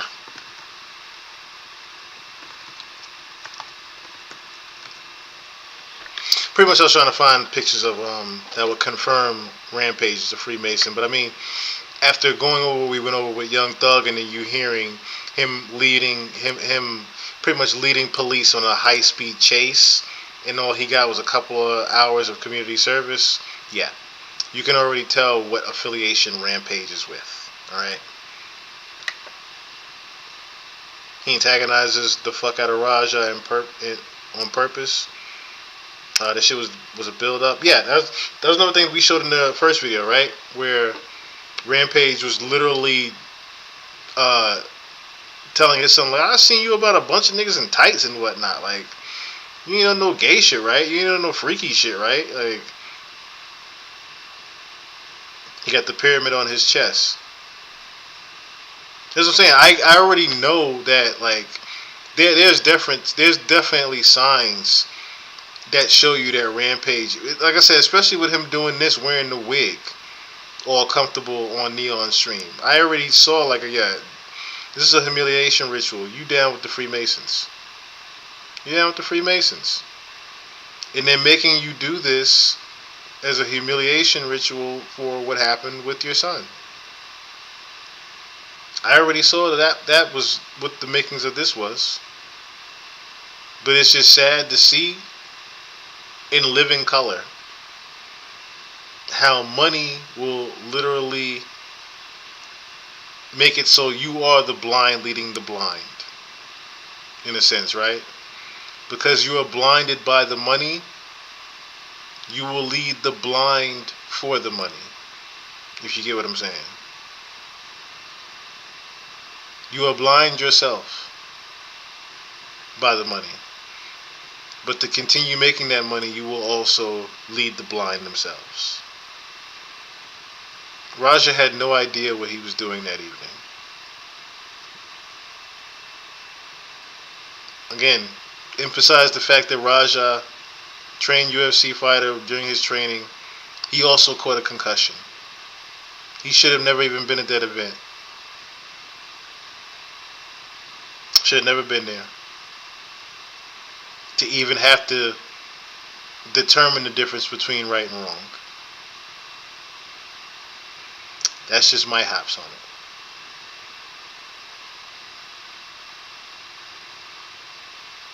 it. Okay?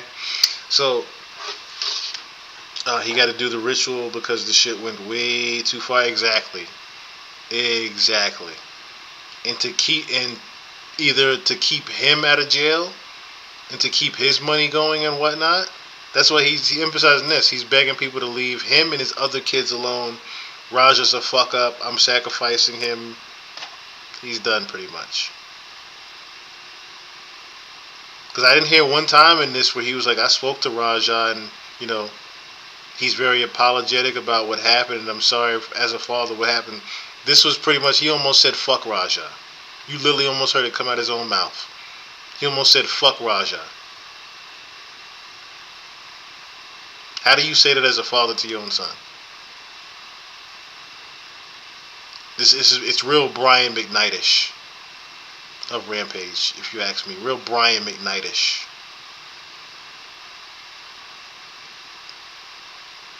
But, as I always say, we're going to leave out how we came in.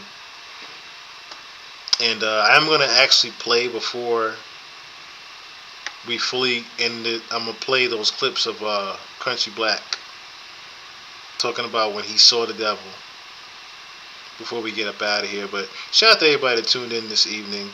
Shout out to everybody that tuned in this evening. God bless you guys for coming in and sticking around with me for what is about to be 8 hours. 8 hours of the stream. Yeah, this was a fun one. Let me see. Did I get out everything? Did I go through everything? Only thing I probably didn't go through was Boosie facing 15 years.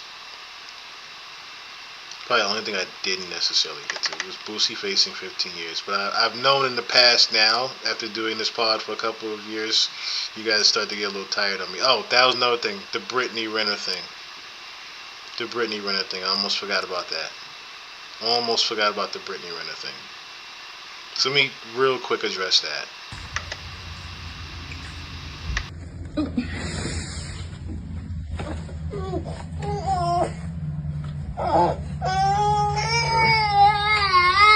hold on, pause. This is what we're not doing. So every time that he does this, I'm gonna record this. Because that's not okay. I'm just letting you know.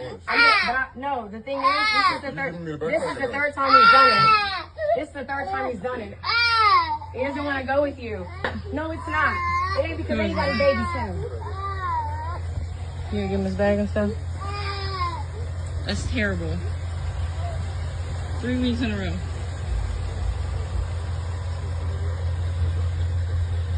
Yeah, no, it's not that at all. No, it's not. No, yeah, I will. But I'm telling you right now, every single time you come here and he cries, we're gonna record that. Hey, it's up with me. Just know that it's up. What'd you say? I'd love to. What'd you say? I didn't stutter. I didn't hear you. Say it again. Suck my dick. If you had one, maybe I would. Pussy ass Hey, bitch. you wish I would, Pussy ass. What the fuck you looking at? That's on my way. Get your bitch ass out my driveway, ho. You don't pay for shit. Fuck you. You don't pay for shit either. $170,000 to your hoe, but $11,000 in your son's bank account. $11,000 in your son's bank account, but $170 to that You don't bitch. got shit in your Get out the car. Get out the car. Get out the car. Come on.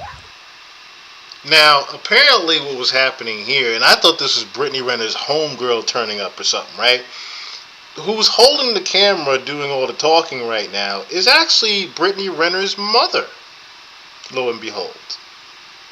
Brittany Renner's mother was holding the camera talking shit to PJ. And PJ said back, suck my dick.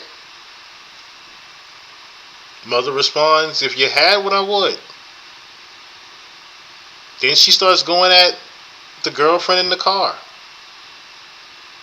Saying, oh, you got $170,000 while your son had $11,000. Hey, the son with $11,000 in the bank account doing better than majority of the people watching this video right now, I guarantee.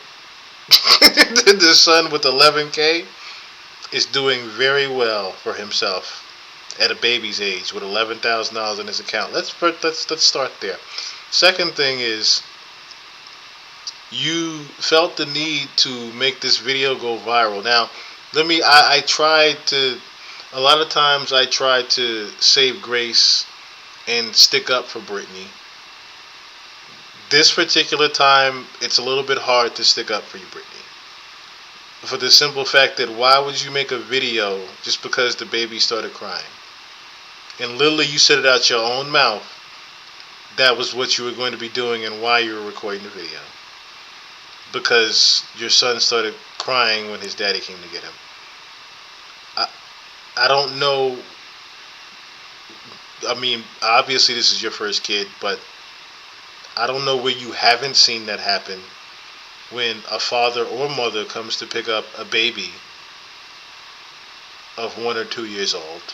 Oh, I don't know how old the son is. Maybe he's 3 or 4 now. But he looks about 3 or 4 there. But majority of them cry. A lot of times they cry. Especially if they like one parent than the other and they're in a split situation, and while they're young they don't know the difference. They just know they have fun at one place and not so much at the other. But, you know, looking back, this is probably one of those things that your kid's going to look back and see when he's older and say, well, what the fuck was happening here? Because you chose to make it a viral moment with him. I don't think you should make a video just because he cried, is what I'm getting at. I don't think you should be painting your baby daddy as an evil person, because you've done so many years of leaving that particular part out of things, out of the world. You've done such a good job with keeping your son out of the world. Besides the initial, me and PJ had a kid together. Besides that whole incident in the child support and this, that, and the third, right? That I don't think she took him up on. But I think this is what this video was for.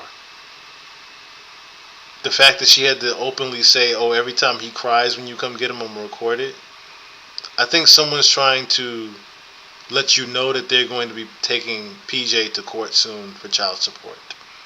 Because for her to emphasize $170,000 to this hussy, but only $11,000 in your son's bank account, they're trying to get child support. This is the worst way they could have went about it. This is the absolute worst way to go about getting child support, because I'm not one to be an advocate for, oh, it's up with me. Just know that it's up with me from here. I'm never going to be an advocate for unnecessary child support. Your son has 11,000 in his bank account, doing better than majority of people. Because the 11,000 that's in his bank account, it sounds like you're mad that you don't have that 11,000, Brittany. Not saying that you're not well off yourself. Like PJ even just emphasized, right? You don't pay for anything. I don't know if he was talking about the mom or Brittany, which I'm pretty sure he's talking about the mom. You don't pay for anything. Brittany probably pays for the house and everything like that, right? From her past dealings in endorsements and things like that. I'm not gonna say Brittany's not a working woman. Let's also put those jokes to the side, right? Brittany is a very working woman as well. I don't necessarily know what the shit was with her and Kevin Gates, because everybody is still saying, yo, you was a Muslim for like 6 to 8 months, then all of a sudden what the fuck happened? Like, that's even disrespectful to Muslims, right? That you was quote unquote fake Muslim just for some dick for a while. That rubs people the wrong way. Hell, it rubbed me the wrong way. You was only with Kevin Gates because he fucked you great.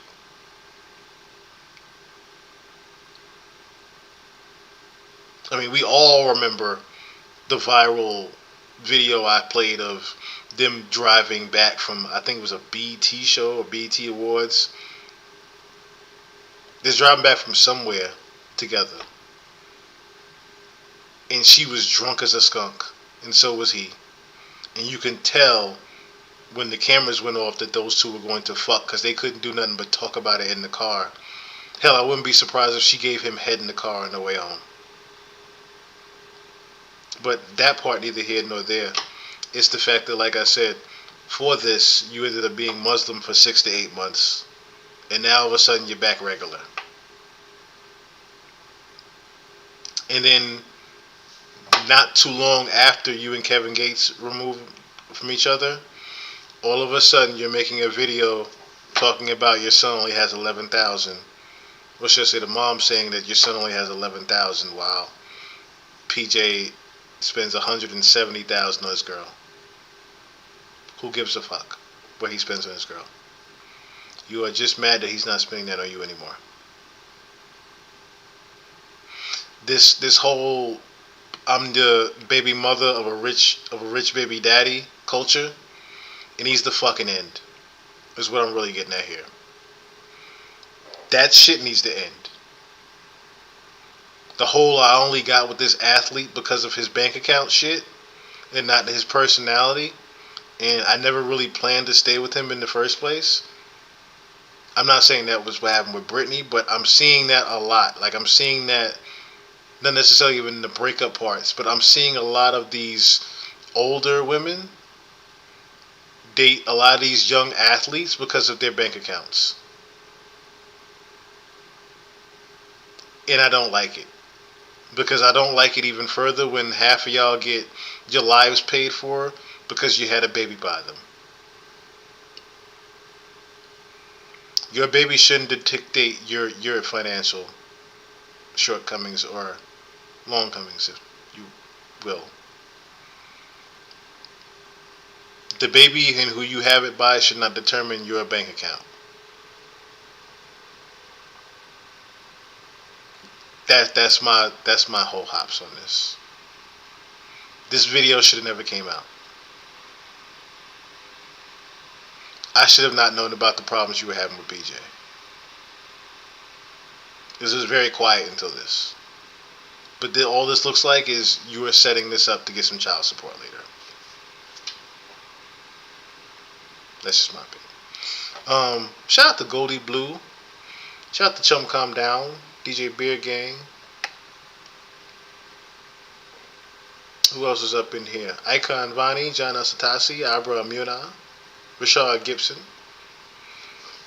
Black Lion, Teresa Jackson, Ron G. Everybody that showed love this evening. 77 My Block. Swayze World. Miss Norma Dominguez.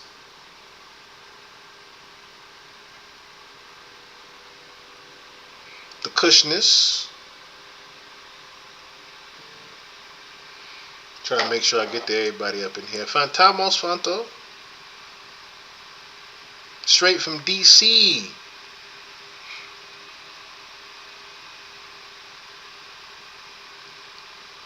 Aviriani. I think that's everybody. And Allison Clanton. I knew I was getting one person.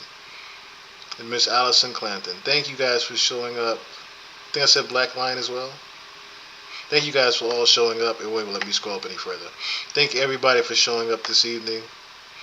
I greatly appreciate you guys. Once again, if you guys can help with anything at all, because the brother needs it.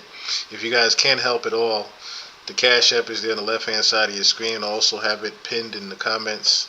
Chill Murray 1. If you guys can help a brother out in any way, shape, form, or fashion, I will be back tomorrow once again. I thank you all for tuning in. I'm going to play this Crunchy Black, these clips here from Crunchy Black on the way out. We've been here for a whole 8 hours. I love y'all. Thank y'all once again for tuning in. And we'll see you on, well, tomorrow. We shall see you tomorrow. Peace. Okay, so you said you've met the devil before. I have. I ain't gonna say they have. I ain't gonna say I can't talk for Paul and Juice and them. But you have. I have. Okay. And my deal was, I don't know if I should be able to tell you what my deal was. I don't know if I can get in trouble for that shit, Will. But my deal was the type of person I am. The shit that I talk about, I'm able to get away with it just because. I'm not serving him and I'm not giving him my soul, but it's not all about your soul.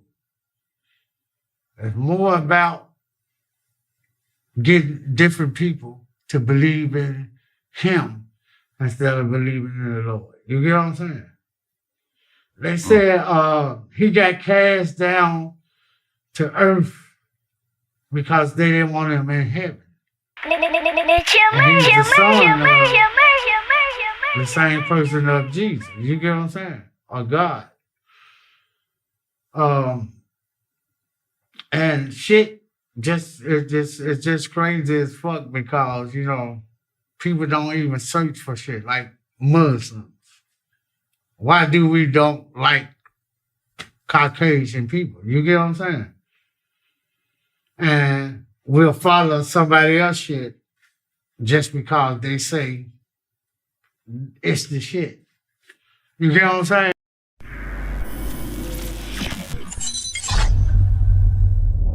Well, remember DMX actually, you know, on his first 3 albums, there was that one song, you know, he had that song where he was talking to the devil and to God. Yeah. The Damien songs. Yeah. Remember that? And then I remember he was on Dr. Phil a while back, Yeah. and he said that Satan actually approached him 3 times. Right. And I ain't gonna even like to, like, and I fuck with you like, this is the reason why I'm giving you a lot of gems. And I'm taking you a little further than we always go. Yeah, he right. The nigga approached me too. It's just I was smart enough not to sell my soul. I was smart enough to be able to make a negotiating on some bullshit instead of my soul. You get what I'm saying? And I thank my grandmama for that, because my grandmama and a couple of my aunties for that, because they introduced me to the Lord way before I met the devil. You get what I'm saying? And I believed in the Lord more than I believe in the devil at any time. So I'm like on some slick shit with him when I can say this type of shit to you, but never sold my soul. You get what I'm saying? Niggas selling their soul for this music, this weak ass jewelry. You know what I'm saying? Just so they can have something and prove to somebody else they somebody. I said,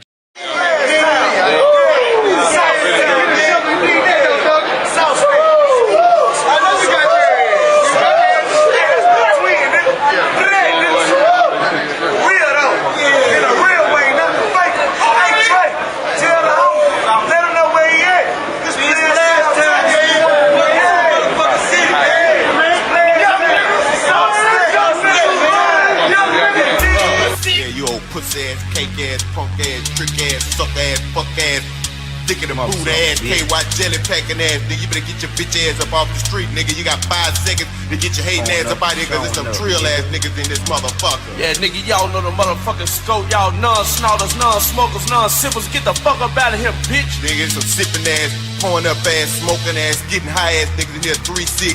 UGK, nigga, we putting it down in this motherfucker. And we ain't playing with you. Y'all know the motherfucking scope, homie. Now pour it up, nigga. Dippin' on some scissors. Dippin' on some dippin' on some scissors. Dippin' on some scissors. Dippin' on some dippin' on some scissors. Dippin' on some scissors.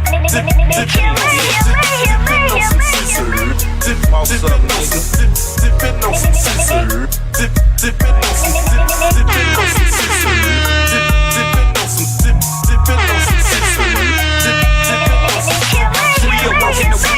a pimp, not a simp. Keep the dope fiends higher than the Goodyear blimp. We eat so many shrimp. I got iodine partners. Fuck niggas make me sick with all that pigeon and bargaining. You say that you a boss, I ain't believing that shit. You got the funny Geneva watch with the Ferrari kit. Take that monkey shit out, you embarrassing us. I got the red promethazine, thick orange and yellow tufts.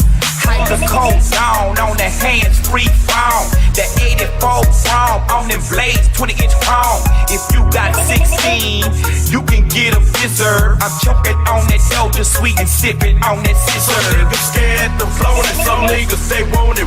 Some niggas they Jonas, but I be fucked up up on it. Go with the Mafia 6, then we ain't bout that bullshit. If we gon' get high, we gon' get high, and we gon' have some bitch. You niggas all at the mouth, some niggas all at the air. And plus there's some type of nigga they call on that. She do with that. She fucked up, fill her ex, and drink on some more juice. And just because she was freaking, she done got super loose niggas coming like freaking all in circles like Dr. Goose. All it wanted, control it. She on that X and the tootie. $40 for just 1 ounce plus an exit. Now listen, now niggas sipping and dipping and dripping. What it is, you really do.